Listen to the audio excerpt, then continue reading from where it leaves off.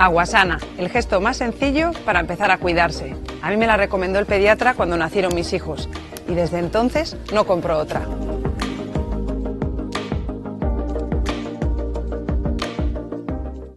Aguasana se encuentra situada en una de las laderas de Agrova, en el término municipal de Baiona, Pontevedra, a 270 metros sobre el nivel del mar, en una zona verde, de gran belleza y libre de toda contaminación. A pie de manantial se sitúa la moderna planta de envasado, con un proceso de embotellado totalmente automatizado para mantener la pureza original del agua y asegurar la adecuada conservación de sus propiedades naturales. Disponemos de 3 líneas de envasado, 2 para el envasado PET y 1 para el vidrio. Aguasana está plenamente concienciada y comprometida con el medio ambiente, cuidando los manantiales y su entorno de forma sostenible y contribuyendo a la correcta gestión de sus envases, utilizando el vidrio y el PET que mantienen las cualidades del agua inalterables y además son reciclables. Las principales características de Aguasana que la diferencian de otras aguas envasadas son su débil mineralización y su bajo contenido en sodio. Aguasana no solo quita la sed, te cuida.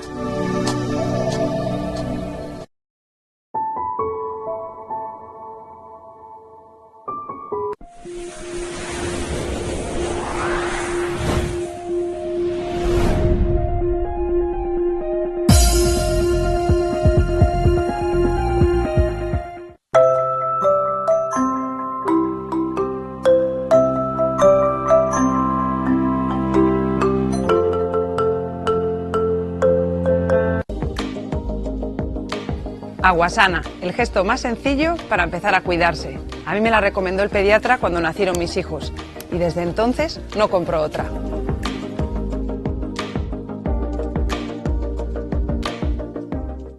Aguasana se encuentra situada en una de las laderas de Agrova, en el término municipal de Baiona, Pontevedra, a 270 metros sobre el nivel del mar, en una zona verde, de gran belleza y libre de toda contaminación.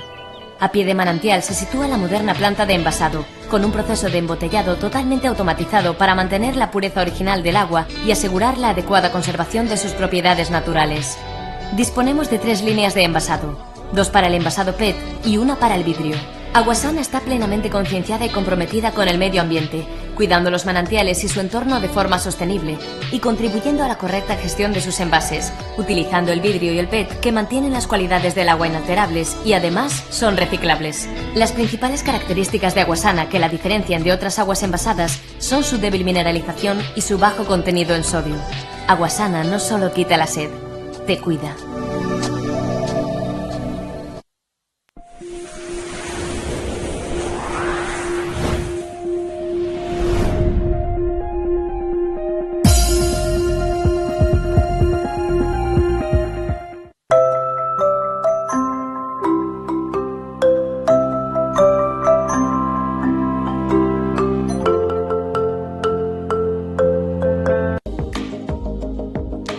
Aguasana, el gesto más sencillo para empezar a cuidarse. A mí me la recomendó el pediatra cuando nacieron mis hijos y desde entonces no compro otra.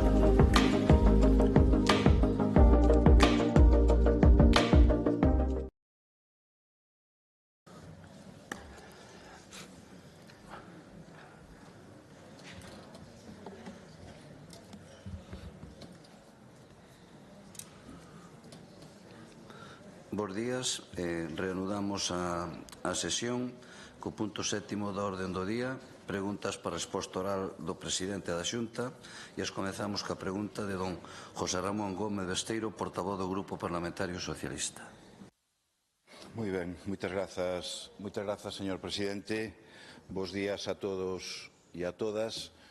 Señor Rueda, Altri é o seu proxecto persoal, hoxe é un fracaso, por tanto é o seu fracaso persoal. Abriulle as portas, deulle todo tipo de bendicións, desplegou a alfombra vermella, hasta firmaron un pacto entre os promotores do proxecto e a sociedade Impulsa, Galicia Impulsa, esa sociedade que no mes de agosto, con alevosía e nocturnidade, disolveron vostedes. Acordaron algo que non coñecemos. Vostedes consideran que os representantes de todos os galegos e de todas as galegas non teñen por que coñecer ese acordo. Nosotros consideramos que sí, se abre unha dúda razonable sobre ese acordo. Si se comprometen os intereses de Galicia, si se compromete diñeiro público, en definitiva, creemos que débese saber. É un exemplo dunha falta de transparencia total, dunha total opacidade, a mesma que hai porque hoxe non é accesible na web da Xunta de Galicia o proxecto de Altri, seguramente porque usted daría órdenes de que así fora. E todo iso por un proxecto que non se sostén, nin se sostén medioambientalmente. Non se sostén esa declaración medioambiental favorable, hoxe papel mollado na práctica, non respetan o principio de non dano significativo, cal lle abrir as portas aos fondos europeos, non se sostén económicamente, o PERTE de Economía foi rexeitado, o PERTE de Descarbonización non obtuvo axudas por parte da empresa, esa aposta multimillonaria de 250 millóns que decía a empresa que tiña que recibir para que o proxecto fora viable, non a recibiu, por tanto entendemos que non é viable, tal e como manifestaron os responsables desa empresa, e finalmente tampouco recibiron fondos de Europa do Innovation Fund, do Fondo de Innovación, por tanto non parece que tampouco apunte moito en innovación. Recibiron unha palmada, eso sí, pero euros, cero. Tampouco socialmente é un proxecto que se sostén, donde van aqueles 2.500 traballadores que nos prometían alá polo ano 21. E agora técnicamente tampouco é solvente porque está desconectado da rede eléctrica. Non Galicia nin Lugo, Altri é o único que está desconectado desa rede eléctrica. E durante todo este proceso de tramitación deste proxecto de macrocelulosa, o dique de contención e de frente a ese proxecto foron os socialistas e as socialistas galegos e españois, nese sentido. E agora parece que van a alegar contra un proxecto que nin Galicia merece, nin Galicia necesita, van a alegar contra o proxecto de ampliación da rede eléctrica. Bueno, eu creo, e créame que en algo desto parece que vou acertando, creo que esa alegación vai a ningures, esa alegación para salvar o soldado Altri vai camiño de ningures. Chegamos ao momento, señor Rueda, onde hai que decidir, onde hai que resolver sobre ese expediente, onde hai que tomar decisións. É un proxecto que está vacío, un proxecto que está morto, un proxecto que non é conectable á rede eléctrica, non é un proxecto que sexa autorizable. A política vai de tomar decisións, señor Rueda, tamén cando son difíciles. E vostede leva meses evitando facelo. Por eso, se vostede non ten o valor de denegar o proxecto de Altri, estará cometendo non solamente un erro político, sino que estará rayando claramente ca prevaricación.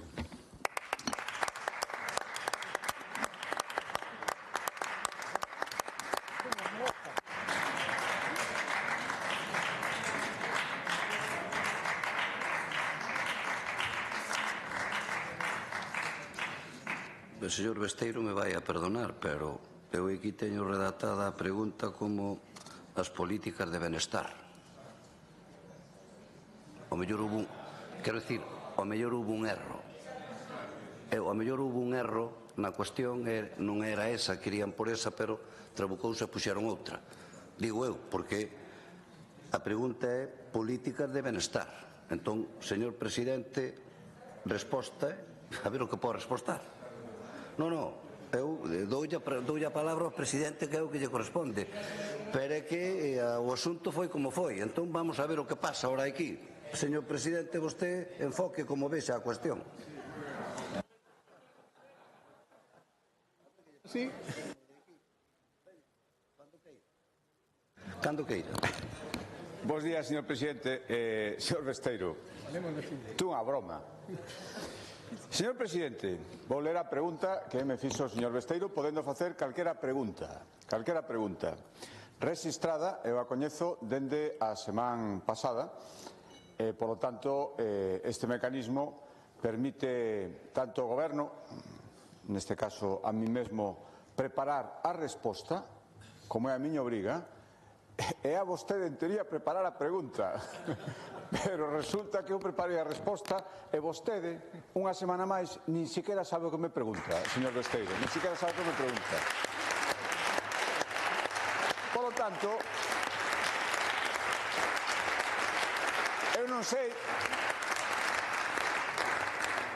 sei se que xa pasa de todo, que todo lle dá igual, que lle dá igual o benestar dos galegos, porque vostede pregunta se teño previsto mudar as miñas políticas de benestar debido aos evidentes problemas e protestas que amosan os resultados. É a literalidade da pregunta. E todo o mundo pudo contemplar o que me preguntou e, sobre todo, pudo constatar que a vostede o benestar dos galegos non lle importa absolutamente nada. Lle importa...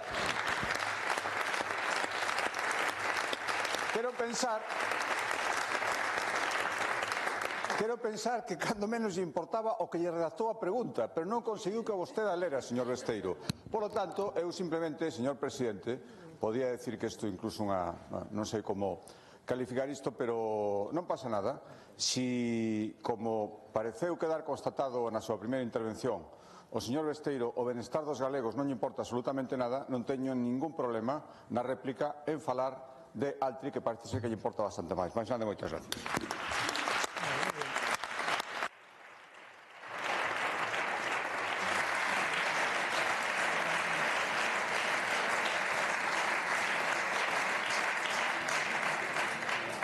Gracias.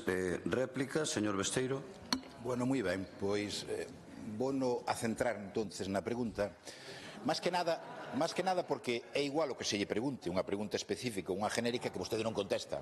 Pero bueno, voulle dar dous criterios que é os que tomamos nós para formular as preguntas. Unha, que a pregunta resposte aos intereses dos galegos e das galegas. Creo que este é evidente. E en segundo lugar, mire, cando se formulan as preguntas de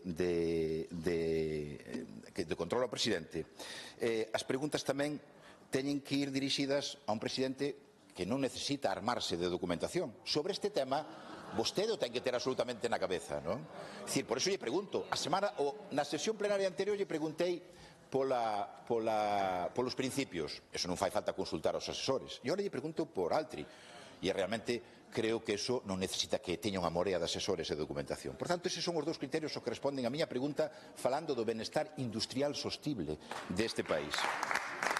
Mire, lle pregunto, e lle aclaro, porque mire, fai dos meses, a Xunta de Galicia decía que admitía que sin conexión eléctrica a planta de Altri se tambalea. Isto fai 2 meses, non fai 2 anos. Dicía, con la falta de enganche non hai cabida para o proxecto. Ese mismo día, utilizando a páxina web da Xunta de Galicia, decía: a Xunta de Galicia se mostra razonablemente satisfeita coa proposta da nova planificación eléctrica para Galicia. Asegura que atende as demandas feitas pola Xunta de Galicia para as provincias de Coruña, Ourense e Pontevedra. O digo porque, dito isto, a miña argumentación baséase fundamentalmente no que vostedes tamén dixeron. Sin esa conexión eléctrica o proxecto se tambalea, sí ou non? Ou cambiamos de opinión agora? Ou é que antonte decimos, non, isto ten nulo impacto. En setembro era un proxecto perfecto para as provincias de Coruña, Pontevedra e Ourense, menos para de Lugo, que, como xa dixen antes, o que se desconecte é o proxecto de Altri. E sabe por qué? Porque vostedes non foron capaces de presentar un proxecto industrial viable para esa provincia en 17 anos. Solo presentaron o de Altri. Por tanto, hai capacidade enerxética, o que non hai é iniciativa por parte da Xunta de Galicia. Mire, a cuestión está clara. Sin conexión eléctrica, ese proxecto non se pode autorizar. E vostede debe tomar a decisión de resolver, porque a resolución dese expediente vai a ser personal, política, pero tamén personal de vostede, señor presidente da Xunta. Terá que denegar ese proxecto cando ese proxecto non é autorizable porque non ten conexión eléctrica. E se non, tomará unha decisión injusta e vostede sabe co é. Gracias.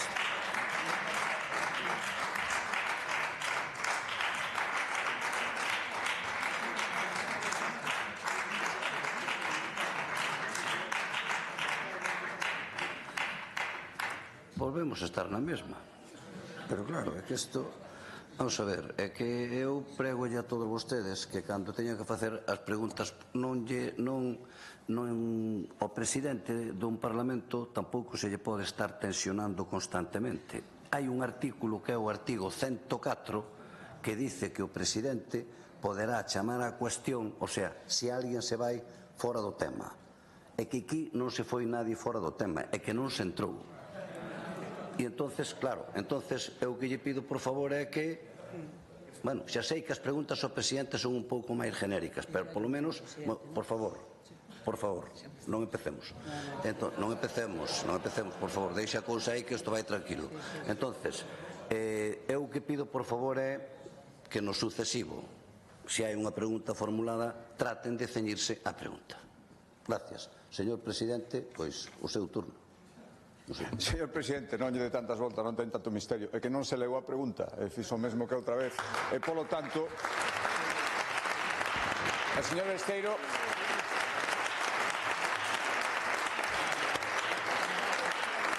Xa non pasa nin ese traballo. Señor Besteiro, de verdad que eu quero tomalo en serio, é que é a miña obriga, pero vostede non mo pon moi fácil. Xa dise moitas veces, que teño medo de que o cambie. Eu estou moi contento con vostede. Facendo estas cousas, van a acabar cambiando, hasta os do seu propio partido. Tiña que ver as caras.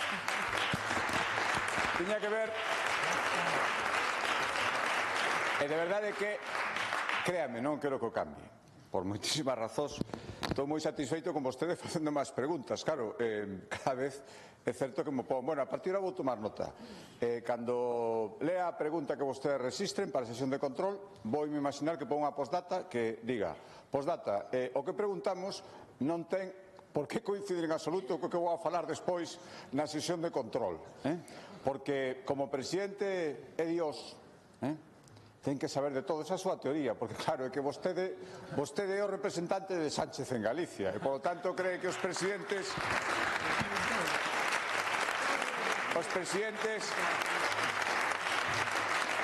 falan, teñen que falar de todo sin saber de nada. Total, que máis dá? Si se pode cambiar de opinión dun día para outro, que máis dá? Os presidentes deciden os expedientes de xeito persoal. O que máis lle conveña, como está decidindo Sánchez o futuro de España. Todo o que está facendo é pensando no seu futuro persoal. Pero hai unha diferencia, señor Besteiro. Eu teño a confianza dos galegos e decido as cousas pensando no futuro de Galicia. É unha enorme diferencia. E polo tanto,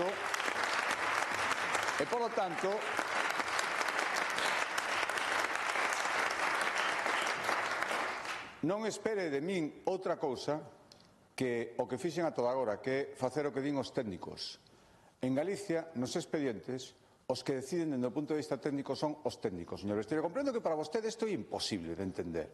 Imposible, porque, insisto, ten que defender todos os días a un presidente do goberno que actúa por criterios absolutamente diferentes, que son os do seu futuro judicial, o seu futuro político, cada día dicindo unha cousa diferente e sempre pensando en el mesmo e nada máis. Pero eu non quero facer eso, nin o vou facer. Por lo tanto, se o seu enfoque da pregunta desta de calquera é ver que vou facer eu pensando no meu interese persoal, eu lle digo que vou seguir facendo o que digan sempre os técnicos. Dixo tantos disparates sobre isto. Vostede foi o que deixou a toda unha provincia sin conexión eléctrica porque o seu empeño, a única vez que tuvo éxito, non será porque non intentou, pero xa sabemos que na Moncloa non lle fan ningún caso. A única vez que tuvo éxito foi cando conseguiu convencelos de que por apuntarse vostede un pequeno tanto político valía a pena deixar unha provincia sin conexión eléctrica por moitísimo tempo. Iso é o seu logro e vai ser o seu legado mentras dure aí, señor Besteiro. Ese é o que hai. E polo tanto, mire, lamento esgotar o tempo e non poder falar dun tema que a mí sí que me importa, que é o benestar dos galegos. Comprendo que vostede tivera críticas, comprendo que teña outro enfoque, e eu viña preparado para isto. Lamento non poderlo ter feito. Eu quería facelo en serio. E digo unha cousa, con vostede falar en serio de calquer tema cada día é máis difícil. Máis nada, moitas gracias. Gracias.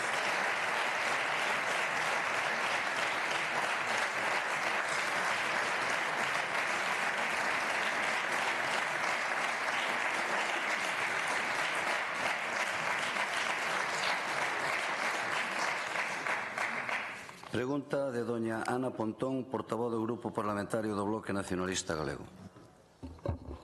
Moi bo día, señor presidente, señor Rueda. Mentres vostede iba a manifestarse a Madrid a golpe de corneta do señor Feijóo, 22.680 persoas están agardando no rexistro de demandantes de vivenda protexida. E o máis triste é que estas persoas teñen moitas máis posibilidades de que lles toque a lotería de Nadal que de ver como se cumpre o seu dereito a unha vivenda digna. E isto non pasa por casualidade.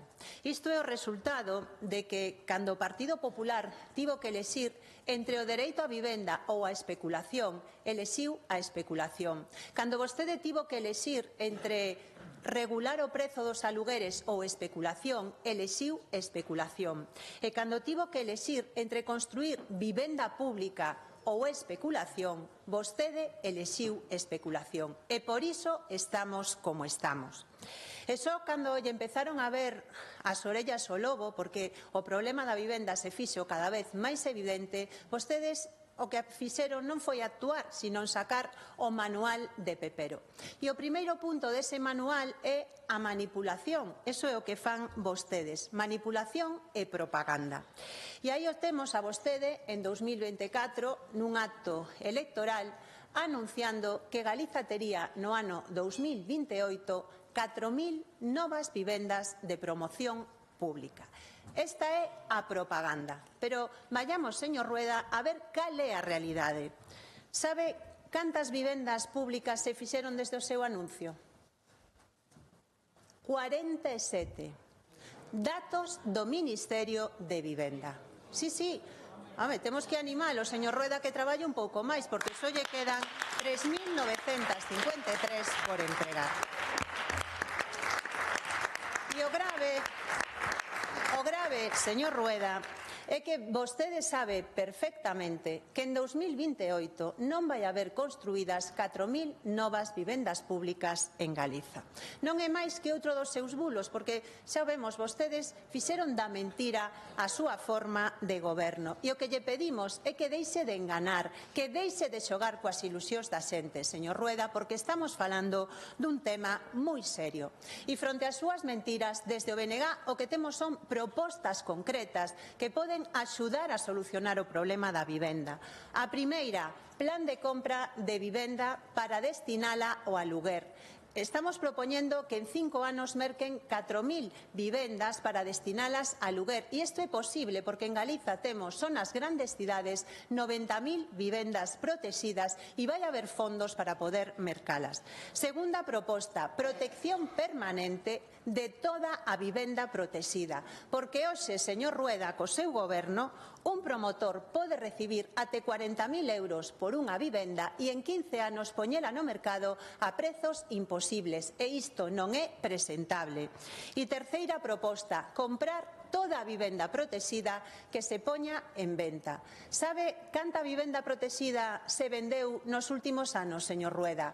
6.992 vivendas. 6.992 vivendas que poderían destinarse a aluguer social, pero que non están aí porque vostede non quixo mercalas. Estas son propostas serias para mellorar a vivenda pública no noso país. A cuestión é se vai seguir este camiño ou a súa dirección son os bulos, a propaganda e a mentira. Gracias.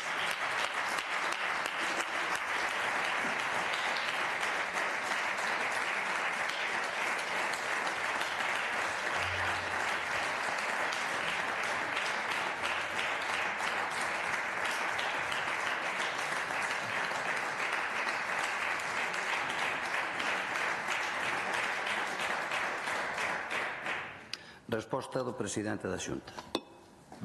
Moitas gracias, señor presidente. Señora Pontón, imos mellorando, fixemos 47, vostede hai pouco decía que só fixéramos 4, ahora son 47. De verdade me di en serio que eu anunciei, efectivamente, no 24, principio de legislatura, que íbamos a facer 4.000 vivendas en 8 anos, e me ven a decir que un ano despois,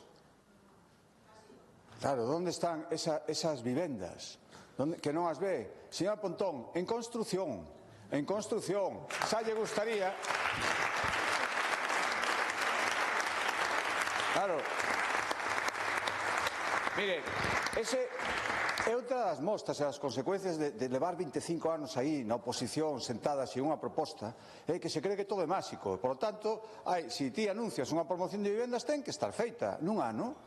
Porque vostede podería facelo sin ningún problema nese mundo imaginario no que nunca tuvo que facer nada porque nunca manexou un euro público, 25 anos, xa, que se di pronto, E claro, ven aquí destas cousas, xa lle gustaría a vostede, estou seguro que a vostede o que lle gustaría e o que vai a molar é ver que cando cheguen os 4 anos, efectivamente, están construídas esas vivendas. Mire, que ir a velas en construción? Pode ir a concellos do bloque que están colaborando coa Xunta de Galicia. 14 concellos xa.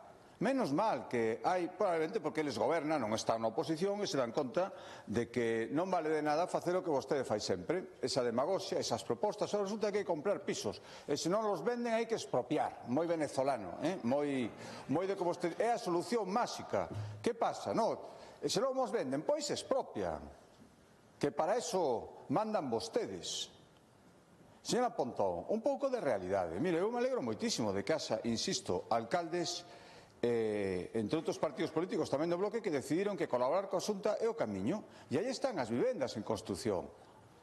Vaya vostede a Pontevedra, acabamos de asinar co Concello de Bueu, ceden parcelas, cousa que por certo non fai o seu Concello de referencia, menuda referencia, Concello de Santiago, que levamos 2 anos, efectivamente, casi para que ceda parcelas. Non.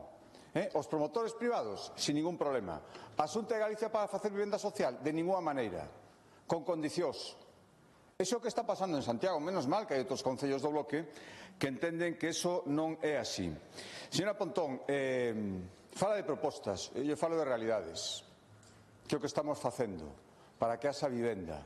Dende logo, como fóramos ao que vostede está dicindo, pois seguiríamos sin vivendas. Eu creo que hai que ser moi serio, moi práctico no tema de vivenda. Por iso lle podo asegurar, imos cumplir o compromiso de que se están construindo un montón de promocións xa o ano que ven en Pontevedra. Voulle invitar, a ver se ven, cando entreguemos as primeiras vivendas o ano que ven en Pontevedra, en Valdecorvos. A ver se ven, a ver se cando as vexa di, tiña vostede razón, señor Rueda, porque o señor presidente xa sei que non o vai dicir. E efectivamente se fixeron vivendas aquí. E eu non tiña razón, e non era ningún bulo, pero xa coñecemos. Mire, imos tamén facer 20.000 vivendas protegidas, é blindada a protección. Léase vostede a lei de orzamentos que se vota neste Parlamento cada ano. Como votan que non, se mirar non se dá conta, está blindada a protección do carácter social das vivendas que se fagan. Creamos o proxecto de interés autonómico para agilizar plazos. Lanzamos un fondo de cooperación de 10 millóns de euros para financiar os concellos que si queiran facer vivenda, que poidan facela. Triplicamos as axuda para os promotores privados, os que vostedes demonizan por sistema, para axudarlles tamén a que fagan vivenda en réximen de protección. 15 millóns. Axudamos os concellos que queren rehabilitar vivenda. Mire, axudamos tanto que imos triplicar no ano 26 a cantidade que lle damos aos concellos para que rehabiliten inmuebles de carácter municipal que están en desuso, os dediquen a alugueiro social. 95% que vai pagar a Xunta de Galicia e queda blindado o carácter social. Estas son realidades, señora Pontón. Bono emancípate, vivendas compartidas, todas esas realidades. Vostede siga coas súas demagoxias, criminalizando, política impositiva, logo falarei na réplica diso, é o que vostedes fan. Leva 25 anos facendo esas cousas. Menos mal que hai alcaldes do bloque que se dan conta de que a colaboración coa Xunta de Galicia é o camiño para facer realidades. Mais nada, moitas gracias. Gracias.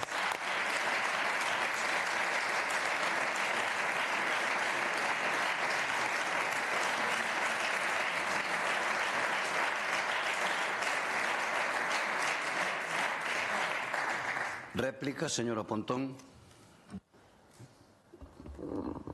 Señor Rueda, volva ao planeta Galiza. Vostedes non levan 2 anos gobernando, levan 16 anos gobernando, dinamitando a política social de vivenda, e por iso estamos como estamos. Ten vostede unha pequena obsesión.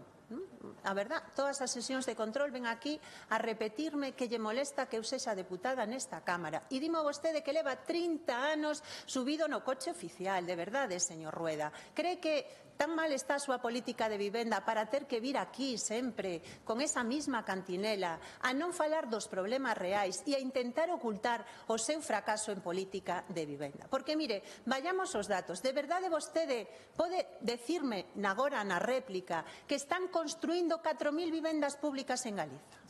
Dígame onde. Pero é que non me invite as de Pontevedra, invíteme a ver todas e cada unha desas construcións e irei con vostede a velas, señor Rueda. Porque isto é outro outro bulo máis do seu goberno. Claro que sí. Mire, cantas vivendas públicas entregou o seu goberno en 2023? Cantas, señor Rueda? 40. Non lle podo dar os datos do ano 2024 e 2025 porque os ocultan. Por que os ocultan se son tan bons? Por que non mandan esa información a esta Cámara? Claro, porque se hai transparencia e información, cáense todas as súas mentiras e toda a súa propaganda. Nós, señor Rueda, o que lle pedimos é que sexa serio, que non xogue coas ilusións ca xente e que diga a verdade, porque vostede sabe que non vai haber novas 4.000 vivendas construídas dentro de 3 anos, que estamos empezando 2026 casi, non leva un ano, xa leva casi media legislatura agotada.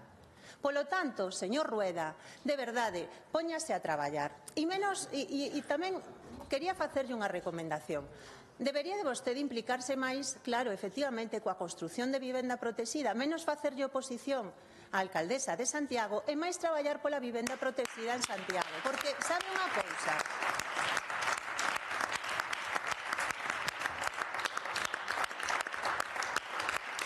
Mire, as últimas vivendas públicas que se entregaron en Santiago de Compostela entregounas unha conselleira do BNG. E vostedes levan prometendo desde o ano 2020 unha promoción no Castiñeiriño que tiña que estar rematada no 2022 e a día de hoxe están as chaves en entregar, señor Rueda. E que ese é o seu reflexo da súa política de vivenda. De verdade, os galegos e galegas están o pasando moi mal. Hai miles de persoas que non poden pagar un aluguer. E nos facemos de 3 propostas concretas para incrementar o parque público de vivenda. Unha delas, comprar vivenda para destinar a alugueiro, e que se está facendo en moitas partes, señor Rueda. Por que vostede se nega a tomar unha medida que sería moito máis rápido, moito máis económica e moito máis sostible que centrar única e exclusivamente na construción? Segundo, que se protexa toda a vivenda protexida, que sexa declarada de maneira permanente, porque hoxe non o é todo, señor Rueda. Léase vostede a lei e aprenda cales son as súas políticas de vivenda. E terceira proposta, compre toda a vivenda protexida que se poña en venta. Mire, vostede pode vir aquí a intentar única e exclusivamente criminalizar ou demonizar, non intentar tapar a súa incompetencia política, como sempre, non dedicándome palabras bonitas a min como portavoz do BNG, ou pode dedicarse a exercer como presidente. Porque, mire, o problema non é se lle digo que vostede é presidente ou non. O problema é que vostede non exerce como presidente dos galegos e das galegas. Gracias.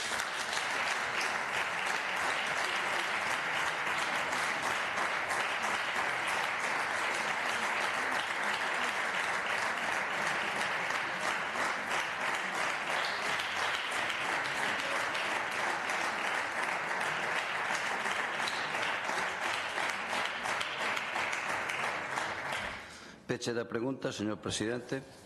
Moitas gracias, señor presidente. Señora Pontón, non se equivoque. A mí non me molesta que vostede estea na oposición. Estou encantado.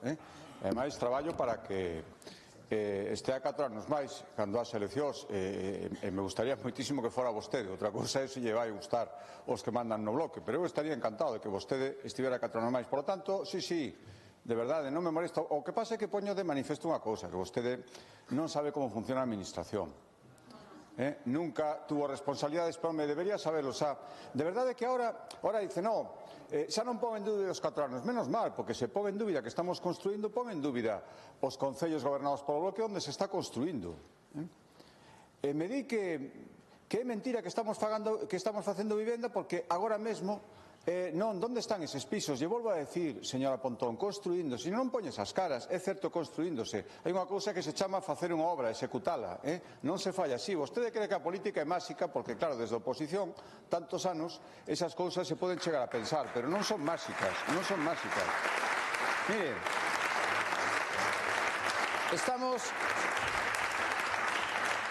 estamos agora mesmo construindo máis de 20 concellos, incluídas as 7 cidades. Eu lle invito a que veña a ver as promocións. Ora, tamén lle vou a pedir que cando vaya a ver e vexa que se están construindo, recoñeza en cada caso que o que dixo aquí, e está na lei de sesións, que é un bulo que esteamos construindo ninguna vivenda, non é certo. E mire, lle volvo a decir, imos a principios deste ano, espero, se non hai ningún imprevisto, imos entregar 74 vivendas de protección oficial en Pontevedra. Espero que veña, aínda que sexa só polo alcalde de Pontevedra, para recoñecerlle que está colaborando coa Xunta de Galicia en materia de vivenda. Xa sei que a Xunta non lle vai recoñecer nada, pero vai ali e despois supoño que se comerá as súas palabras que dixo aquí dicindo que é mentira que estamos construindo vivenda. Ata 4.000, señora Pontón, e digo moi en serio, xa lle gustaría que non se fixera, pero estamos facendo. Mire, volve coa súa fórmula máxica. Por que non compramos vivenda? E se non a queren vender, por que non a expropiamos? Que fácil é todo. A precios de mercado, ademais, por que non vamos a facer eso? Total, os cartos son infinitos, para que nos vamos a dedicar a construir? Para que nos vamos a dedicar a estimular que haxa construcción privada con precio social? Non, eso para nada, se eso despois é un rollo, hai que construílas, E claro, mentras están construindo, vostede pode dicir onde están, que non existe. Non, a construcción é como se non existiran. Eso é o seu plantexamento, señora Pontón, moi triste. E mentras fai cousas como as que fixo nas emendas que presentou este ano, só fixo ano pasado. Os galegos teñen que saber que agora mesmo está exento ata 1 millón as herdanzas de pisos. E vostede o segundo ano que intenta a través dunha emenda baixar esa exención de 1 millón a 200.000. O dito de outra maneira, no último exercicio fiscal foron ao redor de 324, me parece que é o número de galegos que tiveron que cotizar por herdanzas de vivenda. Sabe cantos pasarían a cotizar coa súa emenda, señora Pontón? Máis de 9.000. Os galegos teñen que saber que vostede é garantía de que se suben impostos tamén en vivenda. E iso teñen que sabelo. Teñen que sabelo. Nos... Miren, non esperamos ninguna axuda de vostede nun tema tan importante para a ciudadanía galega. Afortunadamente estamos na tenda de moitos alcaldes. Tamén de algúns seus que se dan conta de que gobernar é outra cosa, eles sí que o saben. Por lo tanto, espero que sigamos así. Nós imos seguir facendo vivenda, imos seguir cumprindo compromisos, deixolle a invitación a que vaya a ver as promocións, nos a acompañamos sin ningún problema, invito a de Pontevedra e que tamén unha vez vista esa entrega de pisos vostede rectifique, polo menos unha vez teña un pouco de vergonza política e en todo caso, dedíquese o que se están dedicando, ni unha sola palabra con todo o que estamos vendo os seus cómplices, os seus aliados, eu xa prefiro non falar deso, pero vostedes perden moito tempo tapando as vergonzas dos seus cómplices, disculpando, e si, había que verlles o outro día no Congreso dicindo xa se deron as explicacións suficientes que nos ímonos dedicar a gobernar. Si, esas cariñas que pon cando non sabe que cariña poñer as define completamente. Mais nada, moitas gracias.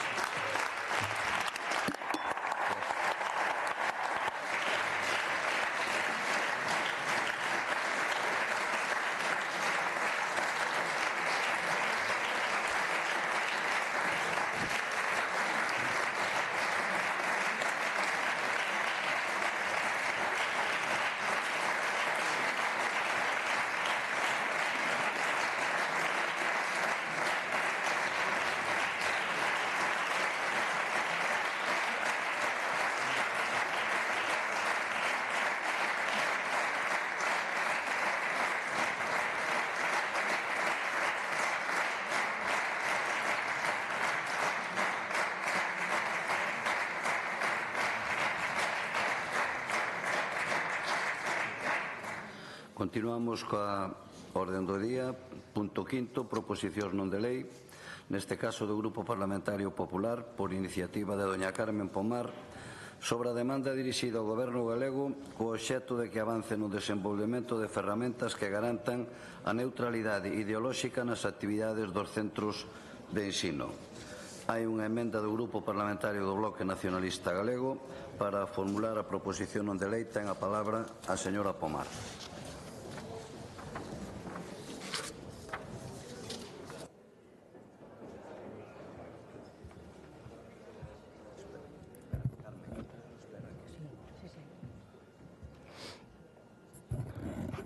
Moitas grazas, presidente. Moi bo día, señorías. Educar supón tratar de despregar ao máximo o desenvolvemento integral de cada persoa. Esta acción ambiciosa, por descontado, inclúe poder reflexionar con visión crítica sobre os problemas sociais e políticos que nos rodean. Adoctrinar, pola contra, é impor unha visión concreta sobre os devanditos problemas, chegando á imposición dun pensamento único, con sinónimos como aleccionar, adestrar, dogmatizar, impor, condicionar ou domesticar. Esta distinción, que semella moi significativa, pode resultar en ocasións ben fina. Velaí o gran perigo que supón frivolizar, subestimar, mesmo tomar a broma este tema. Señorías, a educación dos nosos fillos e fillas é un asunto moi serio e repercute, sen dúbida algunha, no seu futuro académico e profesional, mais tamén, o que é aínda máis importante, no seu sistema de valores e crenzas acerca da realidade. Por iso é fundamental que non se faga proselitismo político nos centros educativos, algo que, por outra parte, reflíctese explícitamente na legislación vixente. Dende o Consello da Unión Europea proponse unha aprendizaxe competencial que vaya máis alá dos meros coñecementos e debe incluir destrezas, mais tamén, de modo significativo, actitudes. Este aspecto inclúe o pensamento crítico como un componente esencial e fundamental para avaliar a información, tomar decisións informadas e resolver problemas de maneira autónoma. Esta legislación, señorías, aplícase a todos os currícula dos países da Unión Europea. De feito, a legislación española inclúe o pensamento crítico como parte do seu enfoque educativo, promovendo o seu desenvolvemento dende as primeiras etapas escolares. A liberdade de ensino está garantida tanto nos tratados europeos como nas democracias occidentais do noso entorno. A nosa Constitución tamén o recolle no seu artigo 27, dentro do capítulo 2 de Dereitos Fundamentais e Liberdades Públicas. Dicíamos na pasada sesión plenaria, no marco dunha pregunta feita ao Conselleiro de Educación, Ciencia e Universidades, que dende vai meses estamos a asistir a un intento de asalto por parte de grupos radicais e mesmo do sindicato que está a marcar a folla de ruta do nacionalismo galego cada día con máis intervencionismo. Dicía, intento de asalto feito con absoluta premeditación e que está a facer uso de todos e cada un dos subterfuxios ao seu alcance, tendo en conta a rede tecida durante anos para facerse co control dos centros educativos. Rede que afortunadamente leva tamén anos tendo un éxito limitado, debido, entre outros factores,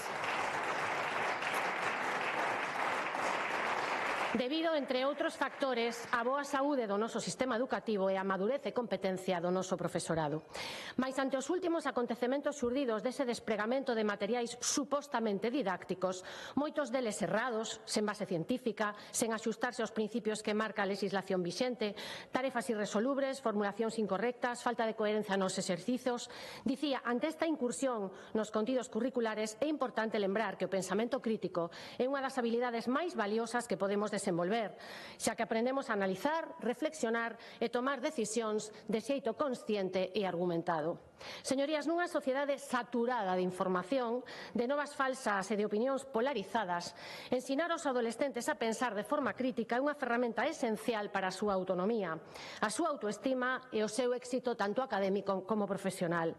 Pero miren, nin fomentar o pensamento crítico nin a liberdade de ensino son excusas para que se practique o adoctrinamento, máis ben todo o contrario. A educación, como sinala o profesor Esteve, ten un contido, unha forma, un uso, un sentido e un resultado totalmente contrarios ao do adoctrinamento, sendo este último resumido en visións únicas e parciais dos problemas, na censura das ideas contrarias e a falla de debate, a asunción de certas ideas selectivas como verdades absolutas, a captación de adeptos para causas concretas e cuxos desexados resultados son persoas que acepten e repitan ideas sen cuestionalas, con pensamento ríxido e pouca apertura a outras perspectivas. Pois ben, señorías,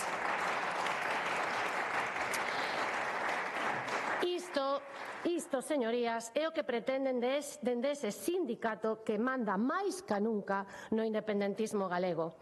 Correos a centros educativos nos que propón o uso destes materiais como unha proposta didáctica para traballar co alumnado a situación do medio ambiente galego, entrando en xuzos de valor sobre a xestión do lume este verán, a intención de apertura de minas tóxicas, a amenaza de industrias como Altri, a que podemos engadir a unidade titulada Guerra e Paz, esta non ten desperdizo, na que, entre outros exercicios, proponse nada máis e nada menos que o cálculo de explosivos e unha suposta estrategia para acabar cos hospitais de Santiago de Compostela. Por si fora pouco, agora pretenden presentarlles aos nosos fillos e, sobre todo, ás nosas fillas, unha indecente sexualización de figuras como a Rosalía de Castro, Blanco Amor, Pondal ou Castelao. Dicía dicía na miña intervención na pasada sesión plenaria, figuras estas que a miña xeración aprendeu a respetar con profesorado de todas as ideoloxías, todas, mais unidos polo fin común de transmitir aos nosos referentes e a mensaxe que nos deixaron coa súa vida e coa súa obra.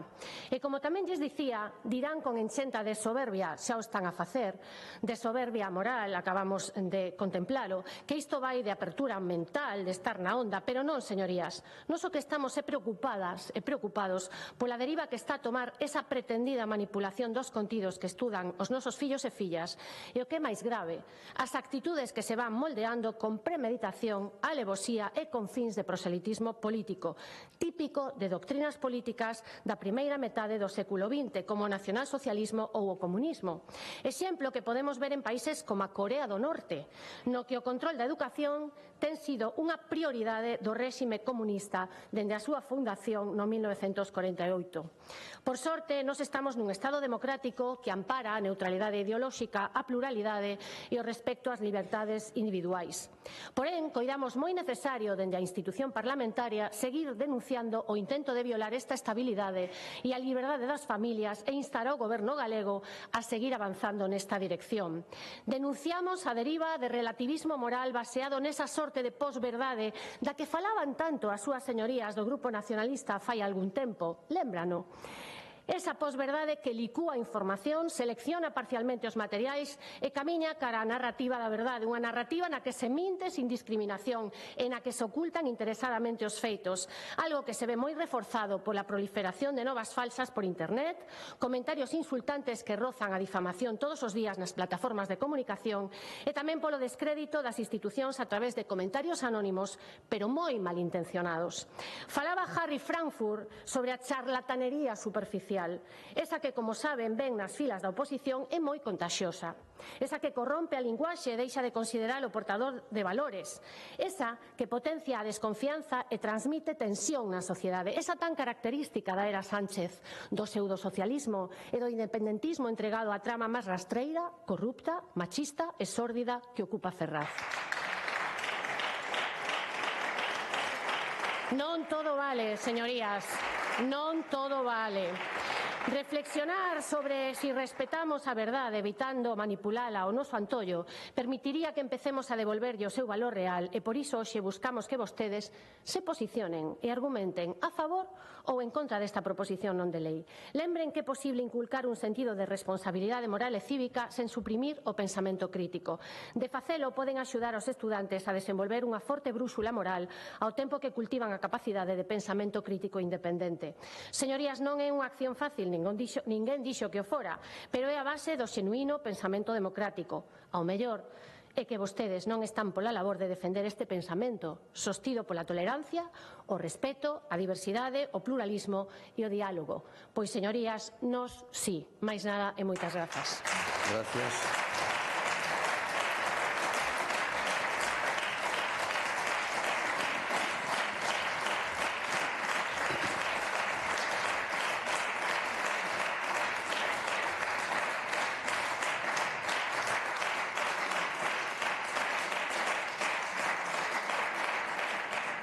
Grupo Parlamentario do Bloque Nacionalista Galego, señora Rodil.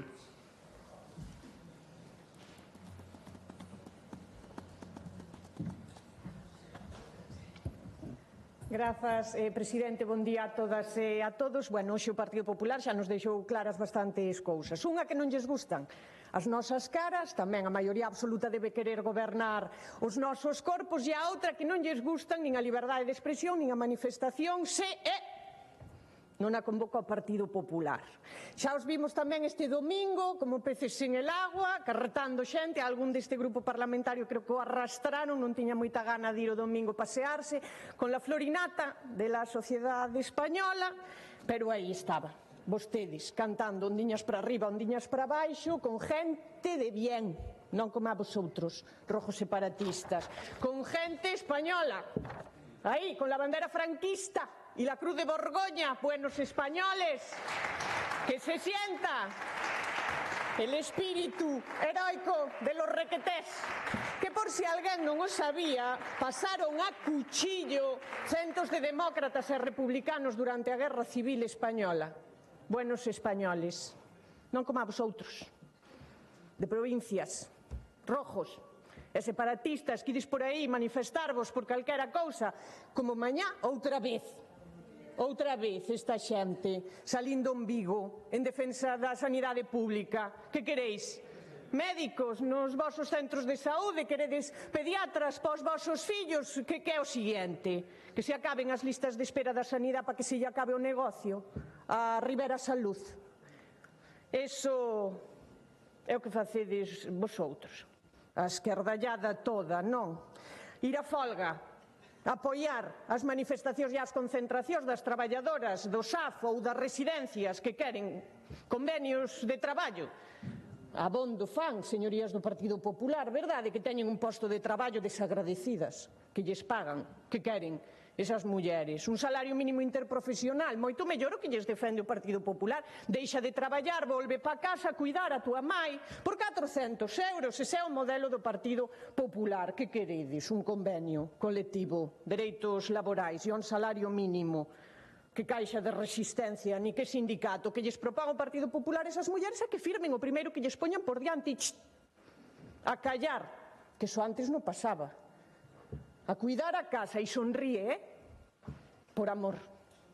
Que vas ir, eu que sei, manifestarte, non como o Partido Popular, con buenos españoles, que vas ir manifestarte tú o 14 de decembro contra Altri, con lo bueno que es el eucalipto. Que queres? Biodiversidade? Caleborrocas? Que defendedes? Algaradas e alborotadores? A diversidade e o medio ambiente? Non, hombre, non. E xa a última. O 25 de novembro, que vas ir manifestarte polos dereitos das mulleres diante dun partido de bien que tapou durante meses a un conselleiro denunciado por violación e que o mantuvo no cargo con soldo público e chofer pagado cos teus impostos, compañeira. Ese é o estilo Rueda, o Partido Popular en estado puro, un PP para o que a liberdade e a democracia e o dereito a manifestarte empeza e acaba donde diga o Partido Popular. A liberdade de expresión si pensas como a eles. O dereito a mobilizarte si fas o que o Partido Popular diga. Se pensas diferente, pues Bildu, ETA, Maduro, Putin e el bipartito.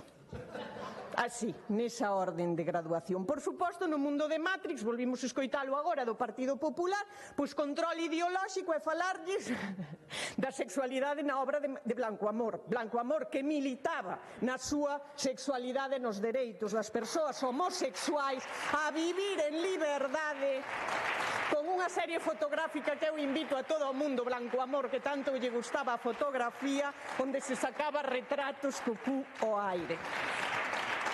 Porque, como todo o mundo sabe, a religión, o exército, la unidade de España e la Casa Real son polvo de estrellas. Eso non é ideología.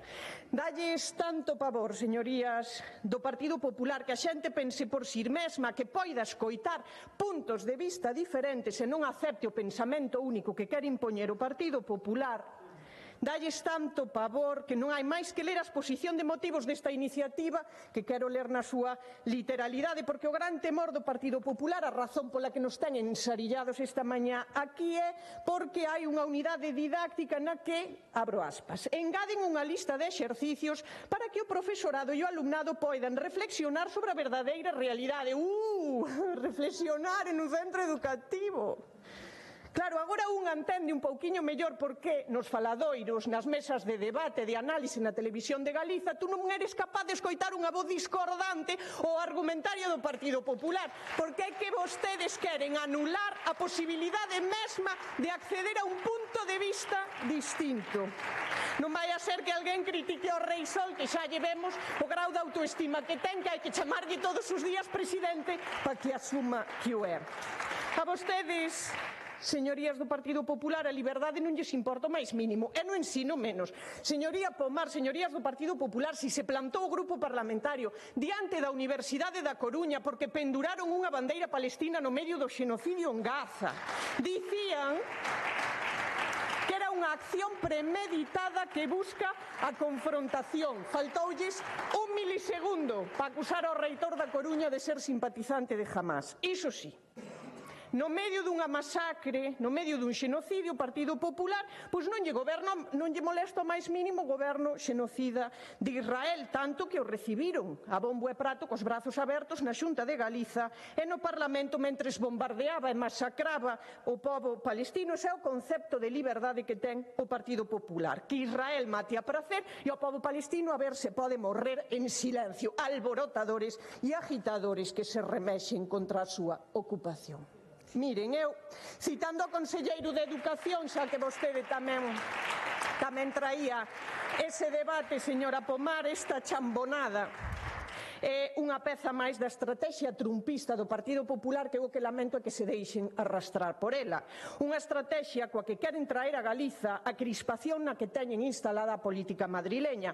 O Partido Popular quere converter a política galega nunha lameira, traen bulos, instálanse nas difamacións, no insulto permanente, queren en definitiva degradar a política para que entre tanto ruído non se poida escoitar a voz das galegas e dos galegos, para que esteamos todo o día falando dos seus inventos en vez de falar dos problemas da xente deste país, da sanidade pública, do dereito á vivenda, dos servizos para atender as persoas con dependencia ou do que acontece no ensino público galego. Preocúpalles tanto a situación que viven as nosas fillas e os nosos fillos no ensino deste país. Baixen as ratios, contraten máis persoal docente, devolvanlle os dereitos roubados no acordo que lles negan desde o ano 2009. Alá vostedes, si queren chapotear nesta lama, por nosoutras poden rebozarse nelas, pero a nós non nos van arrastrar aí. Fíxense, o único do que me alegro de todo isto é que estes días vimos xa un paso máis, non? Agora o Partido Popular mándalle cartas á portavoz nacional do BNG para que resolva os problemas da sanidade pública deste país. E eu a verdade é que me alegro desa postura de oposición na que está instalado o Partido Popular, porque cada vez deixan máis claro que o Bloque Nacionalista Galego é o que lles preocupa, a forza de goberno que necesita este país, que temos un proxecto sólido para ofrecerlle ás galegas e aos galegos para mellorar as súas vidas, para darlles esperanza e para facer avanzar sen límites a este país. Nós niso seguimos. No BNG imos seguir traballando en darlle alternativas e futuro ás galegas e aos galegos. Se vostedes, señorías, como é obvio, non teñen nada que aportarlle a este país, polo menos a ver se poden deixar de facer tanto ruído. Gracias.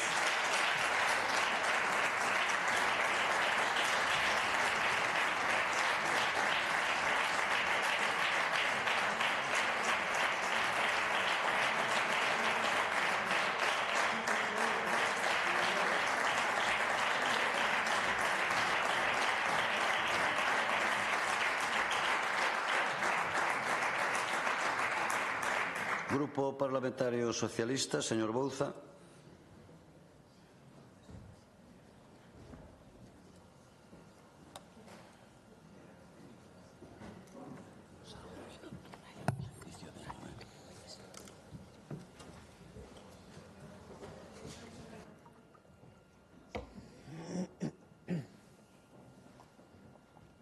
Grazas, presidente. Bo día a todos e a todas.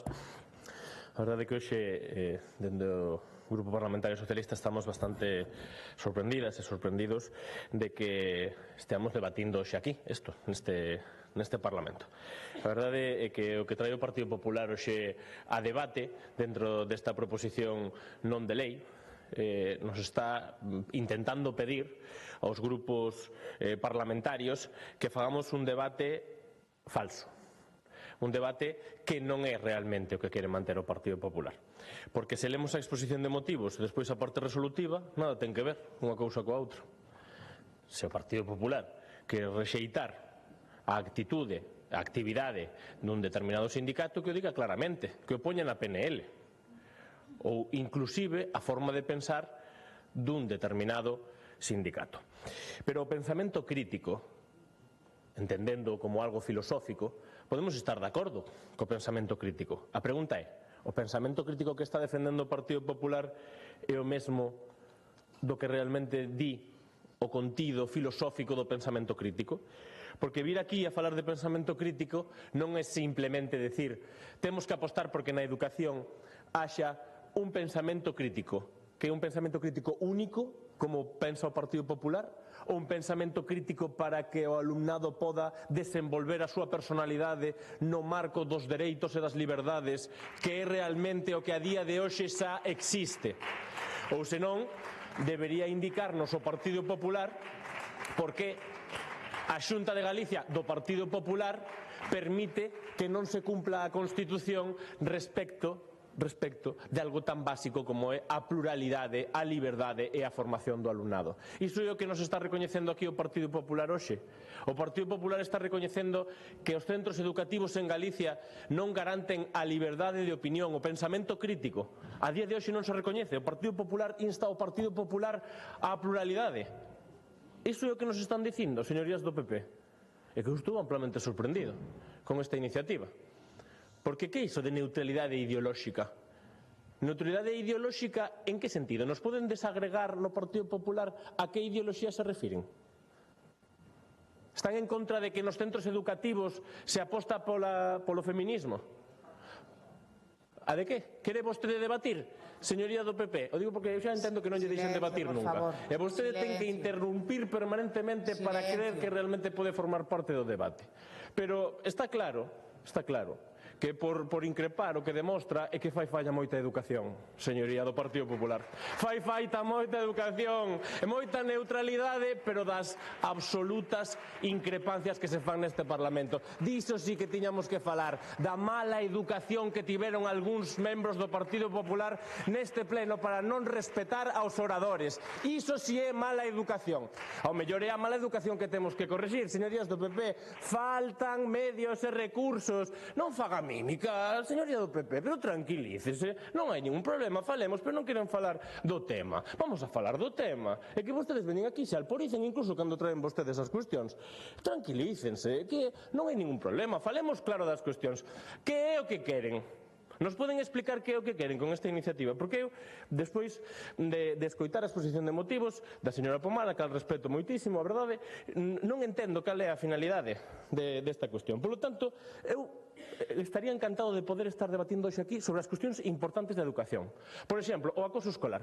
Por que non estamos falando das cuestións educativas que realmente importan? Da falta de profesorado, das necesidades reais da educación, e non das cuestións que quere tratar o propio Partido Popular. Pero o acoso escolar está vinculado tamén coas cuestións que se teñen que defender no ensino. Por exemplo, din os propios barómetros.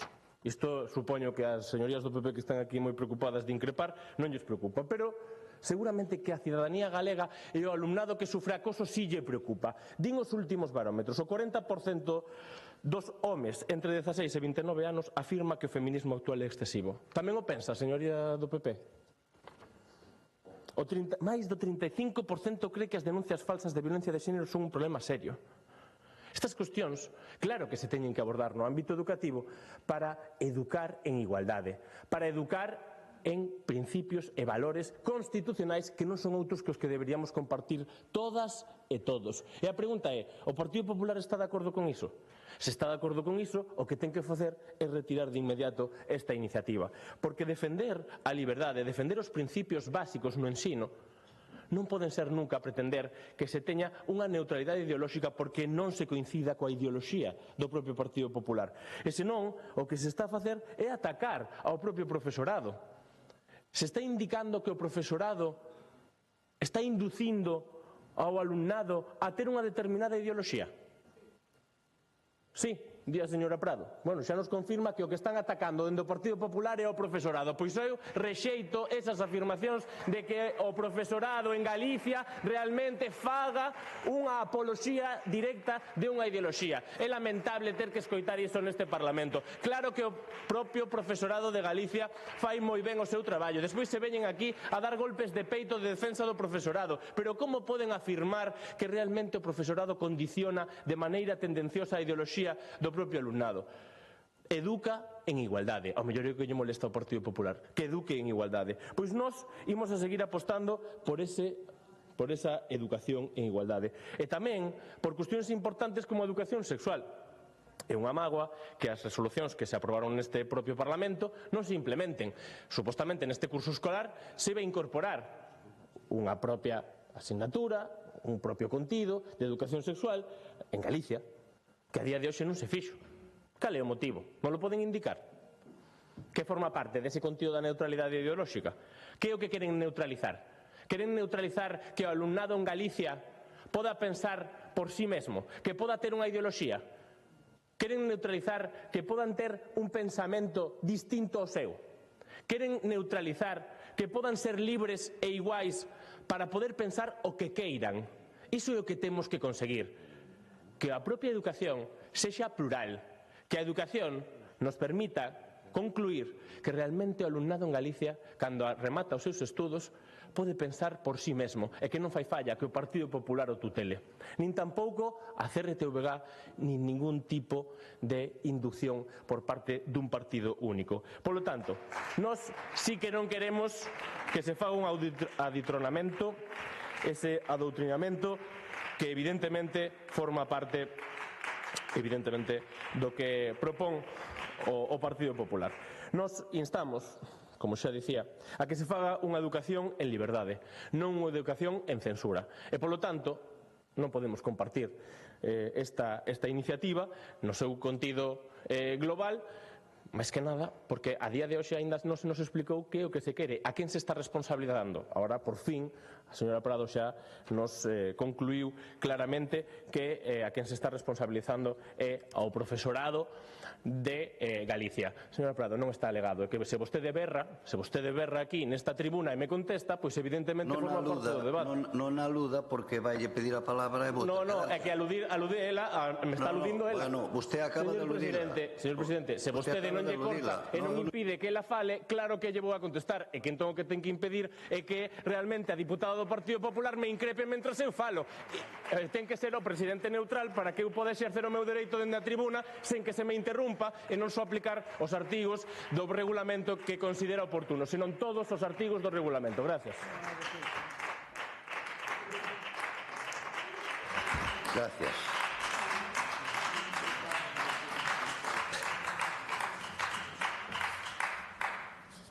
Grupo parlamentario autor da proposición non de lei, señora Pomar.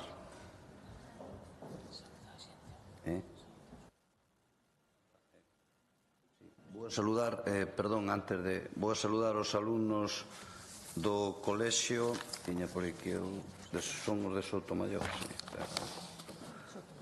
os alumnos de terceiro do ESO do centro de Sotomayor, que hoxe nos acompañan e visitan o Parlamento.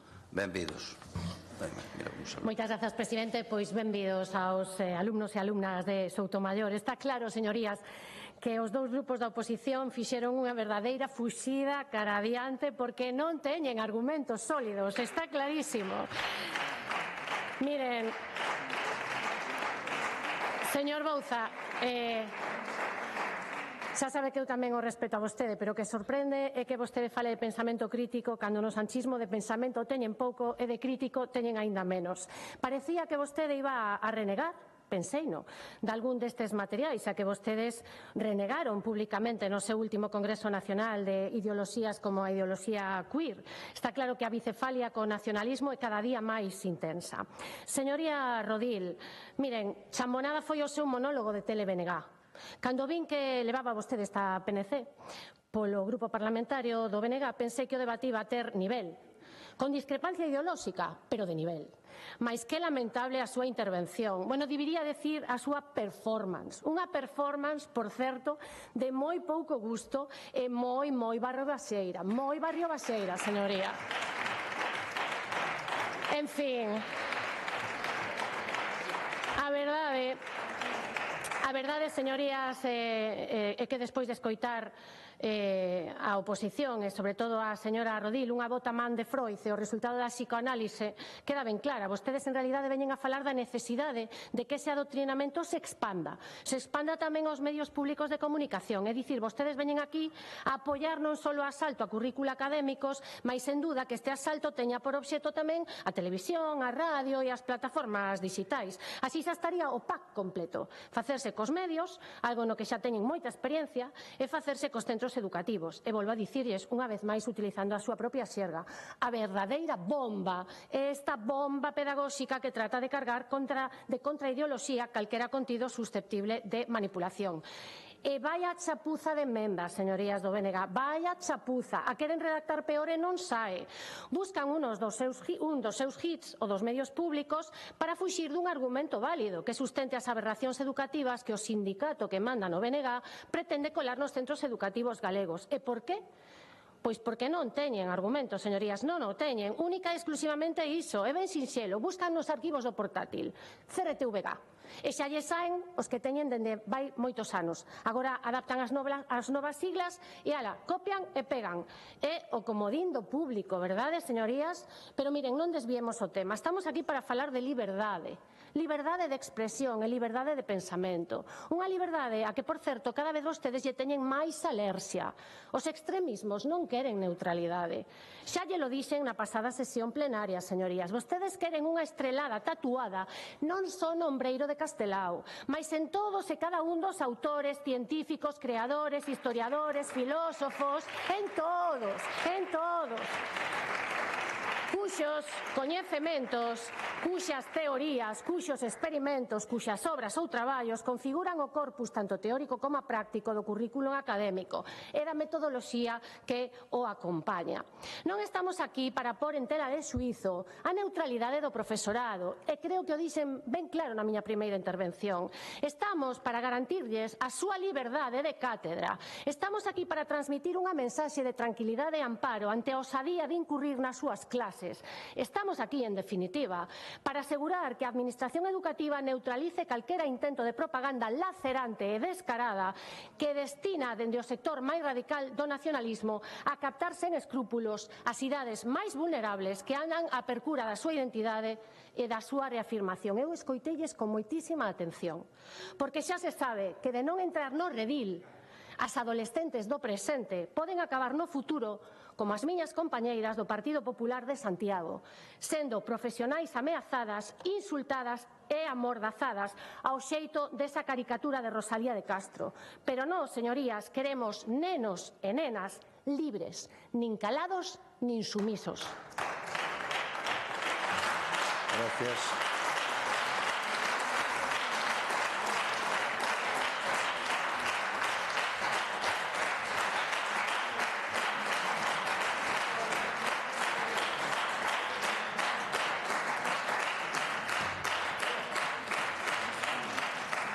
Proposición non de lei do Grupo Parlamentario Socialista, iniciativa de doña María del Carmen Rodríguez da Costa, sobre diversas medidas que a Xunta de Galicia debe adoptar para asegurar a continuidade e a calidade asistencial dos servicios de pediatría, obstetricia e urxencias do Hospital Comarcal de Valdeorras.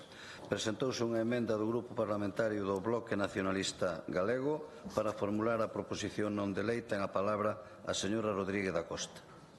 Bos días a todos e todas, grazas, presidente. Pois, decir que cando unha comarca se sinte maltratada, cando ve que os seus dereitos básicos están a diluir, cando a sanidade pública deixa de responder por os recortes do goberno galego, pois a xente sai á rúa. E isto foi exactamente o que acontecía fai uns días no barco de Valdeorras. O que vivimos en Valdeorras estes días non foi unha queixa illada, nin unha protesta puntual.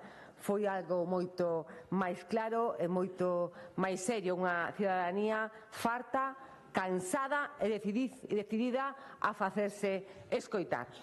Convocados pola Plataforma Sanitaria de Valdeorras, 5.000 persoas, segundo esta plataforma, desafiaron a chuvia e o frío o sábado, concretamente 29 de novembro, para reclamar algo que non debería ter que reclamarse: unha sanidade digna, pública, de calidade e próxima.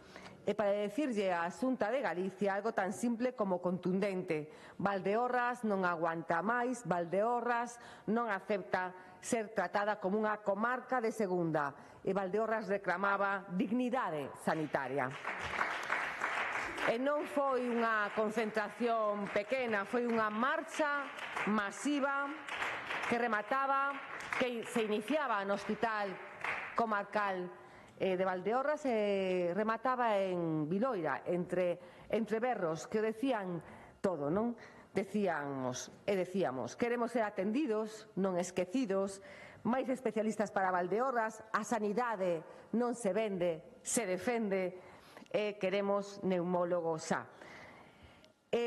Por detrás destas consignas hai unha realidade de 1.424 km cuadrados e 30.555 habitantes, 12 concellos, unha densidade de 21 habitantes kilómetro cuadrado.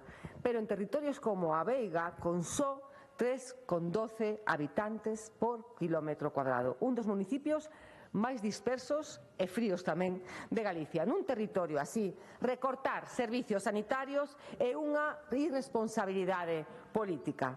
E hoxe, señorías, vimos este Parlamento a facer algo moi simple, dar voz a todos os veciños e veciñas de Valdeorras, de Trives, de Viana, dende o Grupo Parlamentario Socialista. Convertir en esta voz aquelo que milleiros de persoas expresaron nas rúas. Comencemos polo que probablemente é un símbolo, non?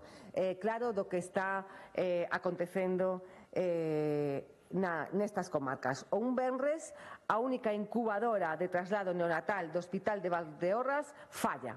E o que sucede despois non debería pasar nunca nun sistema sanitario público. Non se revisa ese día, nin o día seguinte, os técnicos non chegan ata 5 días despois, ata o martes seguinte. Cando se proba, funciona 10 minutos, o persoal non se atreve a usala por falta de garantías e os partos durante todos estes días se derivan a Ourense a 120 kilómetros de distancia, con todo o que isto implica para a nai, para o bebé e para as familias. Todo isto nun hospital que tiña 2 incubadoras e unha foi enviada ao hospital de Verín hai 2 anos sin reposición. E algo máis grave, as últimas averías se produciron a conectala na ambulancia, porque entendemos que o persoal externo debe ser formado para esta cuestión. E cando se buscou unha incubadora de sustitución non había disponibilidade en toda Galicia. Señorías, isto non é un accidente técnico, é un fallo político e de xestión. Por iso pedimos un contrato de mantemento que garanta reparación no mesmo día, unha sustitución inmediata se o equipo non é fiable, unha segunda incubadora de reposto tamén válida para o traslado aéreo, formación do persoal externo e un sistema de alerta e resposta inmediata. Non pedimos luxos, pedimos seguridade para os bebés recén nacidos. E permítame facer unha pregunta que resume mellor que nada a gravidade do que pasou. Se esta avería acontece no medio dun traslado, pois que fan? Como protexen un bebé prematuro sin un equipo operativo? Entón, están a por as vidas en risco. Se falamos de persoal, falamos de cifras duras, segundo as notas remitidas por os profesionais do propio hospital. Uroloxía desapareceu, medicina interna pasou de 10 a 6 especialistas, unha perda dun 40%, en urxencias de 11 a 9, en cirugía xeral de 3 a 1, un operando porque 2 están de baixa neste momento. En radioloxía de 4 estuvo un durante meses, agora 2 pero con inestabilidade continua. En traumatoloxía de 3 a 2, dependendo de Verín. Medicina interna preventiva, praza vacante, e servicios que pechan en períodos vacacionais porque non os cubren. Isto non é puntual. En decembro de 2024 marcharon 13 especialistas, é certo que algúns que despois se cubriron prazas, pero sempre con vaivéns. En febreiro deste ano marchou un radiólogo e 2 traumatólogos. Que pasará en 2026? Por qué? Porque as prazas non son atractivas, porque non hai incentivos reais, porque non se lle garantiza que podan formarse, investigar, a pesar de ser catalogado como un hospital illado ao que acoden profesionais que cando poden marchan por estas circunstancias. E, mentras tanto, os que quedan asumen cargas excesivas, superan límites legais de xornada e traballan sin a mínima previsión da dirección da área sanitaria. As listas de espera en Valdeorras están entre as peores de Galicia. As listas de espera oficiais. 87,5 días de media para un especialista, 140 en oftalmoloxía. Despois traerei casos concretos que superan con creces estas listas oficiais. 170 para unha ecografía abdominal, 140 para unha eco de mama irreal, ecocardios derivados ao chúo, atrasos de meses na toxina butírica, probas oncolóxicas que non están listas cando o paciente chega a consulta, citas que desaparecen dos buzóns, reclamacións respondidas en branco, e as familias, na súa maioría, teñen que viaxar a Ourense con máis de hora e media, nalgúns casos 2 horas e cuarto. 8 horas entre ida, espera e volta, ou máis nun territorio embellecido e sen transporte público suficiente. Se isto ocorrera en calquera cidade de Galicia, sería portada todos os días. Pero aquí parece que xa se asume como normal por parte do Partido Popular. Pois non é normal e por iso propoñemos un plan específico de reducción de listas, actualización de equipos diagnósticos, reforzo dos servicios para evitar derivacións injustificadas. E na atención primaria o deterioro está nos centros de saúde. Segundo a plataforma, segundo os profesionais, obviamente isto é tal cual, o Bolo perdeu un médico, a Veiga perdeu un médico, Rubiá perdeu un médico e hoxe o Bolo ten só, como decía, un médico e cando non está en capacidade temporal que acontece moi a miúdo e cando está de baixa o médico da Veiga ten que cubrir os 2 concellos. E falamos de 800 habitantes dispersos nun dos municipios máis extensos de Galicia, con aldeas separadas por quilómetros con mobilidade moi reducida, cun inverno moi duro. En outros concellos, con consultas que pensa por semanas, médicos enviados ao media xornada, pediatría desaparecida, ningún servicio de seriatría para un das poboacións máis embellecidas de Galicia, que manda a truco. Valdeorras é unha zona tamén con máis silicosis de España e, ainda así, a Xunta leva anos negándose a crear esta unidade específica e ningunha soa praza de neumoloxía, negándose a atender unha necesidade recoñecida polos médicos, pola plataforma, polos pacientes, pola comarca en xeral.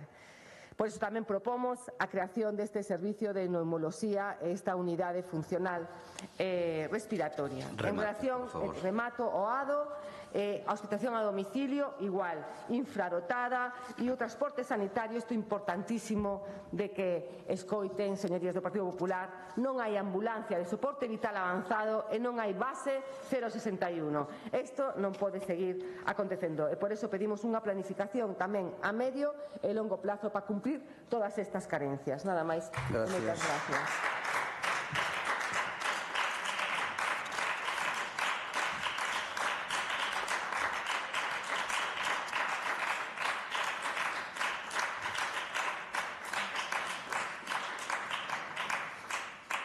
Ahora saludamos ao segundo grupo dos alumnos de terceiro do ESO do Instituto do Centro de Soutomaior. Benvidos ao Parlamento. Por o Grupo Parlamentario do Bloque Nacionalista Galego ten a palabra o señor Fernández Fernández.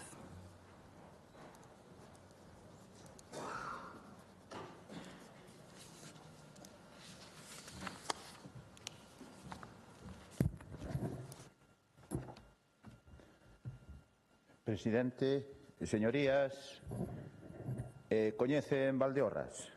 Saben a que nos estamos a referir cando falamos do Hospital de Valdeorras? Xa preguntei outras veces neste Parlamento se sabían onde estaba Valdeorras, porque volvo a preguntalo porque vexo que moitas diputadas e deputados non teñen unha boa referencia espacial e non se dan exactamente conta onde está Valdeorras. Pois o Hospital de Valdeorras, que é o centro neurálxico da atención sanitaria desta comarca, está a uns 120 km de Ourense. E o tempo para desplazarse no barco ata o Hospital de Ourense é de máis de hora e media. Ese é o tempo, e por suposto, en coche propio ou en taxi, porque se esperamos a un transporte público, se a coaia, pois, dende logo, pasamos o día. Señorías, saben vostedes cantos concellos pertencen a este distrito sanitario?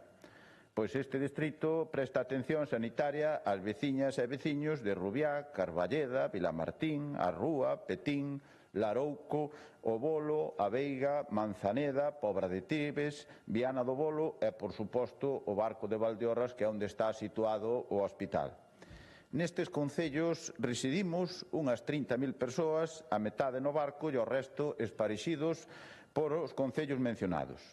Estes concellos que ocupan unha superficie de 1.340 km cuadrados e que pode darlles unha idea da dispersión poboacional que significa esta grande comarca galega. Señorías, uns pequenos datos para que vexan claramente a situación do noso hospital de referencia e tamén a situación asistencial que temos en Valdeorras.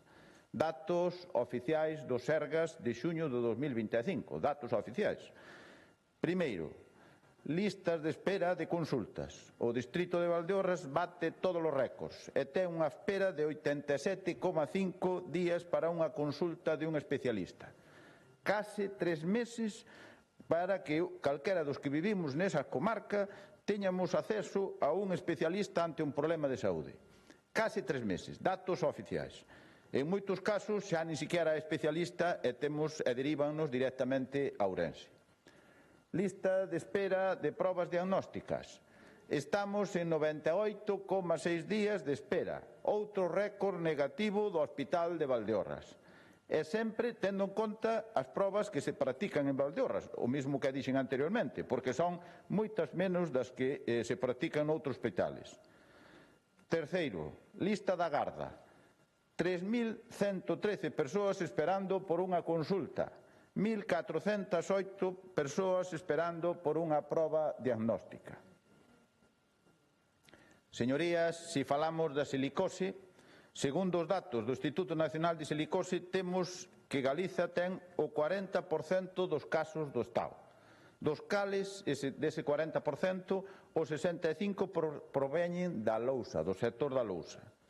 Ourense ten o 60% dos casos diagnosticados en Galiza. É dicir, os casos de Ourense representan o 25% de todo o Estado. Están centrados fundamentalmente na lousa de Valdeorras. Saben cantos nenos e nenas ten a Xunta do Partido Popular sen atención de pediatría nesta comarca? En Viana do Bolo, 205. Na Veiga, 42, no Bolo, 32, en Petín, 68, en Larouco, 22, en Mazaneda, 49, na Pobra de Tribes, 135, na Rúa, 332, en Vilamartín, 96, en Rubiá, 104, en Carballeda, 110, e, por último, no Barco, 1.566 nenos e nenas. En total, 2.721 nenos e nenas sin pediatra que os atenda. Sin pediatra, en atención primaria. Señorías, estas cifras, estes números tan fríos, teñen detrás persoas, familias, nenos e nenas que necesitan esa atención sanitaria pediátrica. Aquí tamén se ven reflectidos estas mulleres que non poden parir no seu propio hospital de referencia polas súas eivas, como se viu nos días pasados coa falla de incubadoras. Detrás destas cifras hai mulleres que necesitan facerse probas diagnósticas como ecografías e mamografías para previr ou para tratar unha enfermidade como é o cancro que lles condiciona o resto da súa vida. Nestes datos hai centos de persoas afectadas pola silicose, esa enfermidade profesional que colleron no seu posto de traballo e a que quedan atados de por vida. De por vida, señorías. Señorías do Partido Popular, esta é a situación na que teñen a sanidade pública en Valdeorras, a sanidade que ten como está neste goberno da Xunta do señor Rueda. Estamos ante unha actuación de menosprecio e de abandono das veciñas e veciños de Valdeorras. Como poden ter 30.000 persoas cunha asistencia sanitaria baixo mínimos? Como poden ter máis de 2.700 nenos e nenas sen pediatras? Como poden ter o 60% dos afectados e afectadas por silicose de Galiza sin un neumólogo? Como envían as mulleres que teñen que facer unha ecografía ou unha mamografía 120 km ata Ourense? Como pode ser que as mulleres teñan que ir parir a Ourense porque a incubadora non funciona? Como poden ser tan insensibles, señorías do Partido Popular? A sanidade é un dereito. É un dereito de todas e todos e prestala é un deber da Xunta de Galiza. É un deber para con todas as galegas e galegos, independentemente de onde vivan. Señorías, e que facemos en Valdeorras ante este despropósito, ante este castigo? Pois as veciñas e veciñas non nos conformamos, non calamos, protestamos, defendemos na rúa unha mellora dos servicios sanitarios deste distrito e organizámonos. Aí temos a Asociación Asilival dos afectados pola silicose que leva meses e meses defendendo nos despachos e nas rúas con concentracións e manifestacións a necesidade de profesionais para tratar a súa enfermidade. En Valdeorras, por suposto. Vailles a vida nelos, señorías. A lousa xera riqueza, pero tamén ten esta parte negra e perigosa para os traballadores. A Asociación de Nai a Nai, defendendo as nenas e nenos e exixindo a presencia de pediatras na atención primaria sin desfalecemento. E, por suposto, recoñecer a Plataforma Sanitaria de Valdeorras o seu inxente traballo na defensa da sanidade pública e de calidade no noso distrito. Unha plataforma que convocou unha manifestación para o pasado 22 de novembro para mostrar ese rexeitamento a esta política sanitaria da Xunta do Partido Popular. E sí, señorías, expresar o meu orgullo, a miña satisfacción pola demostración cívica de miles e miles de veciñas e veciños desta comarca que encheron as rúas do Barco de Valdeorras ese pasado 22 de novembro. Ateigamos as rúas, a pesares da auga e do frío, na defensa da sanidade pública de calidade para a nosa comarca. Recoñecer esa inmensa demostración na defensa dos nosos servicios públicos. Dende logo, é unha honra persoal pertencer a esta comarca que defende desta maneira, sin descanso, a nosa sanidade. Señorías, exiximos, reclamamos contra este desmantelamento sanitario. E, por suposto, seguiremos. Non teñan a mellor dúbida, non teñan a única e a menor dúbida, señorías do Partido Popular. Continuaremos denunciando a falla de servicios sanitarios e seguiremos defendendo unha sanidade pública e de calidade. Por suposto, vamos ter nas rúas defendendo que Valdeorras teña a sanidade que merece, a sanidade adecuada para a poboación, para esas 30.000 veciñas e veciños que conformamos este distrito sanitario. Señorías, con respecto á iniciativa, presentamos unha emenda de adición no que especificamente pedíamos que se cubriran as plazas vacantes de pediatría existentes no Centro de Saúde de Valdeorras. Tamén reflíctanse algunhas das nosas demandas tamén nesa proposta do Partido Socialista, pero tamén pedimos que se poña en funcionamento de xeito urxente o servicio de ecografías e mamografías no Hospital Público de Valdeorras, de xeito que todas as mulleres podan facer estas probas diagnósticas neste hospital e, por último, constituir nos Sergas, dado a incidencia que hai desta enfermidade profesional, desta enfermidade como é a silicose, constituir nos Sergas unha unidade especializada na diagnose e no tratamento da silicose localizada no Distrito Sanitario de Valdeorras e que sirva como referencia para todo Galicia. Nada máis e moitas gracias.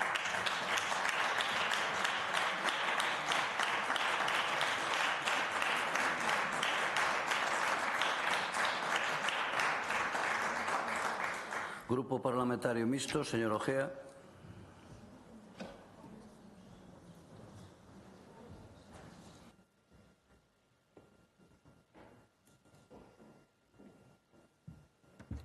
Gracias, presidente. Bos días, señorías. Falo moitas veces de que a provincia de Ourense é a provincia máis discriminada por parte dos sucesivos gobernos da Xunta de toda a autonomía e, en particular, dentro da provincia de Ourense, a comarca de Valdeorras é posiblemente, xa desde unha perspectiva histórica, unha das máis desfavorecidas da propia provincia. Eso xa, bueno, ten unha situación que ven da historia da incomunicación que desde moito tempo tuvo esa comarca co resto da autonomía e que sigue tendo. Aí está todavía esa A76 pendiente de facerse por parte do goberno, ese desdoble de carriles na carretera que vai de Valdeorras á capital, que tamén se está pedindo e que fai que moitas veces a circulación por esas que o viaxe entre Valdeorras e a capital e outras partes da autonomía sea tan longo, non? Viaxe que se fai especialmente problemático e grave cando teñen que ter lugar transportes derivados de necesidades sanitarias. Estábamos falando, por exemplo, de esa necesidade de unha incubadora de traslado urxente que fai falta no hospital. As incubadoras de traslado, como saben, cando un bebé nace de xeito prematuro e hai que leválo a algún centro de especialidades en aras de algunha dolencia, que o ideal sería que se pudese atender no mesmo sitio. O ideal, cando nace un destes bebés neonatos prematuros, sería que calquera que fose a súa necesidade no propio centro se pudera atender e non houbera que leválo a ningún outro lado, nin a Ourense nin a outros sitios, porque eu teño coñecemento cercano de un prematuro que tuvo que ser levado ao Xoán Canarexo, por exemplo, da Coruña, e desde moito máis longe se tuvera que ser trasladado nunha desas imprescindibles incubadoras que manteñen o bebé coas súas constantes vitais, co grado de humedade, de temperatura, de saturación de oxígeno, nun ambiente aséptico que permite que poida levarse coa maior das garantías, dentro do posible, a un centro onde poida ser atendido. Esa incubadora é imprescindible, o ideal sería que houvese, desde logo, máis de unha, e lóxicamente sumámonos á petición desa necesidade concreta da que estamos falando, pero claro, as necesidades da comarca de Valdeorras en ámbitos sanitarios e en outros moitos, pero no ámbito sanitario concreto son moito maiores.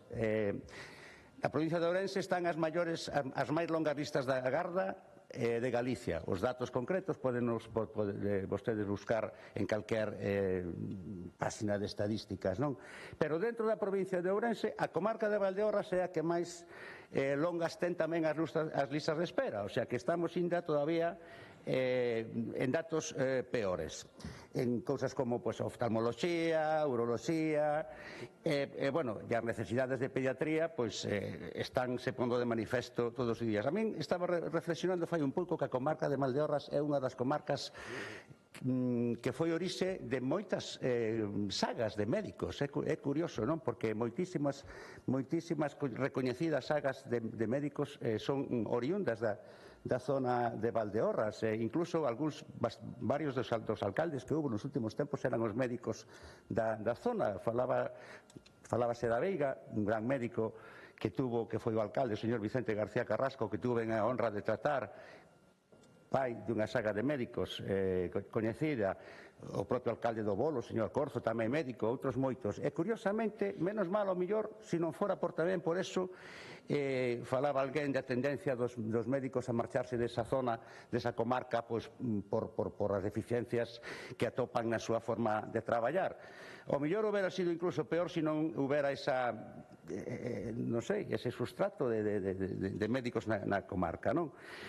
O caso da silicosis, desde logo, a provincia de Ourense tuvo xa unha maldición por a silicosis cando se fixo a vía do tren, non? Ao entrar a vía do tren procedente de Castilla na autonomía, lóxicamente o cambio de orografía fixo que fixeran falta construir moitos túneles e moitísimas familias quedaron afectadas, entre elas a miña, por esa enfermedad chamaban ya mal da vía, non se lle chamaba silicosis. E agora, precisamente na comarca de Valdeorras, por a Pizarra, por a Lousa, xa desde desde moito tempo que a incidencia de silicosis é das maiores do mundo e, lóxicamente, parece paradóxico que posiblemente nun dos lugares do mundo onde máis afecta a silicosis que non haxa un neumólogo, digamos, con plaza fixa, cando o ideal sería que tuveran, desde logo, moitos máis, porque a incidencia desa enfermedade na comarca é realmente grande. No caso dos servicios médicos xerais, estánse poñendo de manifesto, desde logo que houbo manifestacións, e máis que seguramente vai seguir habendo, porque parece ser que o Partido Popular, por moito que critique moitas veces esa clase de concentracións, esa clase de manifestacións, parece ser que é a única forma de atender a determinadas reivindicacións de xeito reactivo, máis que proactivo, pois é esa clase de manifestacións, como pasou, por exemplo, no paritorio de Verín. Curiosamente, pois é unha comarca tamén próxima á de Valdeorras, non? Valdeorras parece que leva un tempo sendo, pois non sei, a miña avoa solía dicir unha expresión que nunca se me olvida, parece que viu unha bruxa, porque mire, os incendios do pasado brao, nos que, como teño dito recentemente, a Xunta non parece ter reparado coa suficiente atención á hora de tratar de restaurar a comarca, concretamente de Valdeorras, que non foi a única da provincia de Ourense que foi afectada, pero sí que foi a máis afectada da provincia, xunto coa parte limítrofe da provincia de Lugo. Está destinando recursos, como sabemos, como manifestan de xeito explícito, con prioridade cara ao litoral, non? Desde logo tamén que os incendios do pasado brao tamén tuveron que ter algún tipo de incidencia desde o punto de vista neumolóxico, non? Sabemos que amplias zonas foron a súa población sometidas a días completos de fumo dos incendios. Eu non sei se vostedes viviron, imagino que sí, moitos de vostedes, o que supuso ter que convivir durante varios días respirando forzosamente fumo. En Ourense vivímelo e nesa comarca moito máis. Eu penso que a necesidade dese neumólogo xa pola cuestión estrutural da silicosis, que efectivamente a pizarra xera moitísimos postos de traballo nesa comarca, casi xunto coa viticultura desa denominación de origen, seguramente o recurso económico fundamental da comarca. Pois, lóxicamente, moito máis motivos para instalar aí o servicio de neumoloxía, a parte dos obstetricia, a parte de uroloxía, a parte volvemos a recordar unha vez máis as necesidades dunha unidade de psiquiatría hospitalaria nesa zona e no resto das unidades de Ourense. Nada máis, moitas gracias. Gracias. Grupo Parlamentario Popular, señora Amigo.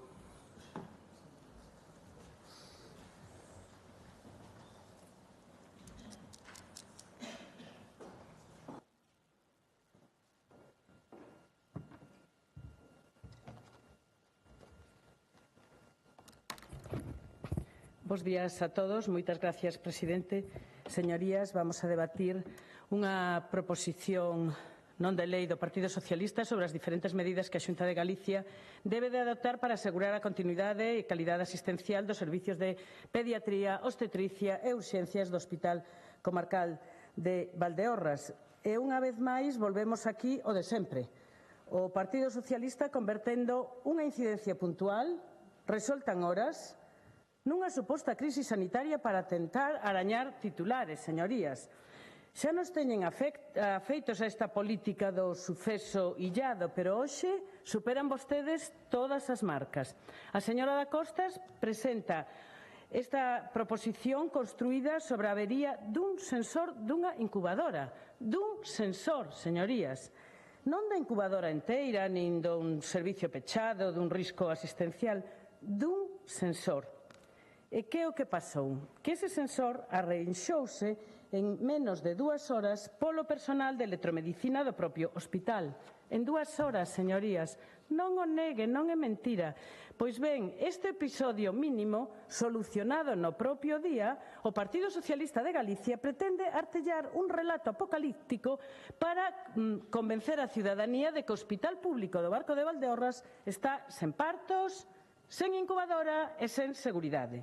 E a realidade é sinxela. O viernes 7 de novembro houbo unha incidencia nun sensor. Arrexouse ese mismo día polos servicios de electromedicina do mesmo hospital e, para mellor seguridade, 2 enxeñeiros da empresa fabricante revisaron o equipo o martes seguinte, Vernes 7, o martes seguinte, certificando o seu perfecto funcionamento. E, mentras tanto, a pediatra de garda, exercendo unha responsabilidade clínica impecable, decidiu derivar un solo parto programado ata verificar a seguridade total do equipo. E outro dos partos derivados xa era un parto de risco que se iba a derivar con incubadora ou sin incubadora polo risco que tiña ese parto o chou. Esta é a realidade, señorías. A actividade asistencial de partos no Hospital de Valdeorras non se interrumpiu en ningún momento, ningún servicio quedou parado, ningunha muller quedou sin asistencia. Iso é o que hai. Pero claro, había presa por rexistrar esta iniciativa e no mismo día, 24 horas antes de que pasasen 24 horas, non fose ser que os Sergas arranxase xa a incidencia, como así se fixo a señora da Costa, quedábase sin munición para disparar contra o goberno. Esta é a realidade. E esta é a política que practican, a política do microincidente, elevado deliberadamente á categoría de problema estructural. Unha política irresponsable, oportunista e profundamente desleal coa ciudadanía de Valdeorras. É aquí cando un se pregunta se cada pequena avería vai a ser un motivo dunha PNL, que será o seguinte: cando se estropee un ascensor, un fluorescente fundido, ou quizás, xa que estamos, cun enchufe que non funciona. Non lle teñen respeto nin ao Parlamento, nin aos profesionais, e moito menos respeto á verdade. E presenta unha autoenmenda, porque claro, a iniciativa é o que eu pensei que non lle chegaban as letras do alfabeto, señoría. Pero bueno, vamos ao fondo do asunto.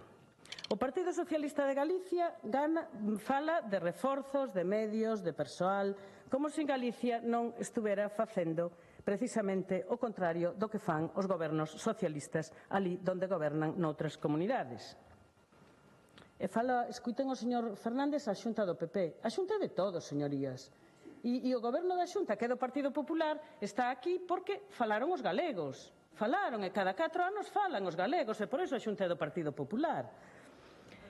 Miren, señorías, aquí hai datos, aquí hai feitos, aquí hai medidas e aquí hai resultados. E vamos a poñelos encima da mesa. Primeiro, a Xunta de Galicia leva anos adoptando medidas pioneiras e avanzadas para cubrir as plazas nos hospitais comarcales, algo que nin o Ministerio nin outras comunidades teñen feito. Os hospitales comarcales aquí en Galicia están blindados gracias ás áreas que vostedes tanto protestan. Benditas áreas, porque se non fora polas áreas sanitarias, onde estaría o personal dos hospitais comarcales?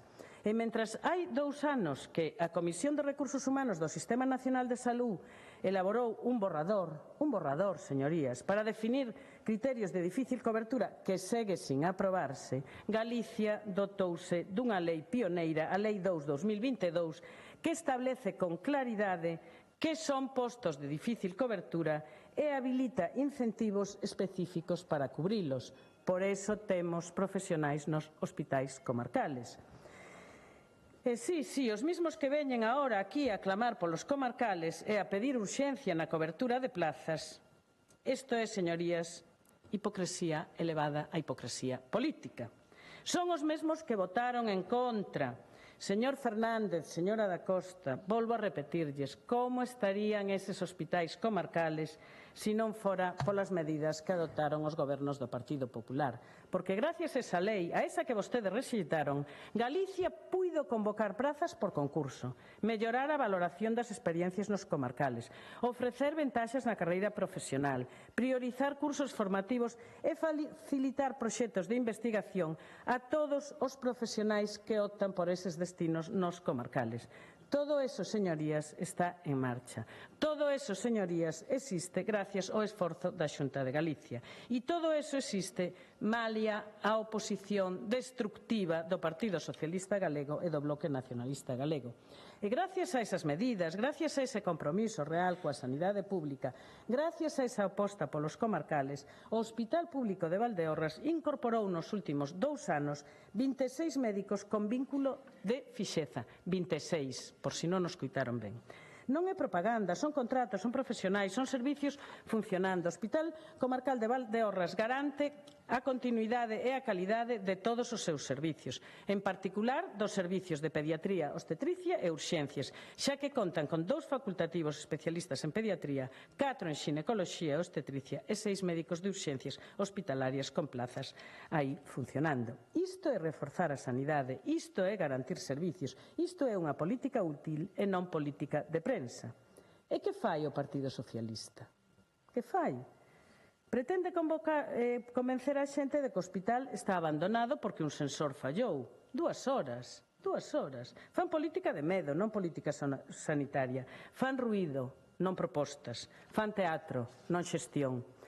A población do Distrito Sanitario do Barco estivo e está perfectamente atendida. A continuidade asistencial estivo garantizada sempre. O servicio de parto segue operativo. Os reforzos desde Ourense están previstos, organizados e funcionan como funcionan en calquera do sistema sanitario serio ante calquera eventualidade. A súa moción, señorías do Partido Socialista Galego, non describe a realidade, describe a súa ansia por facer dano político e, ademais, tenta ocultar que cando tocou, cando vostedes puideron apoiar as medidas que ora reclaman para Valdeorras, nese momento, señorías, vostedes votaron en contra.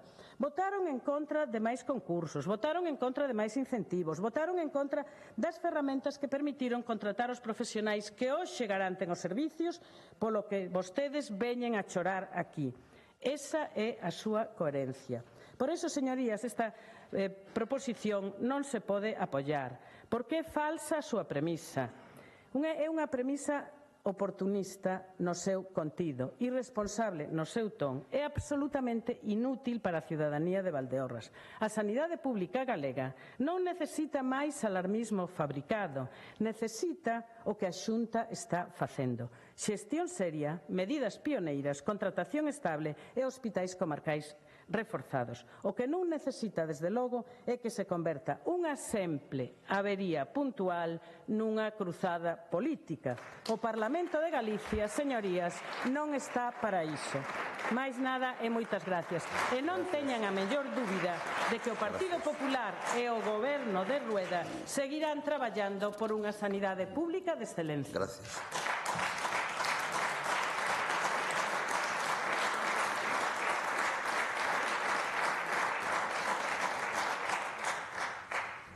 Grupo autor da proposición non de lei, señora Rodríguez da Costa.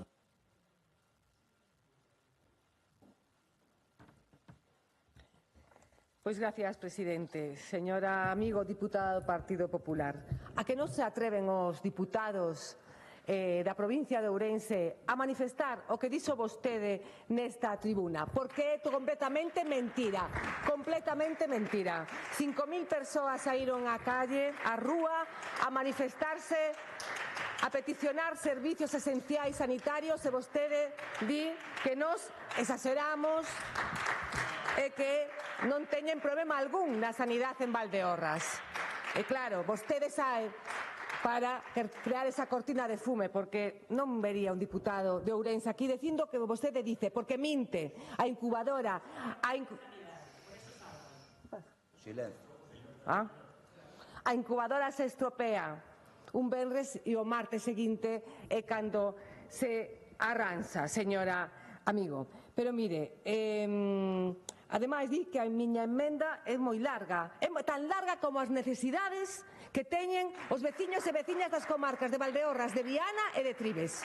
Non sei si, como é portavoz de Sanidade, lle costa tanto ler. Lle costa tanto ler. Home, que tamén... E mire, vamos a falar entón de casos concretos, porque vostede nega a realidade.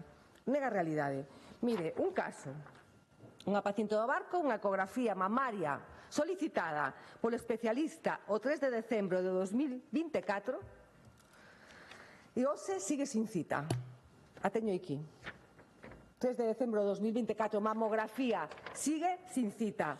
E ten unha reclamación realizada e lle din que a comunicación xa foi reasignada ao Hospital de Valdeorras. Sigue sin cita dunha mamografía que é encomendada polo ginecólogo. Que pode pasar con esta paciente si ten un problema mamario, un tumor? Que pode pasar, señora Encarna? Pero es que resulta que temos outro caso, pero dos moitos que podería poñer.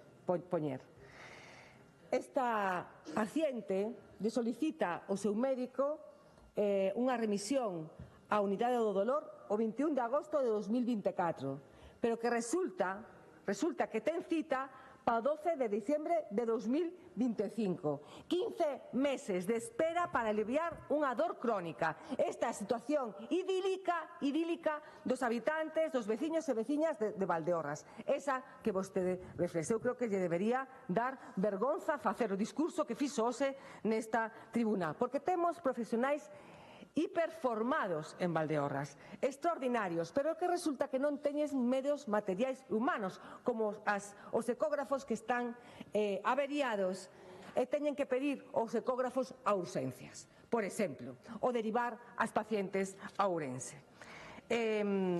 Non teñen nin temos UCI ni REA en condicións, o traumatólogo non pode operar porque está só, radioloxía colapsada, ecógrafos rotos en xinecoloxía, probas oncolóxicas que non están listas cando os pacientes van a consulta.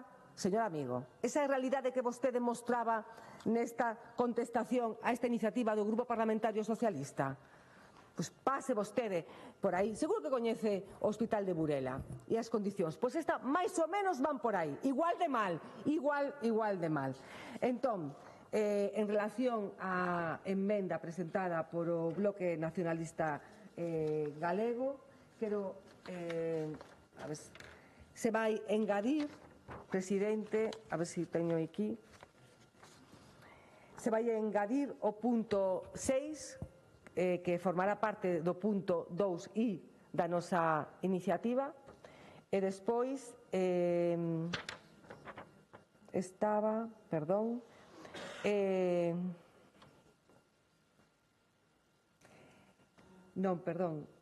punto 6 queda añadido, sí, como 2i, e despois tiñamos un añadido que lle paso agora a lectura á presidencia da mesa. Nada máis e moitas gracias.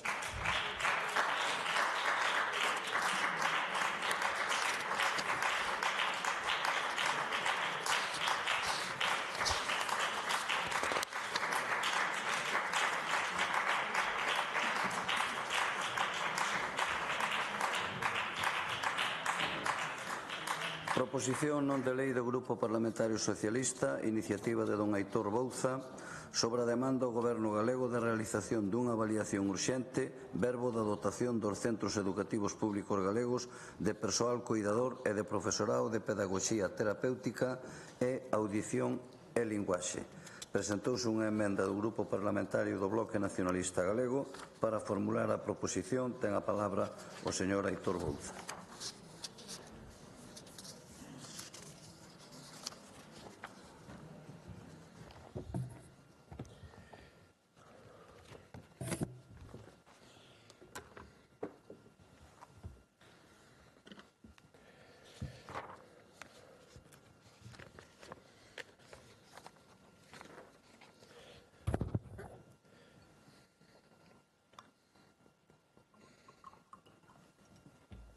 Grazas de novo, presidente. Pois hoxe traemos esta proposición non de lei coa que pretendemos poñer o foco realmente no que dentro do Partido Socialista pensamos que son as necesidades a día de hoxe da comunidade educativa, non porque o pidamos dende o grupo parlamentario, senón porque as propias comunidades educativas, dende os pais, as nais, o profesorado, todo o que ten que ver incluso coas direccións, pois están reclamando que se poña solución de maneira inmediata a algo que non debería ser un privilexio, senón que é un dereito fundamental para todos eses nenos e nenas que necesitan de profesorado específico que atenda as súas necesidades educativas, de cuidadores, de cuidadoras, e polo tanto hoxe traemos esta proposición en termos globais para toda Galicia, non puntualizando de maneira específica en cada un dos centros, pero sí que vamos a poñer algún exemplo que está ocorrendo na nosa propia comunidade autónoma e que o que demostra é que algo que dixemos xa aquí nesta mesma tribuna na comparecencia que fixo o Conselleiro de Educación ao inicio do curso escolar é que non é algo puntual de inicio de curso, senón que é algo estructural. Algo estructural, as deficiencias, as carencias que ten o propio sistema educativo no que ten que ver coas necesidades e, sobre todo, con esa contraposición entre integración e inclusión. Dúas palabras que poden semellar idénticas, pero que son neste caso con matices importantes. A integración é o que practica o Partido Popular. O 93% do alumnado pode estar integrado, pero non está incluído. Non está incluído porque non ten as garantías e, sobre todo, os recursos para poder ter as mesmas capacidades que o resto do propio alumnado, que ten as mesmas ferramentas para poder estudar no propio ensino galego. E por iso falaba de que non pode ser un privilexio acudir a un centro educativo, nin tampouco se está reclamando nada que non sexa un dereito fundamental. Educarnos en igualdade é unha opción que realmente debería ser a de todos e a de todas, non unha cuestión partidaria, incluso como se falaba antes. É unha obriga moral para todos e para todas. E hoxe traemos isto aquí para reivindicar algo que nos parece moi importante. E dicía que non é unha cuestión puntual de inicio de curso, é unha cuestión estructural. Pero vexamos os propios exemplos que nos traen estes días. Padres y madres del Cerdedo y Soutelo reclaman el profesor de PT que compartían hasta el curso pasado. En Cerdedo todo alumnado de infantil ata primaria repártense en só 3 aulas con 4 mestres e en Soutelo en 5, ao cargo de 7 mestras. O PT traballa con nenos con diagnósticos e cun 20% do alumnado magrebí que descoñece o idioma e se incorporou nos últimos anos. Esta noticia é de escasos días. A propia comunidade educativa está reclamando que se poña unha solución e temos o silencio absoluto ou a negativa directa da propia Xunta de Galicia. O CEI Monte dos Postes, aquí en Santiago de Compostela, volve a solicitar máis profesorado de apoio. Manifestáronse hai escasos días. Que fixo a Xunta de Galicia? Absolutamente nada. Reclamación de toda a comunidade educativa. Que temos como resposta? A negativa do Partido Popular de atender a todas esas persoas que necesitan dun profesorado que tenda as necesidades educativas do alumnado. Madres y padres del Colegio de Covas en Viveiro se concentraron vestidos de negro para protestar por la falta de profesorado de apoio. Os venres negros da CRTVG súmanse agora tamén á propia comunidade educativa en Viveiro. Semella que as promesas baleiras que fixo o Partido Popular para que puidera cambiar o propio goberno en Viveiro non chegou para que os centros educativos en Viveiros teñan a todo o profesorado necesario. Por iso tamén o traemos hoxe aquí. Novas promesas baleiras do propio Partido Popular de que supostamente polo cambio de goberno iban a mellorar as condicións de vida das persoas que viven en Viveiro. Pois xa vemos que non, señorías do PP. Era todo mentira, como sempre. Pero ademais, parece que esta iniciativa pode ser unha cuestión específica que reclamamos hoxe aquí e que insistimos dentro dos grupos de oposición de maneira permanente, pero é que non é algo normal que haxa nenos que só poden recibir media hora semanal de apoio individualizado, cando o seu informe indica que precisan varias horas. Iso non é normal nunha educación de calidade pública para todos e para todas. Non é normal que sexan as direccións dos centros, os claustros, as AMPAs, que teñen que levantar a voz ano tras ano, cando debería ser a propia Consellería que atendese todas esas reclamacións que se fan. E a maiores tamén vimos como hai moitísimos centros que o único que reclaman é ter capacidade para desenvolver as súas propias funcións e atender a todo este alumnado que está esperando pola Xunta de Galicia, que está esperando polos recursos. E vimos como ao final o que se provoca se non se dota a todo este esta comunidade educativa do profesorado suficiente, o que vamos a provocar é a exclusión, a marxinación, porque de nada sirve integrar o alumnado en todos estes centros ordinarios se non lles damos as capacidades ao profesorado e tamén os recursos para que podan atender con dignidade a todas estas persoas. Non estamos pedindo nada máis, dereitos e garantías. Nada sirve de que nos veña a decir aquí o Partido Popular de que hai unhas altas tasas de integración do 93% se despois, cando vamos a cada comarca da nosa comunidade autónoma, vemos como os pais, as nais, o profesorado e inclusive o alumnado ve como estes recortes que fai o Partido Popular pois provoca que non haxa o profesorado suficiente.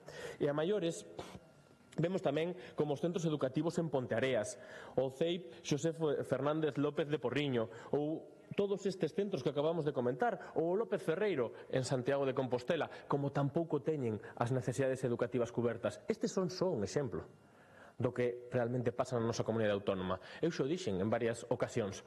Acudamos como Parlamento, eu insto a todos os grupos parlamentarios a que nos poñamos de acordo para ver cal é a realidade dun centro educativo. E que non somente nos quedemos no ámbito parlamentario, xa que supostamente os grupos de oposición mentimos e non dicimos verdades respecto ao que ocurren nas necesidades educativos, vayamos aos centros educativos a velo de primeira man. En Santiago témolo fácil, Os Montes dos Postos está aquí ao ladiño.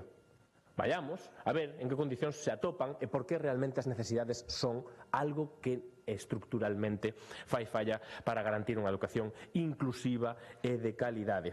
E por iso, eu creo que algo que temos que resumir é que isto non vai de ideoloxía.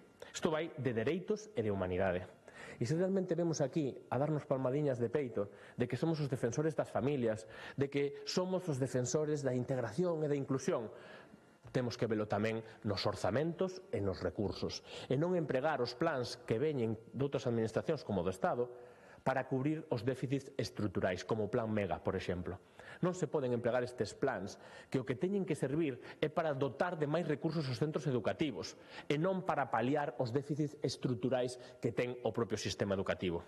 Para iso teñen que servir, para complementar, para dar máis recursos. E isto, en definitiva, semella que é unha improvisación, porque ao inicio do curso escolar se nos dixo que era algo puntual. Xa estamos na metade do curso, aproximadamente.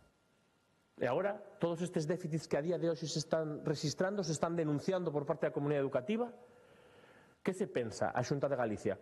Que os pais, as nais, a comunidade educativa reclaman e se manifestan por vicio, por gusto? Non, se manifestan para defender os dereitos dos seus fillos e das súas fillas. E iso é o que hoxe traemos aquí, a defensa de algo tan básico como unha educación de calidade. E por iso eu pido o apoio da maioría desta Cámara, o apoio unánime desta proposta, porque realmente, para concluir, non é unha proposta do Partido Socialista, senón que é unha reclamación que fan as propias AMPAs, a propia comunidade educativa, o profesorado, as direccións dos centros, incluso a inspección educativa, en moitos casos, e, polo tanto, como xa sei cal vai a ser a resposta do Partido Popular, de que xa o están facendo e de que xa teñen un informe feito, entendo que estarán de acordo con apoiar esta proposta, que o único que pide é que se faga un informe, que se avalíe e que, detectadas todas as necesidades, despois se cubran. Pero con este informe entendo que estarán a favor. Moitas gracias, presidente. Gracias.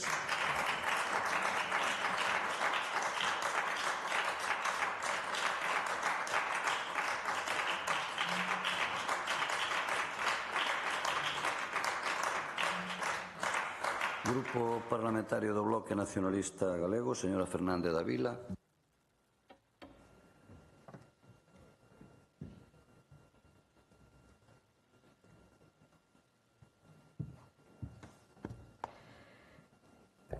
Grazas, presidente. Bo día a todos e todas. Ben, anatomía dun farsante foi a frase coa que Feijóo pretendía darlle un zasca ao presidente Sánchez no Congreso e non foi quen de rematala. Ben, e que fora precisamente Feijóo o que intentara decir esa frase e utilizar a palabra farsante foi o máis gracioso, porque o que foi presidente da Xunta deixou unha herdanza de 16 anos de recortes, de privatización e de destruccións dos servizos públicos. Políticas que, por certo, o señor Rueda sigue agora facendo de xeito continuista. O Partido Popular fai política farsa, sempre ten outro significado o que din, e as súas accións sempre son contrarias ás políticas que din defender. Rueda e o seu conselleiro repiten como un mantra que Galiza ten un sistema educativo máis inclusivo, que é un sistema equitativo e que hai máis profesorado neste momento que alumnado. Os titulares da propaganda do Partido Popular son continuos e podemos ver algúns. Máis de 28 millóns en 2026 para desenvolver a nova estrategia de inclusión educativa. Galiza crea un programa de acollida para o alumnado estranxeiro. O alumnado de etnia xitana e de altas capacidades terán programas específicos contra o abandono escolar. O curso comeza con casi 303.000 alumnos e máis profesores ca nunca. Ben, todos estes titulares está claro que poden virse abaixo ante o peso que teñen as reclamacións de máis efectivos docentes, de especialistas ou persoal coidador que presentan cada curso a primeiros de ano todos os centros educativos, porque realmente teñen casi un 25% de alumnado con necesidades especiais e de apoio específico educativo nas súas aulas e cada vez vai en aumento. Seguro que se tivéramos os datos das prazas que están cubertas e cales non, así como o número de alumnado con necesidades especiais o NEAE e de especialistas por centro, xa se desbota tanta propaganda. Pero por que non os temos? Por que non lles interesa entregar esa información? Na realidade, a cidadanía tan só coñece aqueles casos de falta de recursos para este alumnado ali onde as familias ou o profesorado se ten manifestado e se ten mobilizado dende o comezo de curso. Neste Parlamento teñen pasado aquí moitas desas peticións, algunhas se dixeron por parte do Partido Socialista, pero podemos nomear outras: Concepción Arenal da Coruña, Ana María Dieguez de Rianxo, Leirado de Salvaterra de Miño, Vira de Cee, Virse da Barca e os Muiños de Musía, Mestre Ramiro Sabel de Pontareas, Vicente Otero Valcárcel de Carral, San Xoán de Filgueira de Enferrol, Campo Maior de Ordes, Ies de Curtis e tantos outros. O Monte dos Postes de Santiago tamén viu a este Parlamento, virá a este Parlamento. Pero hai moitos máis centros que, sen facer movilizacións, as súas directivas teñen reclamado eses recursos que tanta falta lle fai ao seu alumnado, que son a maioría dos centros galegos, que teñen os mesmos dereitos que calquera que se manifeste a ter un cadro de persoal suficiente que permita atender a todo o seu alumnado. O que non se pode permitir é que a inspección, por exemplo, teña que insistir ás direccións para que insistan tamén na Consellería e fagan movilizacións e fagan máis ruído, porque senón non lles van a dar os recursos. Ou incluso que a Consellería, isto é, increíble, que diga que a diversidade é unha tarefa colectiva. Vamos a ver. O que quere o Partido Popular é acabar coa atención que merece todo este alumnado. Poñen vostedes en dúbida que as propostas dos equipos de orientación son incorrectos ou están mentindo sobre o que precisa este alumnado? Non creo. Polo tanto, a primeira das súas afirmacións queda desmontada. Proclaman un sistema educativo máis inclusivo tan só polo mero feito de que este alumnado NEAE está escolarizado en aulas ordinarias, pero en realidade non están recibindo a atención que merecen o que dicen os seus informes. Programas tamén, como este que leíamos en titulares, de acollida do alumnado estranxeiro ou para alumnado con altas capacidades ou de etnia xitana, simplemente non hai recursos para leválos á práctica. Están sendo executados por a vontade propia do profesorado dos centros, que, é a costa de non realizar as súas funcións e responsabilidades como poden ser as gardas do centro. Por lo tanto, tampouco temos un sistema educativo equitativo. Para iso, todo alumnado, debería ter as mesmas oportunidades. E vemos que non é así, porque hai alumnos con diversidade que van quedando atrás porque non hai profesionais suficientes para atendelos. E para desmentir a última afirmación de máis profesorado con menos alumnado, hai datos que son irrefutables. O alumnado con necesidades especiais pasou en Galicia de 9.181 no curso 21-22 a 13.517 no 23-24. Nada máis ni nada menos que un 47% máis. E o alumnado NEAE pasou de 31.892 no curso 22-23 a 36.660 no 23-24. Un aumento de case supere o 15%. Con este aumento do alumnado con diversidade, os 5.000 especialistas que di ter a Consellería evidentemente non son suficientes. E que fai o Partido Popular? Bueno, pois prioriza o alumnado que ten o recoñecemento oficial de discapacidade, quedando así sin especialistas aqueles que carecen desta certificación. Que pasa con este alumnado, señorías do Partido Popular? Non teñen os mesmos dereitos este alumnado que o resto das súas compañeiras? Bueno, miren, vostedes permitiron a que un alumno do IES de Curtis faltara a clase por non dispoñer de coidador durante un mes, dicindo que non había persoas na listase de sustitución, malia haber 72 persoas. Calquera mentira vale para este goberno do Partido Popular, certamente. Por iso, os centros siguen a mobilizarse, como son os da Costa da Morte, que convocaron unha concentración para o día 8, ou as do profesorado, sumado á súa folga para o 16 ou 17 de decembro. E quero agora pasar a ler parte dunha nota de prensa que enviou aos medios de comunicación a Federación de AMPAs da Costa da Morte, que di: a falta de profesorado PTEAL vese agravada pola insuficiencia e precarización do persoal cuidador, ao que se lle vai a derivar de maneira insusta parte da responsabilidade na atención do alumnado máis vulnerable, sen a formación nin o recoñecemento profesional que correspondería. Limítanse os desdobres, increméntanse as ratios e generalízanse instrucións internas que impiden ter os recursos de atención á diversidade, mesmo cando a realidade do centro e do alumnado justificaría reforzos específicos. Isto obriga a moitas familias a recorrer a servicios privados de apoio, xerando unha fenda cada vez maior entre quen pode pagar atención externa e quen non. A escola pública, que debería ser o principal garante da igualdade de oportunidades, vese así convertida nun espello das desigualdades sociais, no canto de ser unha ferramenta para combatelas. As familias estamos fartas de promesas incumpridas, de que non se nos escoite e de que se nos desprece por reclamar o que os nosos fillos e fillas lle corresponde por dereito. Son as familias, non é a Cale Borroca. Que sepan que tamén resultan insuficientes os orientadores e orientadoras e os especialistas están desaparecidos da ESO e das etapas posobrigatorias. Polo tanto, para chegar a unha inclusión real, aínda nos queda moito e co Partido Popular imos para atrás como os carangrexos. O que hai que facer é mudar as políticas dos farsantes por políticas inclusivas reais que poñan no centro ao alumnado con diversidade. Dende o BNG presentamos unha emenda de sustitución que incorpora a proposta do Partido Socialista, pero instando tamén a que esta avaliación, o resultado desta avaliación se faga pública e de xeito inmediato se tomen aquelas medidas de choque para solventar a falta destes efectivos. Moitas grazas. Gracias.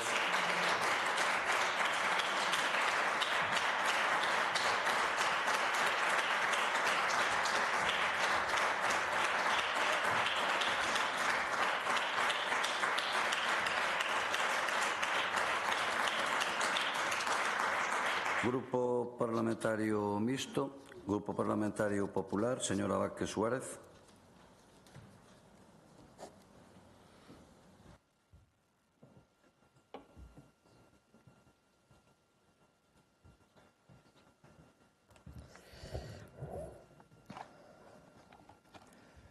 Moitas gracias, señor presidente. Moi bo día, señorías.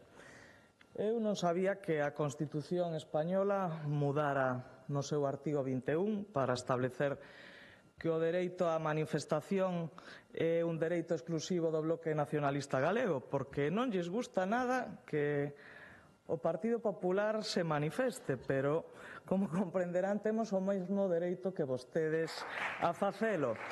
Decía onte o meu compañeiro Roberto Rodríguez que unha diferencia entre vostedes e nós é que nós non pagamos para encher as manifestacións.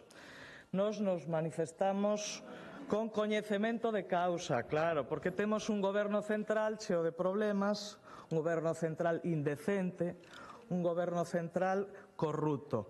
Vostedes fan todo o contrario. Primeiro se manifestan e despois inventan o problema. Pero, mire, non é preciso que inventen os problemas porque teñen moitos motivos dabondo para rachar co goberno central, igual que tamén teñen moitos motivos dabondo para condenar a agresividade e os insultos que o seu sindicato adicou no 25N ás compañeiras do Partido Popular de Santiago. Pero vostedes calan.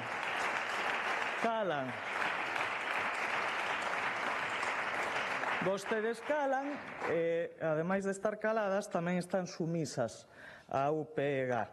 Pero, miren, nós non somos así. Eu quero adicarlle todo o cariño, o apoio e o respeto ás nosas compañeiras do Partido Popular de Santiago.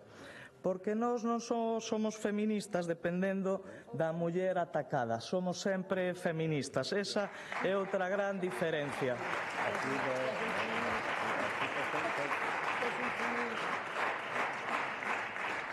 Bueno, a min gustaríame falar sin que me interrumpiran, porque eu creo que estive calada todo o día. Pero, bueno, en fin, imos ao tema. Hoxe o Grupo Socialista volve a traer a esta Cámara unha proposta construída sobre afirmacións falsas, datos incorrectos e unha visión que demostra o profundo descoñecemento que teñen sobre a realidade educativa galega. E vou explicar por qué. Aseguran que moitos centros galegos teñen ratios excesivas. As ratios, señorías do Partido Socialista, están establecidas nunha lei orgánica de carácter estatal elaborada polo propio Partido Socialista. Evidentemente non se pode superar nunca, porque iso sería incumprir a lei.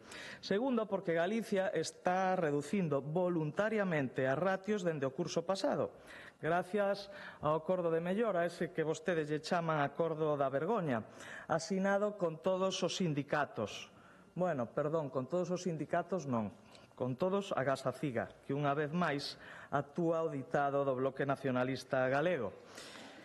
E aí van os datos. Galicia ten unha das mellores ratios profesor-alumno, comparando coa media estatal, nós temos un 9,9, media estatal 11,3. O número de prazas ofertadas é moi superior á demanda. Neste ano, por exemplo, en cuarto de infantil quedou libre unha de cada 3 prazas ofertadas no primeiro proceso. Iso quere decir que o sistema ten capacidade de sobra. Afirmar que o persoal é claramente insuficiente é ignorar ou ocultar a realidade.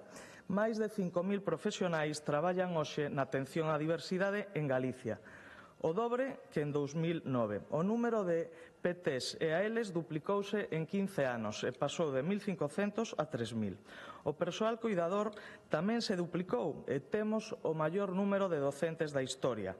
150 máis que o ano pasado, malia ter 20.000 alumnos menos. Que hai necesidades? Evidentemente. Pero tamén hai un reforzo constante dos recursos específicos e do profesorado en xeral. E, ademais, como di a propia orde de atención á diversidade, a atención a este alumnado é responsabilidade de todo o profesorado, non só dos especialistas. Cando o PSOE fala de inclusión, convén que pida os datos oficiais ao seu propio ministerio. Bueno, é certo que igual están a outras cousas no Ministerio e igual non lle responden. Pero mire, xa recordou a señoría do PSOE que o 93,3% do alumnado con necesidades educativas especiais está escolarizado en centros ordinarios, sendo a comunidade autónoma máis inclusiva de España, cunha capacidade de detección altísima. Señor presidente, eu así non me concentro con todo ese barullo que hai aí nesos escaños, pero, bueno, seguimos igual. Despois somos nós os que interrompimos e os que non deixamos falar. Non, me está molestando. A mí me está molestando. Non, aplíquese o conto non. Claro, xa está ben. Como dicía, a nosa capacidade de detección é altísima, un 5% fronte ao 3,6% de media estatal. E en centros de educación especial temos unha das mellores ratios de España, 3,3 alumnos por docente fronte ao 5,2 de media. Isto non é propaganda, como decía, son datos oficiais do Ministerio de Educación. Non sei se é que esa ministra é descoñecida para vostedes. É certo que lle chaman a desaparecida porque reparte o tempo entre os argumentarios como portavoz do Goberno e os seus discursos como a líder do PSOE de Aragón. Pero miren, señorías, hoxe temos preto de 700 profesionais PTSAL por riba de catálogo. E, polo tanto, repetir unha mentira moitas veces non a converte en verdade. Eu faríalle caso á diputada do Bloque Nacionalista Galego que dixo onte que mentir é pecado.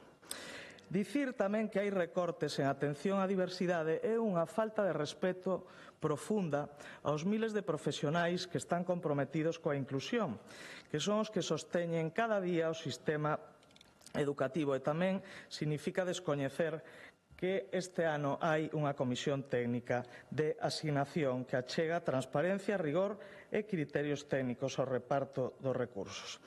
E, ademais, engadir que, mire, non hai unha soa medida do Goberno central que mellore o sistema educativo. Ninguna. Cambio anticipado de libros, quen paga? Galicia. Modifican o Real Decreto de Comedores, canto aporta o Estado? 0 euros. Canto aporta a Xunta de Galicia? 65 millóns de euros. Axudas ás familias, Galicia incrementa nun 25% en 4 anos. E o PSOE vota en contra dun plan estatal para mellorar os centros educativos. Despois van por aí de visita, como foron ao meu concello, a Betanzos, a decir que hai pingueiras e goteiras. Nin unha soa familia, nin un só alumno poden garantir que eso sexa certo. Outra mentira. Pero, como decía, a nova lei estatal tamén improvisación, falta de diálogo, cero memoria económica, non se pacta nada cas comunidades autónomas, e para rematar, o PSOE e Sumar presentan dúas leis diferentes. Ese é o goberno máis unido da historia, igual que cando gobernaron aquí no bipartito, que tamén estaban moi unidos. Pero, mire, xa para concluir, o Grupo Socialista trae unha PNL construída sobre falsidades, carente de rigor, cunha diagnose falsa que despreza o esforzo do profesorado e que ignora os datos oficiais.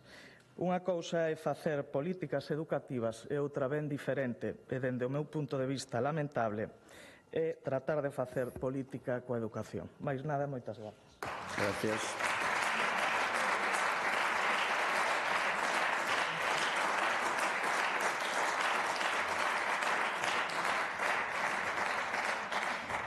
Grupo autor da proposición non de lei, o señor Bouza.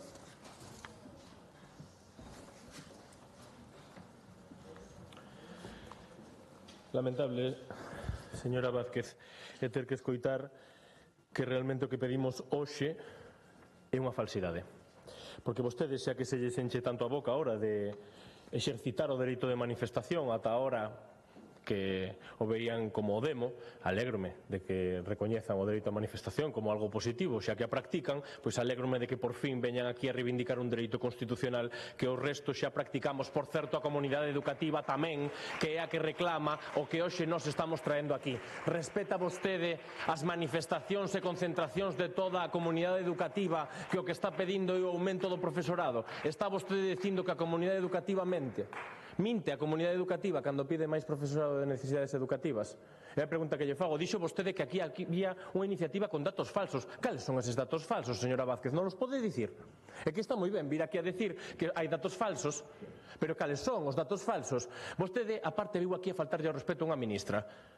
Dixo que viña aquí a facer de argumentario, jiji, jaja, pero mire, vostede sabe que os datos que publica o Ministerio son os datos que dá a Xunta de Galicia? Vostede sábeo. É que non sei se falta de coñecemento ou directamente mentira o que vostede viña aquí a decir por intentar faltarlle ao respeto a unha ministra.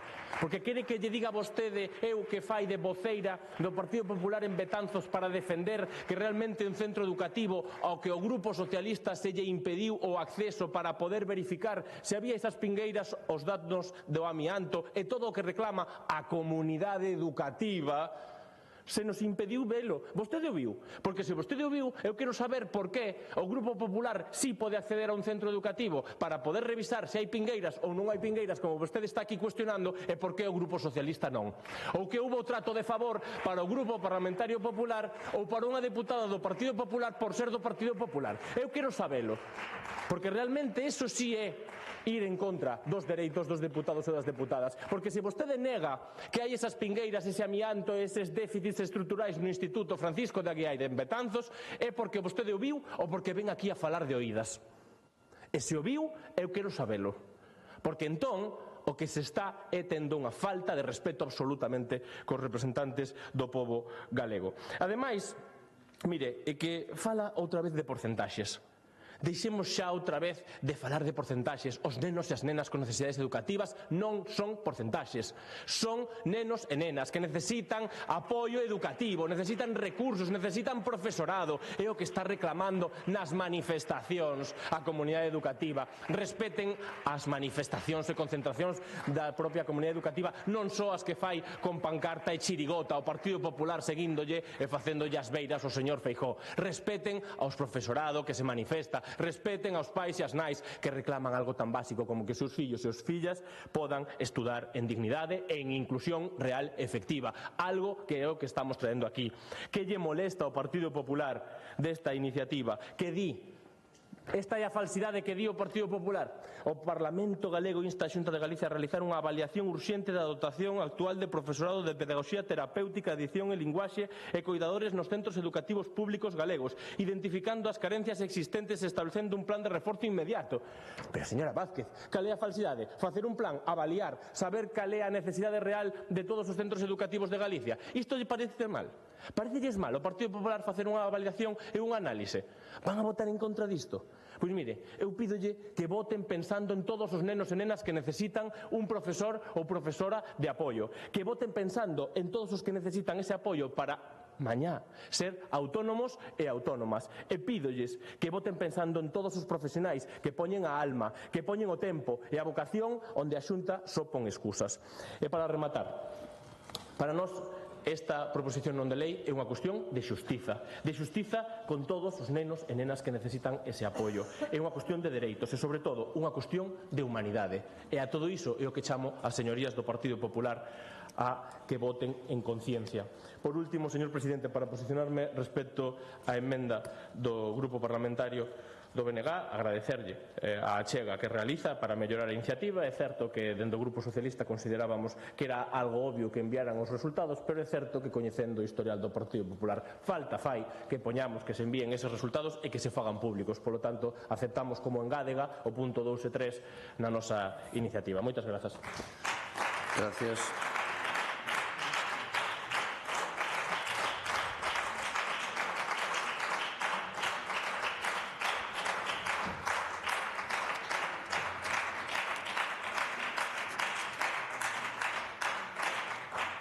Proposición non de lei do Grupo Parlamentario do Bloque Nacionalista Galego, iniciativa de don Xosé Luís Bará sobre a demanda dirixida á Xunta de Galicia co fin de que rexeite o Plan Industrial de Altri e desenvolva como alternativa plans de investimentos nos sectores económicos estratégicos das comarcas afectadas.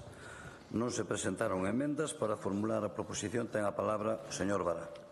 Grazas, presidente. Moi bo día. A estas alturas de tramitación do proxecto de Altri, xa cando van 5 anos desde o primeiro anuncio, podemos decir que é un proxecto industrial fracasado. Un proxecto industrial que era o proxecto estrela de Feixóo e de Rueda e que é un proxecto que está estrelado. É o símbolo dunha política industrial errada e antigalega. Porque, señorías do Partido Popular, Altri é un auténtico calote. Vostedes quixeron facer pasar por biofábrica o que é unha celulosa, unha macrocelulosa de toda a vida, unha industria contaminante que non quixeron en Portugal e que vostedes, o Partido Popular, queren nos impoñer en Galiza. Un proxecto industrial, ademais, do pasado que foi tramitado con trampas, con enganos e con escurantismo. E temos que dicirlle unha vez máis que estivemos agardando durante máis dun ano a que vostedes enviaron ao Parlamento a documentación que lle pedimos dos acordos secretos da Xunta con Altri, que seguen sendo secretos, que non nos enviaron. Ese é o nivel de respeto que lle teñen vostedes ao Parlamento galego. Tivemos que pedilos na Xustiza porque vostedes se negaron a entregalos no Parlamento. É un proxecto industrial de enclave, como é coñecido, que vostedes lle deron todo tipo de trato de favor, incluindo cambios legislativos feitos a medida de Altri. E que foron por aí peregrinando polos despachos en Madrid e en Bruselas para pedirle nada máis e nada menos que 250 millóns de euros a fondo perdido, medio millón de euros por cada posto de traballo que decían que ian crear. Un proxecto industrial, unha macrocelulosa contaminante, como é sabido, con fortes impactos no territorio, no medio, no patrimonio cultural, no río Ulla, na ría da Arousa, pero sobre todo para nós o máis grave é que vai ter fortes impactos negativos en actividades económicas estratégicas para Galiza. Vai ter impactos negativos no sector agrogandeiro da zona onde se pretende instalar esta macrofábrica, vai ter impactos negativos na produción alimentaria de calidade, en ecolóxico, da Ulloa ou do Deza, na cadea de valor monte industria, polo que supón de nova aposta eucalitizadora, e tamén no desenvolvemento turístico da zona, pola ameaza que supón tamén para o Camiño de Santiago, que é a súa galiña dos ovos de ouro, nin iso respecta ao Partido Popular. E, ademais, tería un impacto moi negativo no río Ulla e na ría da Arousa, que en xeración de emprego e riqueza supón máis de 50 veces o que suporía a macrocelulosa de Altri. Por estes motivos, este proxecto xerou un enorme rexeitamento social auténticamente masivo, como se viu nas movilizacións multitudinarias que hubo ao longo deste tempo en Palas de Rei, na Pobra do Caramañal ou en Compostela. E caberá de novo o próximo día 14 de decembro. E desde aquí queremos facer, desde logo, un chamamento á mobilización masiva do pobo galego en defensa do territorio, en defensa do país e fronte a esta ameaza. Porque foron, desde logo, témolo claro, esas grandes movilizacións as que conseguiron que o proxecto de Altri non estea aínda aprobado. Non é mérito do BNG, non nos atribúan ese mérito. Desde logo, non é mérito de outros que queren poñerse esa medalla. É o mérito do pobo organizado desde a Ulloa a Arousa, do pobo galego consciente, do pobo galego digno e do pobo galego comprometido, o que desde aquí lle manifestamos o noso recoñecemento e a nosa gratitude. Chegados a este punto, cando xa van alá prácticamente 5 anos desde os primeiros anuncios a bombo e prato, podemos decir que estamos na recta final ou no momento clave, no momento decisivo. É certo que o proxecto de Altri, esta macrocelulosa, ten atrancos no camiño, non ten a garantía da conexión eléctrica, que podría poñer en dificultade, non é un elemento determinante, pero podría poñer en dificultade a súa viabilidade, non conta con ese financiamento do momento millonario dos fondos europeos, non tivo tampouco apoio desde o Fondo de Innovación da Unión Europea, por certo que si teñen outros proxectos industriais galegos, e, polo tanto, podemos decir que o proxecto de Altri está tocado, pero aínda está vivo e coleando. Porque nestes momentos falta, en primeiro lugar, a concesión de augas, que xa nos dirán vostedes como pretenden darlle unha concesión de augas no actual escenario climático e de secas recorrentes e con niveis caudais que vimos este verán no río Ulla e no encoro de Porto de Mouros. Está pendente a autorización ambiental integrada, está pendente a aprobación do proxecto industrial estratégico que leva 3 anos peregrinando polos despachos da Xunta. En 3 anos foron vostedes incapaces de aprobar o proxecto por esa resposta, por esa movilización social. E miren, con esta iniciativa que traemos hoxe aquí, queremos pedirlles algunhas cuestións moi clariñas e moi concretas. En primeiro lugar, queremos pedirlles que acepten a realidade, que acepten que Altri é un proxecto do pasado, un proxecto fracasado, un exemplo de franquismo industrial en pleno século XXI e que é o símbolo por excelencia desa política fracasada do pasado e antigalega do Partido Popular. E queremos pedirlles que deixen de prestarlle apoio como estiveron facendo ata agora, a esta macrocelulosa e que deixen de andar mendigando polos despachos de Madrid e de Bruxelas nada máis e nada menos que 250 millóns de euros para esta mega celulosa e que ese diñeiro se dedica a un plan alternativo de apoio aos sectores produtivos vitais para a nosa economía, onde hai moitas PEMES e moitas cooperativas que teñen que ter un apoio decidido do goberno galego e non actuar en contra como pretenden facer vostedes con este macroproxecto. E nós, desde logo, témolo claro. Saiban que estamos en contra de Altri, porque estamos a favor de Galiza. Moitas grazas.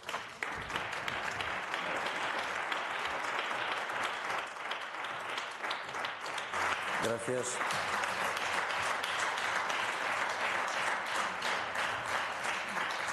Grupo Parlamentario Mixto, gracias. Grupo Parlamentario Socialista, señora Méndez.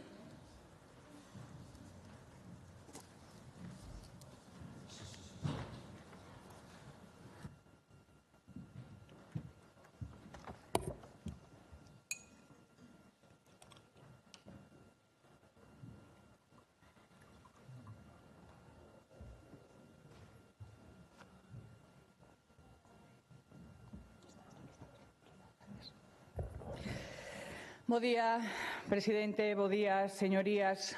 Hoxe iniciábamos esta sesión de control con unha pregunta que lle facía o noso portavoz, o secretario xeral José Ramón Gómez Besteiro, ao presidente da Xunta, o señor Rueda, e o señor Rueda optou por non contestar.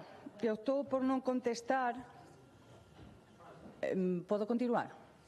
Moitas grazas, que teñen a pel moi fina cando veñen aquí á tribuna e se olvidan de aplicarse o conto cando están aí nas bancadas e están replicando constantemente as nosas intervencións. A pel moi fina teñen, e a memoria moi frágil. Pois vou continuar, se a bancada popular me permite facer o exercicio pois que me corresponde como deputada. Pois decía que o señor Rueda optou por non contestar.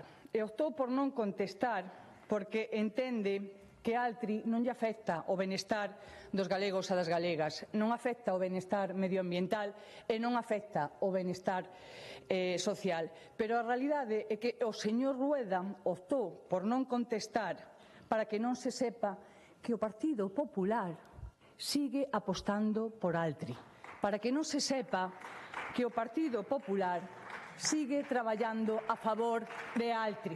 Eso é porque o señor Rueda non deu resposta hoxe á pregunta do señor Besteiro, porque non quere que se sepa a realidade. E a realidade é que sobre Altri non cabe ningunha ambigüedade política nesa que se mantén o Partido Popular. E que ademais foi un proxecto político do PP mimado e defendido durante anos a pesar da contestación social, a pesar das movilizacións históricas, a pesar dos informes que alertan do seu impacto ambiental, económico e o social. E o PP está levando ao límite a irresponsabilidade industrial. Ten un impacto enorme no territorio, que ademais incentiva o monocultivo de eucalipto, despois da traxedia vivida da vaga de lumes deste verán que se nos olvida, e con esa falsa moratoria que aplica o Partido Popular, que ademais amenaza a zona da Ulloa e da Ría da Arousa, e condicionará a planificación hídrica de Galicia e perturbaría ademais a realidade socioeconómica rica e próspera de toda unha comarca. E, mentras tanto, o Goberno galego instalado no relato da confusión, escoitando cuestións como o propio conselleiro de Economía que non ten nin idea se Altri xará ou non xará, eso non o ten que decidir a Xunta de Galicia mirando para outro lado, pero a realidade, señorías do Partido Popular, saben que isto é falso, porque a autorización ambiental integrada é da Xunta, porque a concesión da auga é da Xunta, porque a decisión final sobre Altri é da Xunta. E, ademais, o Partido Popular, como dixen, está a esgochar cal é a súa intención verdadeira. Porque que vai facer o Partido Popular?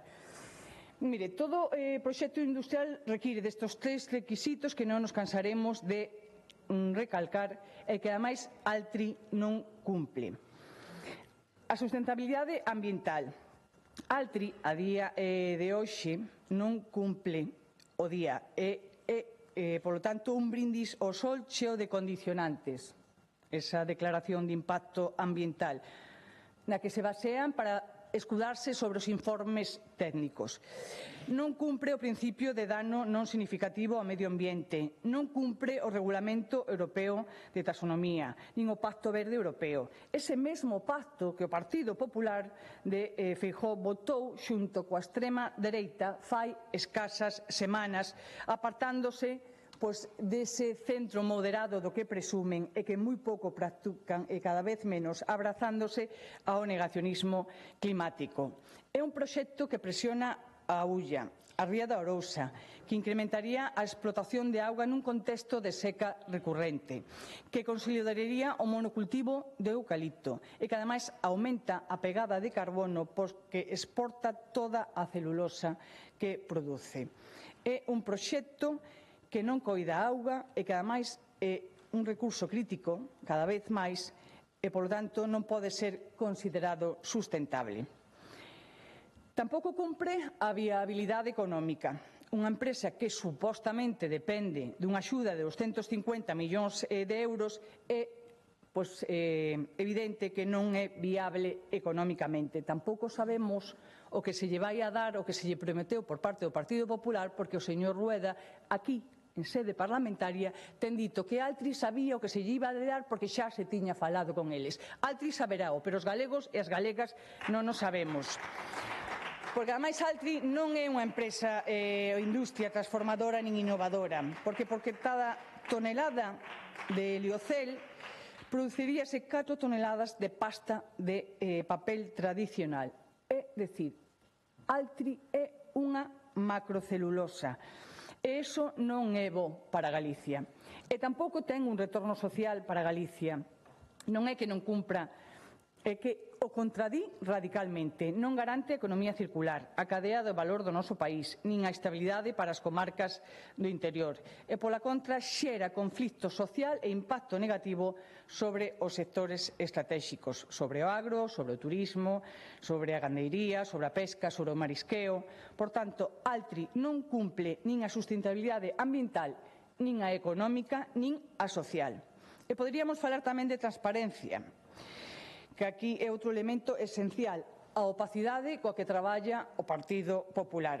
A Sociedade Impulsa, creada polo Goberno galego precisamente para mover este tipo de proxectos tractores, que o de Altri xa se demostrou que non o é, convirteuse nunha estrutura paralela para escapar do control público, para escapar do control da oposición, que ademais a Xunta disolveu con nocturnidade e alevosía en pleno mes de agosto. 2 informes do Consello de Contas advertiron desa falta de transparencia. E mala iso, seguimos sin saber que pactou o presidente en aquel momento de Impulsa, que era a súa vez conselleiro de Industria. Que compromisos se asumiron? Por que o memorando do 2021 foi declarado confidencial? Esa é a incógnita. Que lle prometeron á empresa que non poden facer público, que hoxe o señor Rueda non quixo contestar? E a maiores, o proxecto de Altri, con toda a documentación, foi borrado da web da Xunta de Galicia. Todos os PIEs teñen documentación accesible que podes descargar, pero Altri concretamente non.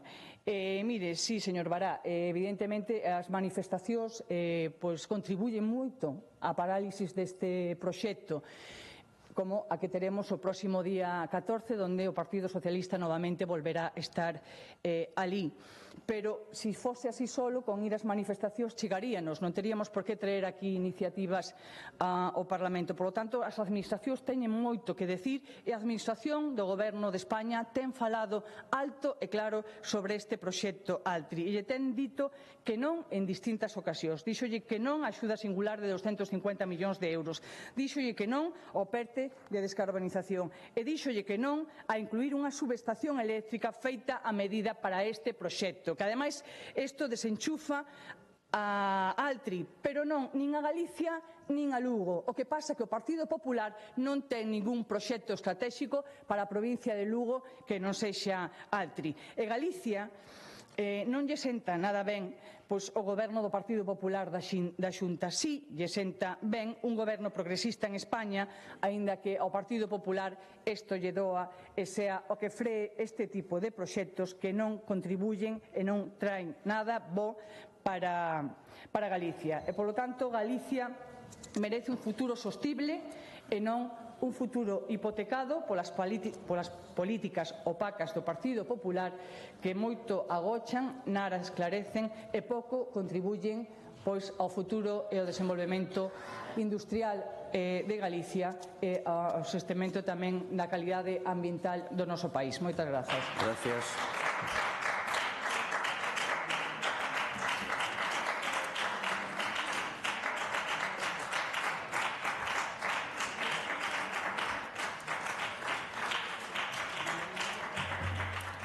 Están con nós e os saludamos os alumnos de primaria do Centro Pío XII de Santiago de Compostela, que hoxe visitan o Parlamento. Benvidos ao Parlamento. E agora continuamos co Grupo Parlamentario Popular. Ten a palabra o señor Lorenzo Gómez.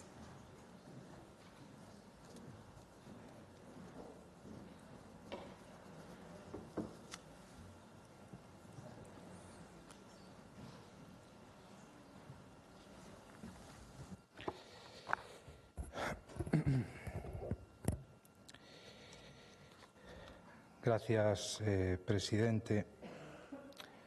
Señora Méndez, eu tamén teño unha pregunta para vostede. Que lle propuxeron a Bildu para ser investidos que hoxe, aínda a día de hoxe, non se pode saber? É unha boa pregunta, verdad? E creo que é unha pregunta de máximo interese. Mire, eu a verdade é que veño un pouco perdido, porque non sei se agora me toca falar de Altri ou de políticas de benestar, porque aquí a vostedes, os socialistas, debelle parecer que estamos no Congreso dos Deputados e afortunadamente non nos preside a señora Armengol e afortunadamente non se fala só do que vostedes queiran cando vostedes queiran. Miren, cando teñen que traer, tanto vostedes, señor Bará, como vostede, señora Méndez, a Franco e a extrema dereita a un debate, xa di moito do momento no que teñen este debate. Hoxe volvemos aquí a falar de Altri en Palas de Reis e facémolo porque a oposición o que precisa é ruído para a manifestación convocada, unha máis. E nós non estamos en contra de manifestarnos, señora Méndez. Eu non entendo esa teima que teñen vostedes de falar de que nós temos algún problema con que a xente se manifeste. En absoluto, porque nós sí defendemos a Constitución e o dereito á manifestación figura na Carta Magna. Pero isto xa o fixeron no pasado, porque cada vez que hai pancartas, vostedes traen aquí iniciativas para darlle publicidade. Esa é a súa forma de usar o Parlamento. Úsano como altofalante de propaganda. Curioso xeito que teñen vostedes de entender e respetar a funcionalidade do Parlamento, señorías. Ata o punto de ver ao líder socialista facer esta mañá o ridículo máis absoluto, tratando de usar a sesión de control para sacar a cabeciña, así, dicindo que el é o que máis fixo para desconectar a Altri. E xa de paso, as cousas son como son, señora Méndez, desconectar toda a provincia de Lugo. E iso é ao que veñen vostedes, os socialistas, a sacar peito a esta Cámara. Eu entendo que o señor Besteiro este falto de protagonismo e pretenda colgarse unha meritoria medalla, según el, de cartón pedra, que unha vez e outra, dende que conseguiu ese fito, queira colgarse, non? Eu o que lle digo é que se quere máis protagonismo, quizás o que teña que facer é vir máis por este Parlamento. Aí o temos, o seu escano baleiro unha vez e outra. Porque, xa de paso, aparte de enterarse un pouco de como funcionan os plenos, xa deixaría de faltarlle o respeto a esta Cámara. e tamén a provincia que o elixiu, por dito sea de pase.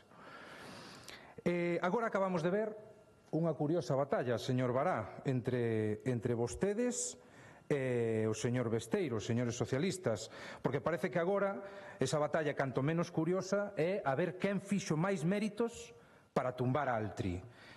Curiosa batalla a súa. Pero eu que lles veño a decir aquí é que este debate non é só sobre Altri. Este debate debe ir sobre o modelo de futuro que queremos para Galicia. Queremos un modelo serio, con rigor e investimento, ou queremos un modelo de bloqueo permanente, de medo e de non sistemático absolutamente a todo? Porque cada vez que se anuncia unha industria de avanzar na eólica terrestre ou mariña, cada vez que se plantexa instalar unha liña de evacuación ou de abastecemento para proxectos industriais, reaparecen os mesmos discursos. Contaminación, ameazas ás rías, bulos sobre a eucaliptización, sempre o mesmo guión. A resposta está escrita antes de ler unha soa páxina dos expedientes. O seu negacionismo industrial é irresponsable e profundamente negativo para Galicia, señorías da oposición. Porque defender o medio ambiente non é incompatible con crear emprego. O que si é incompatible co futuro de Galicia é a política do veto sistemático. Galicia non pode ser refén dunha oposición que vive instalada no non e no catastrofismo. E quero lembralo con claridade. As avaliacións, señorías, non as fan os políticos do Partido Popular. Non as fai o presidente da Xunta, como hoxe se dou a entender aquí. Fanas profesionais independentes. Profesionais independentes aos que vostedes tratan de presionar e que menosprecian unha e outra vez.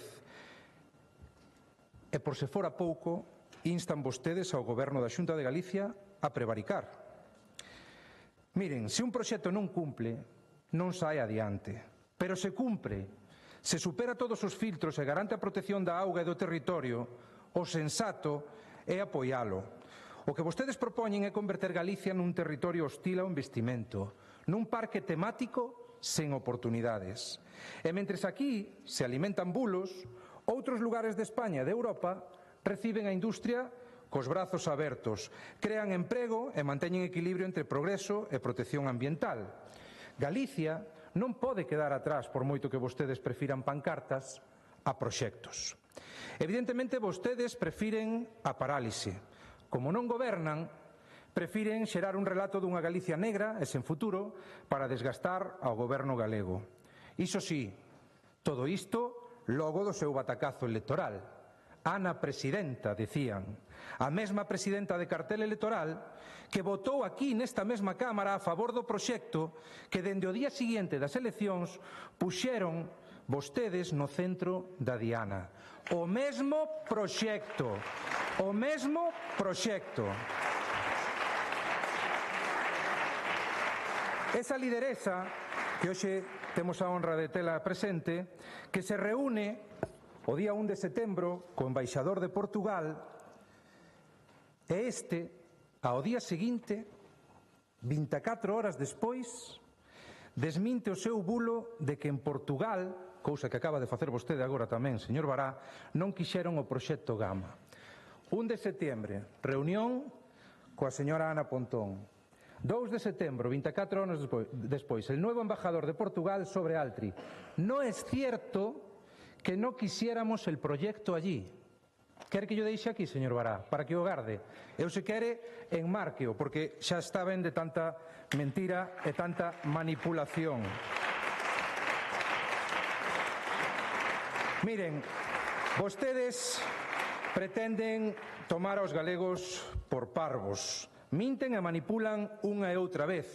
Eu pregúntolle, señora Méndez e señor Bará, en que punto estaría o proxecto de Altri hoxe se o goberno da Xunta fose o seu soñado bipartito? Tería fondos europeos comprometidos polo goberno? Tería comprometida a conexión eléctrica ao proxecto Gama? Son preguntas que cabería responder. Minten tamén cando falan de que Altri suporía a eucaliptización de máis territorio. Minten cando din que haberá afección para as rías galegas. Minten cando din que o proxecto non é o mesmo e que non se apoiou unha pasteira no ano 2022. Ou é que vostedes non sabían xa no ano 2022 como se producía o liocel? Hai hemeroteca de sobra para consultar que xa se sabía, señorías. Vostedes sabían de sobra que para facer liocel é necesaria polpa de madeira, é dicir, celulosa. Vostedes, por moito que traten de maquillar cando lles convén, están a facer do rexeitamento sistemático á industria unha bandeira con estrela vermella, iso sí.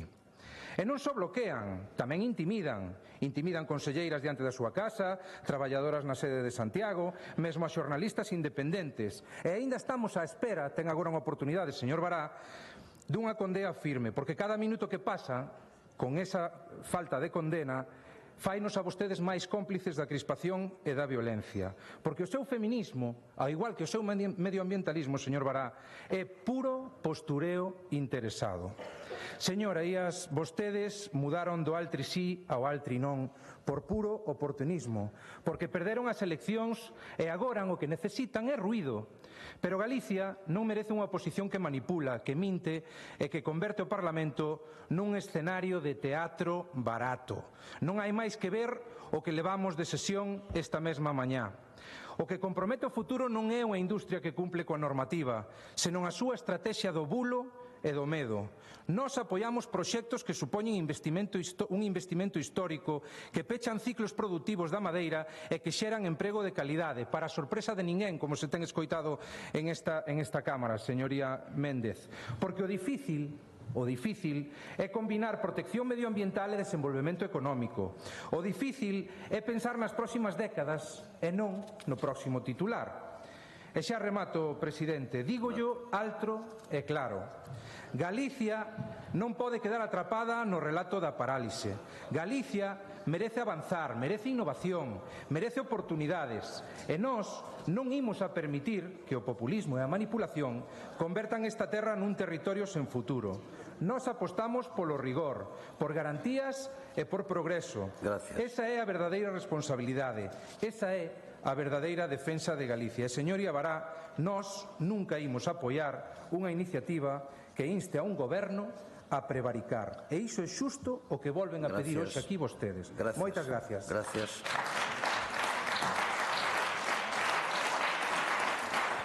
Sí.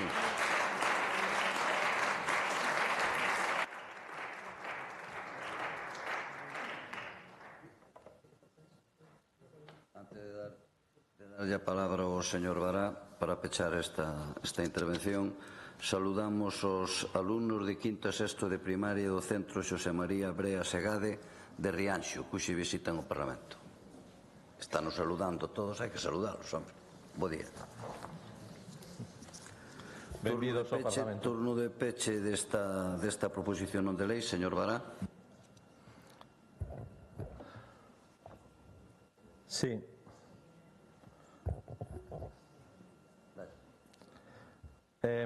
Bueno, eu primeiro estou sorprendido por este canto ao dereito á manifestación que acaba de facer o portavoz do Partido Popular. Benvidos ao mundo das manifestacións que vostedes practican. O que pasa é que o practican en Madrid, non o practican en Galiza. E hai unha cousa, a verdade, na que estou de acordo con vostede. Dixo vostede que este era un debate sobre o modelo industrial e o modelo de futuro. Efectivamente, é o debate sobre se queremos escoller un modelo industrial do pasado, fracasado, como o que representa Altri, ou se queremos un modelo industrial de futuro, transformador, como defende o BNG. Ese é o debate, efectivamente. E miren, o que non lle imos admitir é que vostedes veñan aquí, de novo, a espallar mentiras, a espallar bulos, a espallar bolas, a espallar trolas nesa política trumpista do Partido Popular. Aquí nunca se votou o proxecto industrial de Altri. Nunca se votou. Nunca se votou. É falso que se votase aquí o apoio a este proxecto industrial. Non se votou nunca. E por que se fai en Galiza explicouno moi ben o señor Suárez de Pina nunha entrevista publicada no ano 2024. Dixo: imos a Galiza porque ali hai eucalipto, en Portugal non. Por iso veñen a Galiza, por iso vostedes lle queren poñer máis eucalipto diante da porta arredor para este proxecto, coas cambios que están facendo e con esa pseudomoratoria. E miren, sobre a oposición aos proxectos industriais. Vou explicar a ver se lle queda claro. O 99% dos proxectos industriais e empresariais deste país apróbanse sen ningún tipo de oposición, sen alegacións, sen manifestacións. Moitos deles, por certo, aprobados por concellos do BNG, como de Carballo, que ten cheo o polígono industrial de Berto e vostedes se negan co seu voto a ampliar. Ese é un síntoma de dinamismo e de impulso. E podolle poñer exemplos de todo tipo de proxectos industriais, algúns estratégicos e prioritarios, que se están aprobando, que se están tramitando sin ningún tipo de oposición, empezando polos da Ulloa. Podolle falar de Pazo de Vilane, que estivemos ali visitando como un exemplo de industria positiva, transformadora. Podolle falar da Granxa Campo Maior, que se tramitou unha ampliación e non tivo ningún tipo de oposición, que produce 1 millón de ovos ao día en Palas de Rei. Podolle falar de Bioflytech, que tamén está nun proceso de ampliación, sen ningún tipo de... Podolle falar dos proxectos que a Unión Europea aprobou subvencións cuantiosas como proxectos estratégicos. Podolle falar deses proxectos, por exemplo, de metanol e de enerxías renovables, de Grenmeiga en Begonte, con 122,9 millóns de euros, fíxese, non tivo ningún tipo de oposición. Tampouco Triscalión en Mugardos, tampouco a fábrica de Norvento, que visitamos tamén, por certo, porque o BNG está ao lado, como visitamos tamén Xilonor recentemente, está ao lado dos proxectos industriais que crean riqueza, que crean emprego, que apostan polo país, que son de raíz, que non se deslocalizan e que apostan polo futuro industrial deste país. Aí sí que está o BNG. Ata aí chegamos. Sabemos distinguir cando se trata dos intereses do país e cando se trata dos intereses alleos que defende o Partido Popular. E remato facendo, como fixen antes, un chamamento á mobilización, porque efectivamente é o elemento clave que fixo, determinante, que fixo que en 4 anos o proxecto estea onde está, en stand-by, que vostedes non fosen quen de aprobalo. E non lle pedimos aquí que prevariquen, pedimos que non apoien este proxecto, pedimos que non pidan 250 millóns, lea ben a iniciativa, e pedimos que desenvolvan un proxecto alternativo. E por iso tamén pedimos unha grande mobilización contra Altri, que é unha mobilización a favor da gandería, a favor da agricultura en ecolóxico, a favor do río Ulla, a favor da Ría da Arousa, a favor das PEMES e das cooperativas deste país. Unha mobilización a favor de Galiza. Moitas gracias.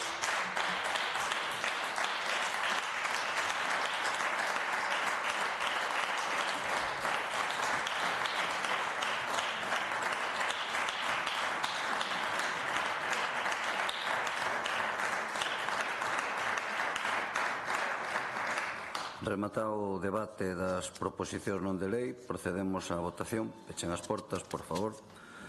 Comezamos votando do Grupo Parlamentario do Bloque Nacionalista Galego, iniciativa de don Daniel Castro, sobre a demanda dirixida ao Goberno galego co fin de que consigne nos orzamentos de 2026 as partidas necesarias para rematar a construción da vía de alta capacidade Costa Norte. Votamos.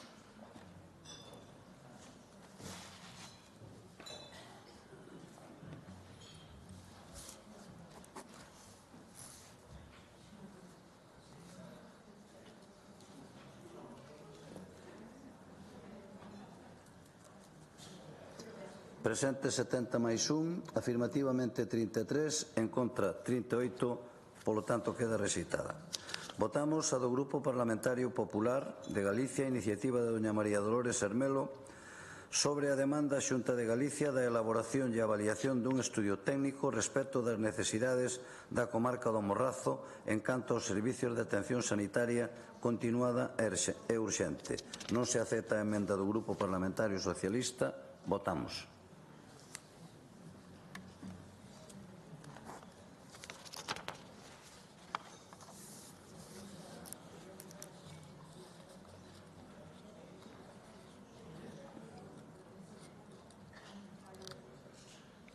Presente 70 máis 1, afirmativamente 38, en contra 32, hai unha abstención, polo tanto queda aprobada.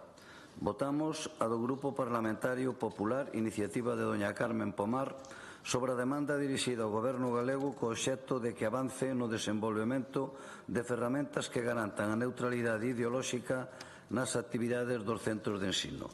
Non se acepta a emenda do Grupo Parlamentario do Bloque Nacionalista Galego. Votamos.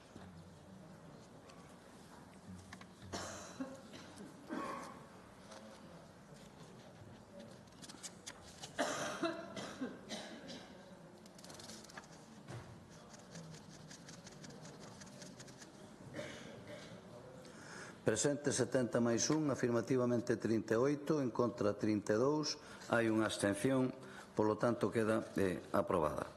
Votamos a do Grupo Parlamentario Socialista, iniciativa de doña Carmen Rodríguez da Costa, sobre diversas medidas que a Xunta de Galicia debe adoptar para asegurar a continuidade e a calidade asistencial dos servicios de pediatría, obstetricia e urxencias do Hospital Comarcal de Valdeorras. Fanme chegar unha transacción que consiste en, sobre a emenda do Grupo Parlamentario do Bloque Nacionalista Galego, no punto 2 da emenda do PSDG se añade o punto 6 da iniciativa do BNG. E isto se fai como punto 2i da autoemenda do PSOE. E outro consiste en añadir o punto 2 de autoemenda socialista, añadirlle a ese punto, añadirlle en concreto, e mentre non se poña en funcionamento, dotar o Hospital de Valdeorras de especialista en pneumoloxía a xornada completa. Acepta vostede? Vale, pois entonces votamos.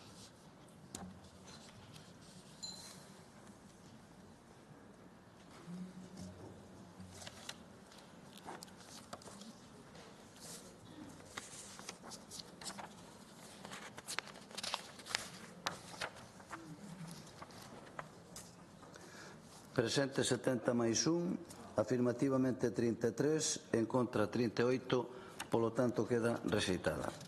Votamos a do Grupo Parlamentario Socialista, iniciativa de don Aitor Bouza, sobre a demanda ao Goberno galego da realización dunha avaliación urxente verbo da dotación dos centros educativos públicos galegos de persoal cuidador e de profesorado de pedagogía, terapéutica e audición e linguaxe.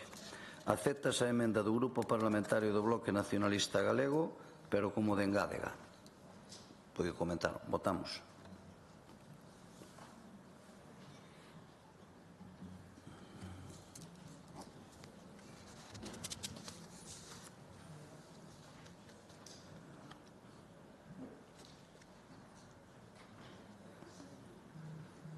Presente 70 máis 1, afirmativamente 33, en contra 38, queda rexeitada. E por último votamos a do Grupo Parlamentario do Bloque Nacionalista Galego, iniciativa de don Xosé Luís Bará, sobre a demanda dirixida á Xunta de Galicia co fin de que rexeite o plan industrial de Altri e desenvolva como alternativa plans de investimentos nos sectores económicos estratégicos das comarcas afectadas. Non se presentaron emendas, votamos.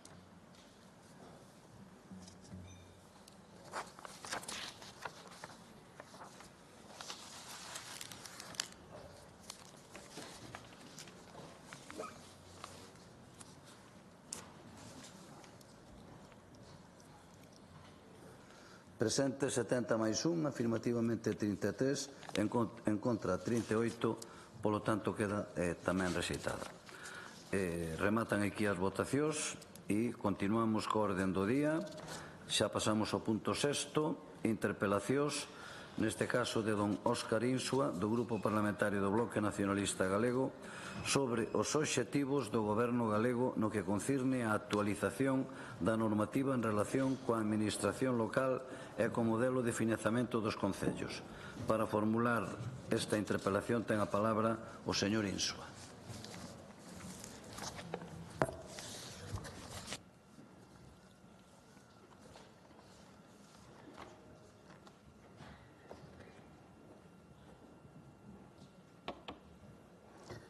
Grazas, presidente. Bos días, señorías, bos días, conselleiro.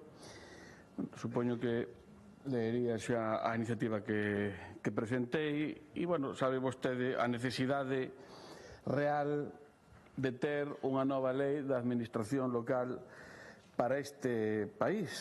Un país no que os concellos siguen infrafinanciados, non? Nun marco competencial obsoleto xa, porque xa son moitos anos, desde o ano 97, e unha necesidade de delimitar competencias e de ter un novo sistema de financiamento local, pero que estea blindado por lei. E claro, xa vimos o que hai, 20 anos, vostede sigue dicindo que leva anos prometendo que esta lei que se vai aprobar, que se vai traer aquí, e, bueno, finalmente conseguimos saber este ano, porque levan na lei de orzamentos, non sei, 4 ou 5 anos dicindo que se vai traer aquí. Bueno, finalmente conseguimos saber que teñen un borrador, que non sei por que esconden, que non se sabe que hai. Vostede o mes pasado ven a decir e dixo que iban a aprobalo no Consello da Xunta este ano, ainda quedan unhas semanas, non? Pensamos que era novembro, e ao final, seguimos igual. Temos os concellos que siguen infradotados económicamente, cada vez máis limitados por legislación, non solamente autonómicas, sino tamén estatais, europeas, e que restrinxen, desde logo, a súa autonomía. Impoñen obrigas, impoñen competencias, moitas das veces sin consensuar, desde logo. E isto, desde logo, non pode seguir así. A reclamación que fan os concellos non solamente da FEGAN, que, por certo, son reclamacións unánimes, sino tamén é da Federación Española tamén de Municipios. Aquí ninguén pide nada que non sexa xusto. Sabe vostede que temos un montón de competencias, que os concellos teñen un montón de competencias impropias, e, sobre todo, tamén que hai delegacións e financiamento apropiado. Temos o problema do SAF, temos o problema tamén de financiación das escolas infantís municipais. Non sei se sabe vostede que hai 98 escolas infantís municipais que siguen sin estar na rede galega. Os puntos de atención infantil, 39, na mesma situación. Centros de día, 23 centros de día que siguen pagando os concellos, maioritariamente. Centros de residencias. En educación tamén temos o problema, sabe vostede que os concellos son os que teñen que facer a vixianza, mantemento e conservación. Sin embargo, os conservatorios profesionais de música aí están financiados, moitos deles, polos concellos. As obras maiores de reparación dos colexios a teñen que asumir moitas veces os concellos. E incluso os conserxes que pagan os concellos nos colexios moitas veces fan funcións que están fora desas competencias e teñen que facer apoio ao profesorado. En cuestións de sanidade, limpeza e conservación dos centros de saúde e atención primaria. Quen a fai? Tamén os concellos. E despois tamén anda por riba o tema de Sogama. Vostede sabe perfectamente que pasou. Taxazo, se incrementa o prezo da tonelada de lixo e quen paga todo? Os concellos, claro. Vostede dirá, non, que a culpa é de quen puxo o imposto, pero que vostedes son os que cobran realmente o imposto que din que lle puxo o señor Sánchez. Entón, se o cobran, repartan, non? E agora, na lei de acompañamento, modificación da lei 5/2016 de Patrimonio Cultural de Galiza. Máis carga tamén para os concellos, sin financiación, para que fagan os informes de patrimonio que a Xunta non quere facer. A verdade é que moitas veces todo vai en función e a rebufo dos intereses, porque vostedes o ano pasado, quero recordar que na lei de acompañamento dixeron que, se os concellos non facían os informes que tiñan que facer para os proxectos supramunicipais, que os facían vostedes e que despois que os cobraban. E ahora resulta que teñen que ser os concellos o que teñan que facer en patrimonio. En fin, todo depende de onde tira o vento. A verdad que, competencias impropias sin financiamento. Vostede tamén vira aquí a decir, ou xa o dixo algunha vez, que, tamén nos financiamos competencias que son propias dos concellos, como en Aguas de Galiza. Ben, pero que en Aguas de Galiza vostedes son tamén os que cobran o canon da auga, e aparte son os que reciben tamén os fondos europeos. Entón, eu creo que aquí a Xunta, desde logo, non regala nada. Non fai falta máis que ver o que poñen os xornais, un modelo de financiación que leva 22 anos sin actualizar. Os municipios pequenos sufren máis ao sufrir competencias que non lles pertencen. Hai 15 concellos este ano en donde o aforro neto negativo e o remanente de tesorería tamén é negativo. A situación dos concellos é extrema e temos a Xunta que non fai nada, ou polo menos que fai moi pouco, e que non fai, desde logo, o que lle reclama a FEGAN. Vostedes din este ano, que para o próximo ano que van a destinar 670 millóns.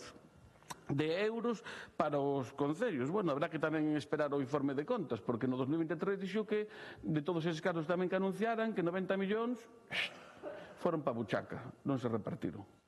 Claro, e o problema é que van a aumentar este ano hasta 187 millóns. Bueno, con ese fondo transitorio, que era o anterior adicional, que din que, bueno, en función de si se aproba esta lei da administración local, cos novos criterios. Claro, todo sempre condicionado.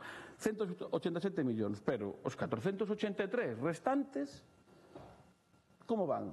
Por medio de axudas e por medio de convenios. Muitas veces os convenios para os concellos amigos. Xa lle expliquei aquí na anterior interpelación o método Baltar, non? Podemos volver a explicarlo, pero...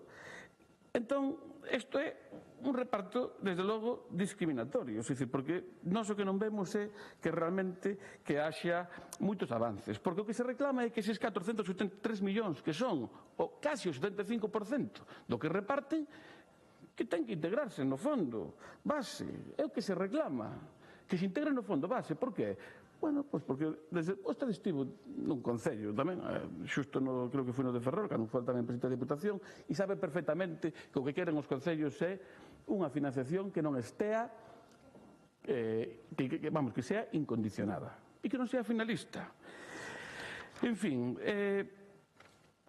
vostedes, desde logo, pois non satisfacen as peticións da FEGAN, non? E a verdade é que, bueno, que realmente coinciden. Eu quería centrarme, sobre todo, no problema do SAF, que a día de hoxe é o gran problema que teñen os concellos, o maior problema que teñen hoxe. É dicir, porque teñen que asumir un gasto que, desde logo, non lles corresponde. Mira, víamos na prensa. Piden á Xunta que asuma o coste do SAF co aforro da quita da débeda.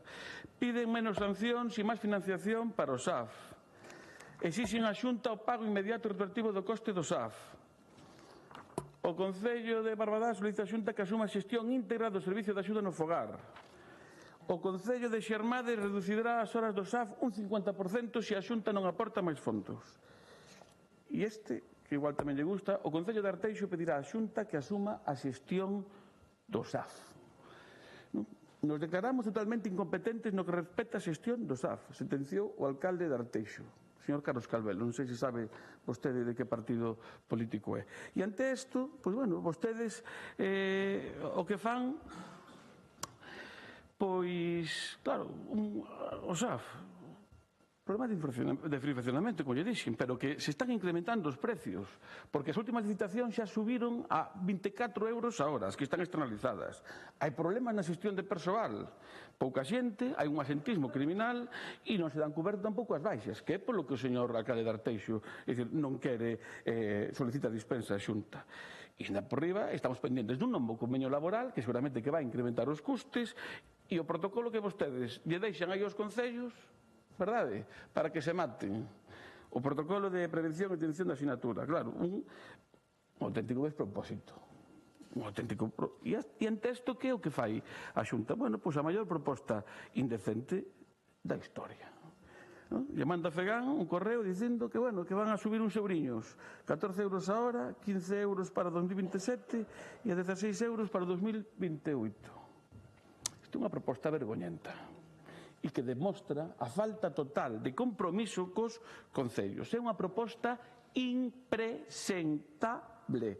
E vostede, que ten competencias na súa consellería en propoñer as directrices en relación cos programas de cooperación e crecemento local, pois que fai? Non fai nada, porque tampouco espero que non veña aquí decir que eso que non é da súa consellería e que non é competencia súa. Eso non é así. E ante isto, o Partido Popular pide unha mesa de diálogo áxil e directa entre a Xunta e a FEGAN para aproveitar a oportunidade que supón. Incluso chega a decir unha nota da Xunta: a Xunta lamenta o rexeitamento da FEGAN a proposta de subir.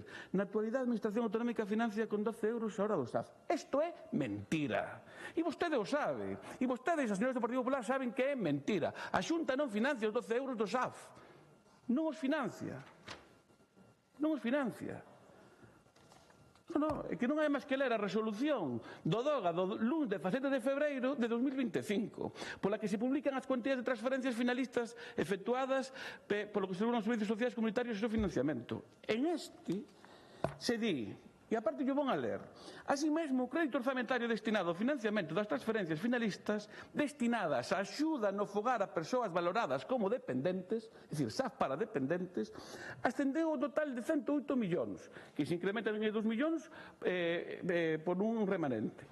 As ditas transferencias finalistas destinadas a financiar a axuda no fogar a persoas valoradas como dependentes tamén foron parcialmente cofinanciadas con fondos finalistas procedentes da Administración Xeral do Estado, nunha contía de 57 millóns de euros.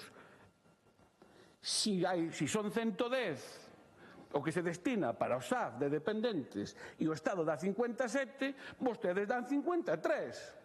As contas non salen dos 12 euros. Vostedes non están financiando íntegramente o SAF. E eu non digo que teñan que facelas vostedes, porque quen ten que financiar o SAF é vostedes e o Estado. SAF de dependentes. O SAF de dependentes. E non o están facer. E os concellos están asumindo máis do 50% do custe deste servicio.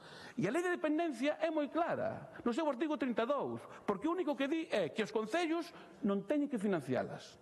Estará vostede de acordo comigo, verdad? Ten que rematar. E vostedes veñen cunha proposta totalmente indecente de subir 2 euriños.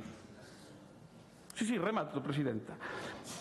En fin, eu creo que está bastante claro. Quería explicarle precisamente o caso que xustifica precisamente esta subvención. Entonces, bueno, eu que lle digo é que chamo aos alcaldes precisamente a que se rebelen e a que soliciten o custe que non teñen que pagar eles. Vostedes, bueno, salporizou a última vez que yo dixen aquí, cando chamamos alcaldes a rebelión, pero que casualidade. Pouco despois, alcaldes del PP se concentran frente ao Congreso para exigir ao Goberno a reforma de financiación local. Claro, esa vara do Partido Popular que entende as manifestacións que lle interesan a eles, con intereses partidistas do Partido Popular. E vostede se alporiza porque lle diga aos alcaldes o que lle decía que se rebelaran. Teñen que traer a lei da Administración Local de Galiza xa e traernos o borrador, porque que vostedes o escondan, é dicir, di moito. E non me creo que sexan capaces, ou esperemos, de blindar ben as competencias dos concellos e polo menos non facerlle pagar aos concellos as competencias que son impropias. Así que espero que me responda isto e que tamén que me responda algunhas das preguntas que lle fixen precisamente na iniciativa. Moitas grazas.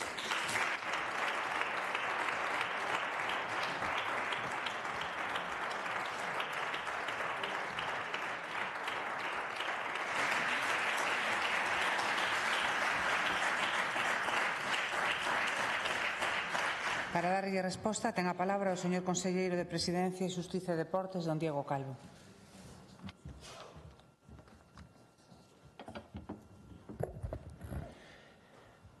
Gracias, Presidenta. Señor Insua, vostede parece que aprenderon ahora do señor Besteiro. O que quería é facer unha interpelación para falar do SAF. Non hai ningún problema en que faga vostedes interpelación para falar do SAF, pero fagana ben. Vostede o sabe perfectamente. Pero voulle contestar a varias cousas que vostede dixo aquí e que non son certas e que ademais constitúen unha mentira, porque non son incertezas, son mentiras que buscan ou que teñen unha motivación.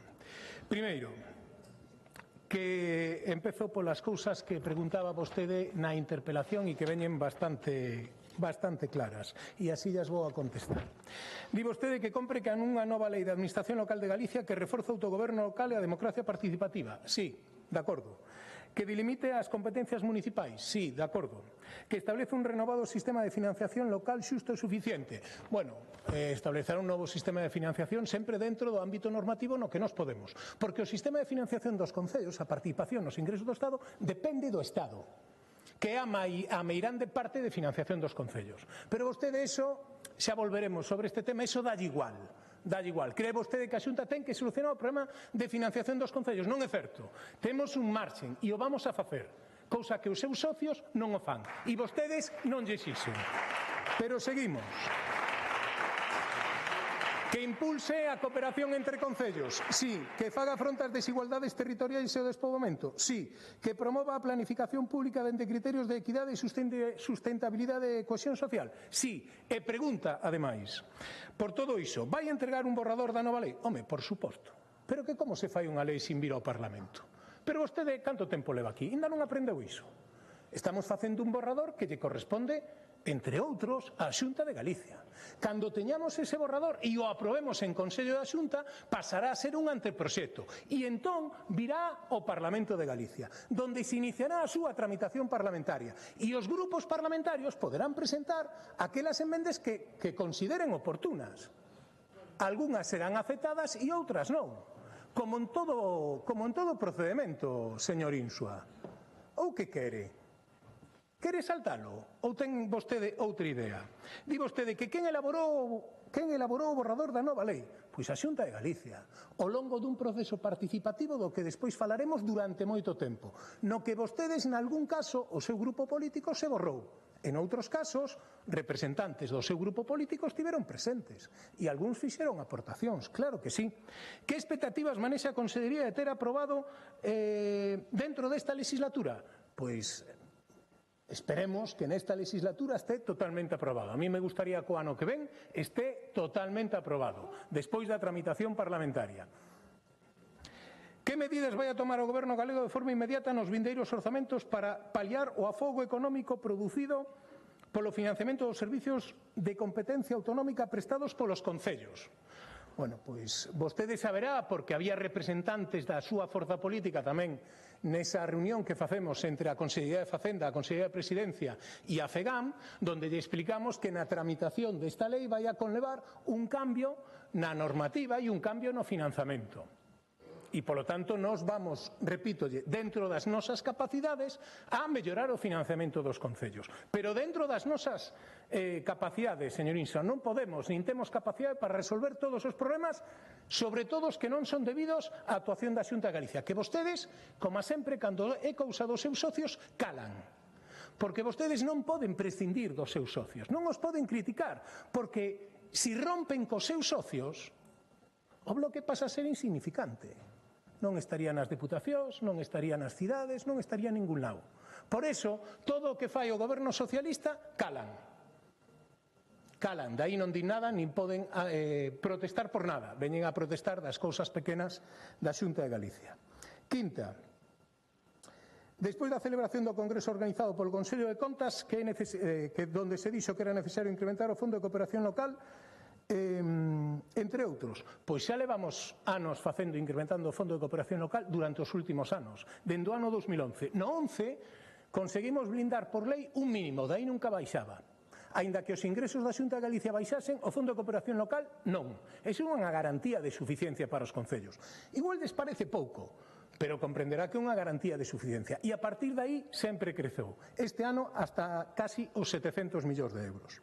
E última, ten pensado o Goberno galego cumprir algunha das 21 resolucións en materia de financiamento? Seguro que sí, señor Insua, moitas delas. E agora a partir de aí lle vou decir o que vostede dixo e contestar algunha das cousas que creo que é necesario. Primeiro, que nos impoñamos obrigas e competencias. Mire, as últimas obrigas e competencias que se les impuxeron aos concellos foron as do seu socio. E sabe que fixo vostede? Calar. E o seu grupo, calar. Cando se votou a Lei de Benestar Animal do Congreso dos Deputados, que votou o Bloque? Pregúntolle aos seus concellos o que lle supón aos concellos as competencias que lle asignaron coa Lei de Benestar Animal. Pregúntelle a calquera dos seus concellos. A ver que lle parece. E que votou o Bloque? Nada, o Bloque ali vota que sí. E non protestou, nin lle dixo nada ao Partido Socialista. Ali calou. Agora sí, ven a falar aquí. Claro, agora sí. Pero ali calou, non. Ali calou e non dixo absolutamente nada. Pero como esas hai moitas máis. Cando se falou da normativa de retirar amianto de todos os edificios sin ningún tipo de axuda, que dixo o Bloque no Congreso dos Diputados? Nada, ali calou. E máis, que di o Bloque ante toda a situación que estamos vivindo no Congreso dos Diputados? Pois o vimos, señorías, non o perdan, a semana pasada, ou hai semana e pico, cando o seu insigne diputado no Congreso dos Diputados amenazou a Pedro Sánchez e lle dixo que cuidado. Lle dixo, ollo, que isto non é un cheque en blanco, textualmente. Pedro Sánchez ainda está temblando desde ese día. Está temblando, porque despois de semejante amenaza do Bloque Nacionalista Galego, é a primeira vez que o goberno de Pedro Sánchez está en perigo. Esa é a súa actuación do Bloque defendendo Galicia, porque, repito, se rompen co PSOE, xa non terían nada que facer. Pero isto chega aos extremos, que ven aquí a falar do tasazo, do tasazo da basura e di vostede: recoñece que é certo que este é un imposto de Pedro Sánchez, pero como vostedes o cobran, a culpa é súa. Sí, dixo isto aquí, recupere o diario de sesións. Como vostedes o cobran, a cousa é súa, repártano. Como que repártano? Perdón, isto é unha imposición de Pedro Sánchez, que non tiña por que ser así, pero o seu socio decidiu que fose así, señor Insua. E vostedes que dixeron a iso? Nada. Como sempre, calaron. Aí non falan absolutamente nada. E agora, que é Sogama que ten que recaudar porque é a donde levan o lixo, di vostede que a culpa é de Sogama. Pero como se pode ter tanta cara política, señor Insua? Pero por que non lle din aos seus socios, aos seus compañeiros de viaxe, dos que non se poden librar en ningún caso, que eso non se faga? Nos botan a culpa a nós, pero aí chegan vostedes. E di que a Xunta non fai nada ou se acaso fai pouco. Pois facemos bastante. Falaba vostede tamén do partidismo das axudas, falando da financiación aos concellos. Miren, nesta consellería pediron axuda a 33 concellos do bloque.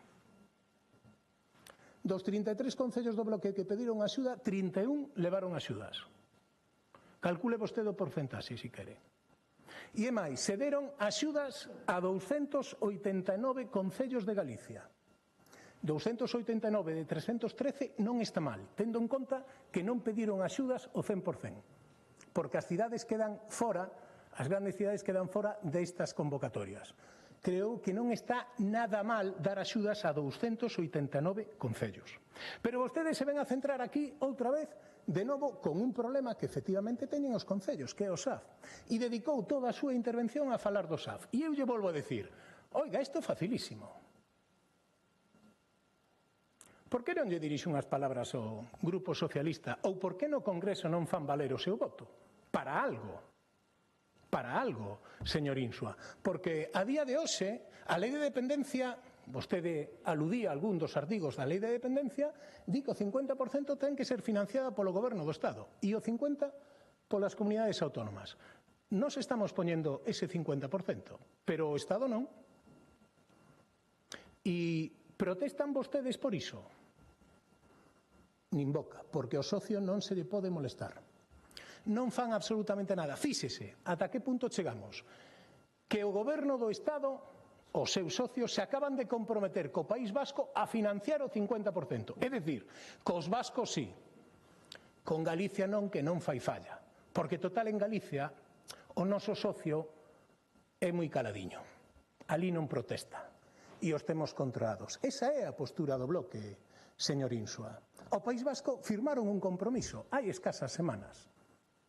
Por que non exixe vostedes que o firmen con todas as comunidades e que o firmen con Galicia? Porque se a Galicia lle pagaran a débeda xa acumulada de máis de 2.500 millóns de euros que xa levamos, non habería o problema do SAF, señor Insua. Pero non o fai. E que fai o bloque? Botar culpas á Xunta que é o que sabe facer. E claro, olvida vostedes. Ao final, a competencia municipal do SAF, sabe vostede quen lle asignou? E aí levan o pecado, foron vostedes. Neste caso non foi os socios, foron vostedes co señor Quintana. Aí, na Lei de Servicios Sociales, dixeron que os concellos eran que tiñan que levar a cabo esta prestación. Foron vostedes, e iso o levan como unha lousa en riba dos ombros, e para evitalo o que fan é falar de calquer cousa menos eso. Por lo tanto, señor Insua, vamos a presentar unha nova lei? Sí, por suposto. Nesta legislatura? Sí, por suposto. Vai a comprender ou vai a tocar todos estes asuntos que vostede escribiu na súa interpelación? Sí, por suposto. Pero recorde, se vostedes queren ser útiles, falen cos seus socios de goberno. Porque se non falan con eles, hai moitas cousas que non se solucionan, señor Insua. Nada máis e moitas grazas. Moitas gracias.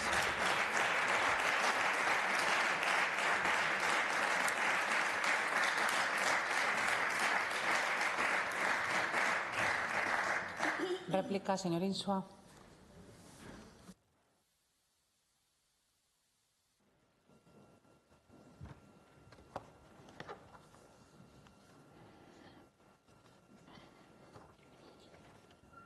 Grazas, presidenta. Señor Calvo, eu son xurista, non me vai a enseñar a min como se tramita unha lei, ainda que leva aquí menos tempo que vostede, que leva toda a vida dedicada aquí á política, non? É dicir, algún tamén traballa fora da política, traballou.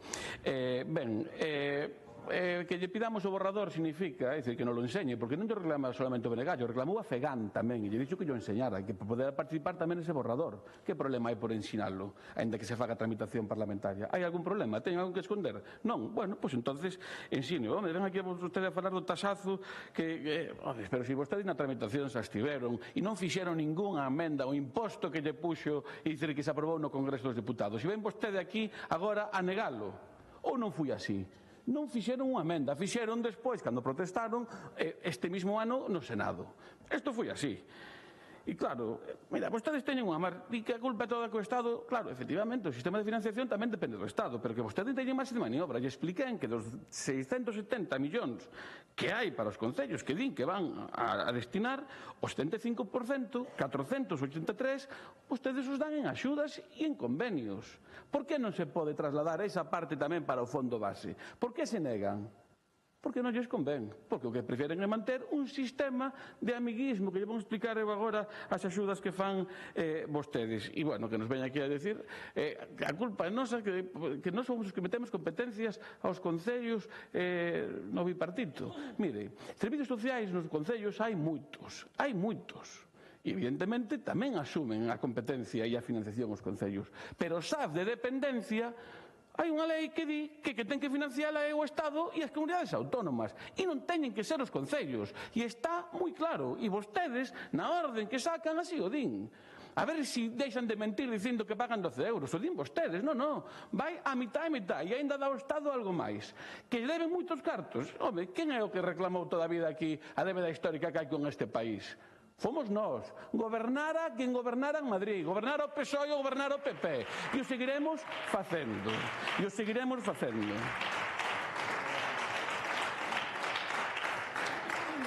A lei que tiña que actualizarse, pois claro que é importante, porque temos que blindar a financiación dos concellos dunha vez por lei. Sabe por qué? Porque hai xente que di que hai concellos de primeira, de segunda e de terceira. Mire, Julio Llebra, alcalde de Carballedo. Hai concellos de primeira, segunda e terceira e os rurais téñenos na última. Alcalde do Partido Popular. Se miramos as novas que salen dos concellos de Lugo, bueno, nos concellos salía tamén. É dicir, que hai un maior saldo negativo tamén que se mantén en Ribadeo e Pol, ambos con desfases cercanos. Bueno, concellos con saldo negativo, aquí están, os 15 concellos de Lugo. Mire, vostede xa que falou que das axudas, non? Que dá vostede a súa consellería. Voulle falar de axudas. O que pasa é que, bueno, xe vou medir a comarca das Mariñas. Mira, fixen as contas dos convenios que fixo a Axencia de Turismo de Galiza nos últimos 6 anos, desde 2018, na comarca das Mariñas. Queren saber cantos convenios fixo a Axencia de Turismo de Galiza? Con Riotorto, 0. Con Alfoz, 0. Con Ourol, 0. Con Muras, 0. Con Vicedo, 0. Con Xove, 0. Con Burela, 0. Con Lourenzá, 0. Con Foz, 0. Con Trabada, 0. Con Barreiros, 0. Con Valadouro, 1. Porque, claro, cambiou. Con Viveiro, 2. Claro, porque tamén son 35.000 euros, pero 30.000 no último ano. Con Cervo, 1. Con Mondoñedo, 3. 77.000 euros. E sabe cantos fixo con Ribadeo? 9 convenios entre 2024 e 2025. 706.000 euros. Este é o método Baltar. Convenios, bueno, pois para quen é do bebé. Solo a Axencia de Turismo de Galiza. Se a isto lle sumamos os 14 convenios que se fixeron que non eran da Axencia, 1.241.000 de convenios, sí. E 11 dos 14 feitos no ano 2024. E se a isto lle sumamos dos convenios tamén con Ribadeo de Agader e con un convenio máis tamén de Augas de Galiza, de casi 7 millóns de euros, co Concello de Trabada. Estas son as axudas e a política que fai o Partido Popular. Convenios de amiguismo, financiación dos concellos discriminatoria. Isto é o que fan vostedes. E só me centrei nunha comarca, que eu non nego que non teña que levar cartos para Ribadeo, pero que está claro é que o señor alcalde de Carballedo o ten moi claro e ten moita razón. Concellos de primeira, de segunda e de terceira. O del debe ser da terceira. Eu xa lle digo sempre que a ver se despertan, é dicir, os alcaldes da boina, porque aquí os que dirixen o Partido Popular, os do Birrete, pois parece que non lle dan o que queren.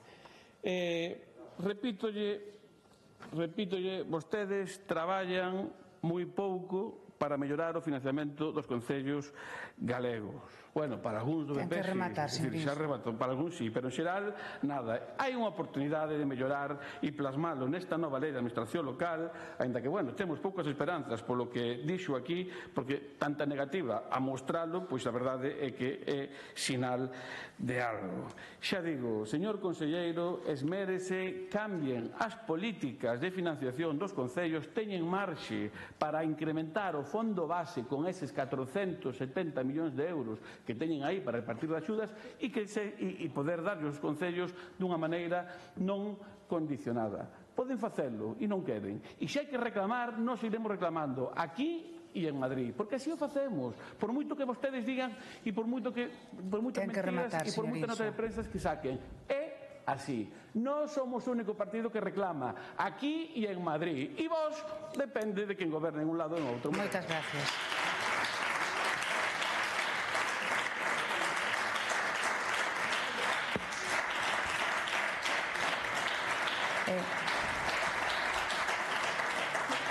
Señor Insua, non me corresponde, por suposto, entrar no debate.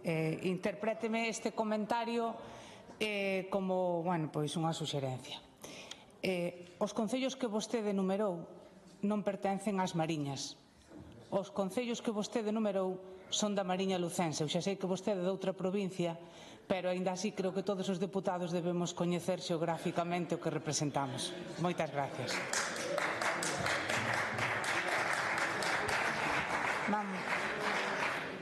Para darlle resposta, ten a palabra o conselleiro de Presidencia, señor Diego Calvo.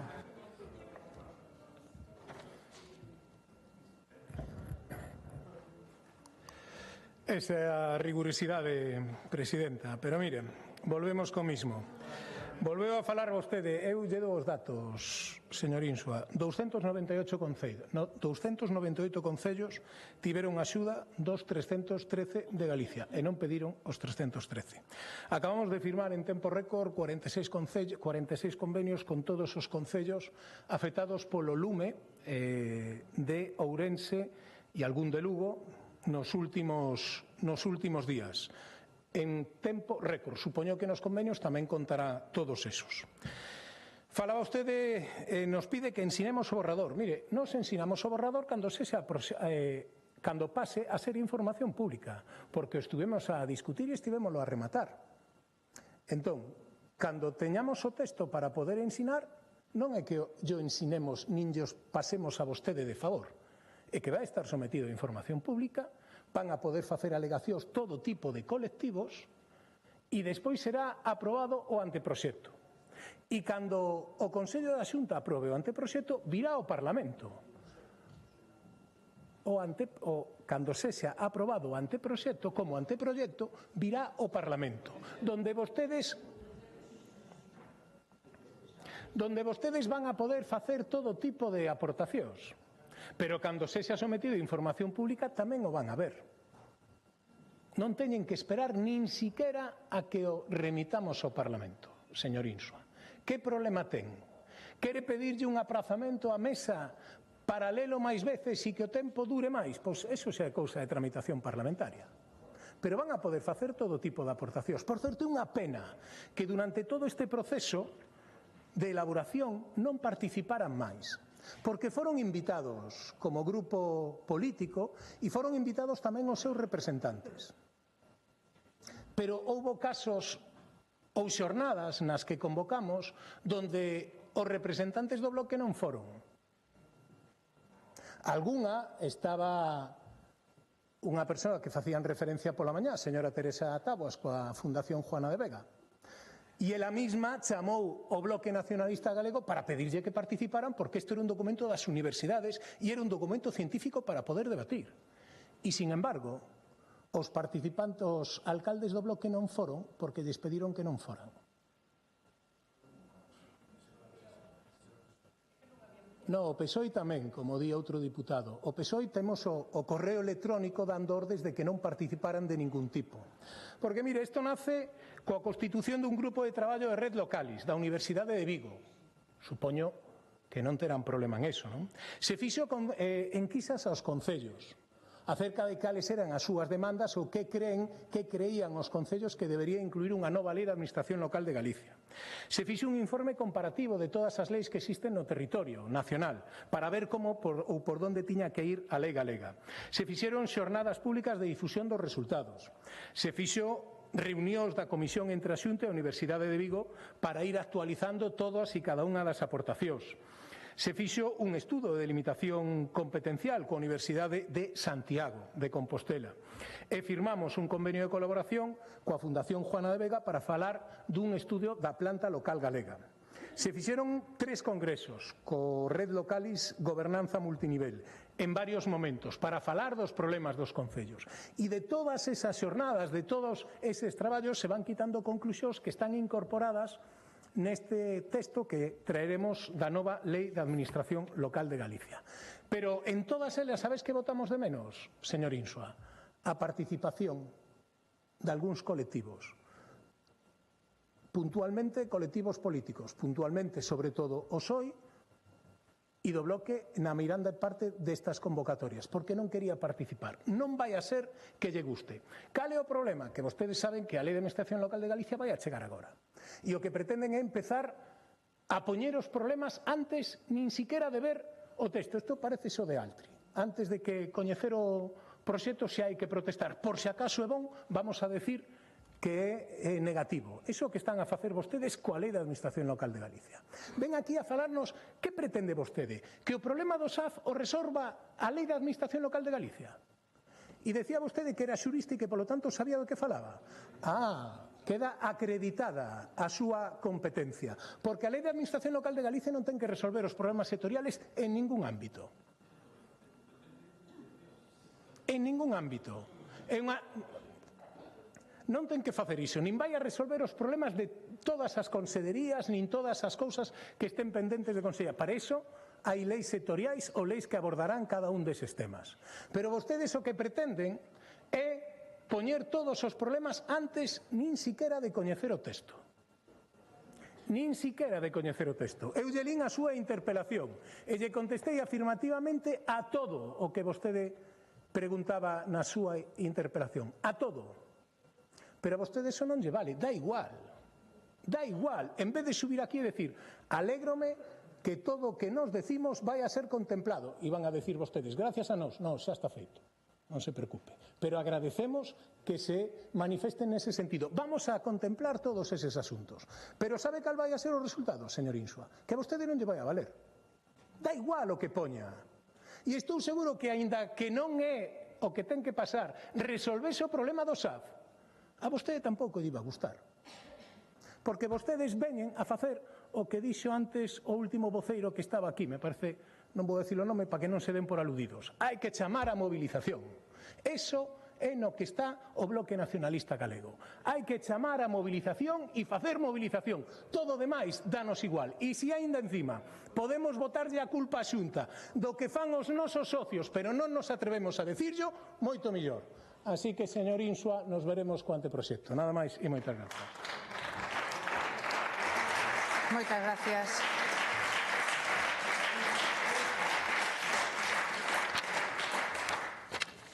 Pois rematado este debate, suspendemos a sesión e será reanudada ás 16 horas. Bo proveito a todos e todas.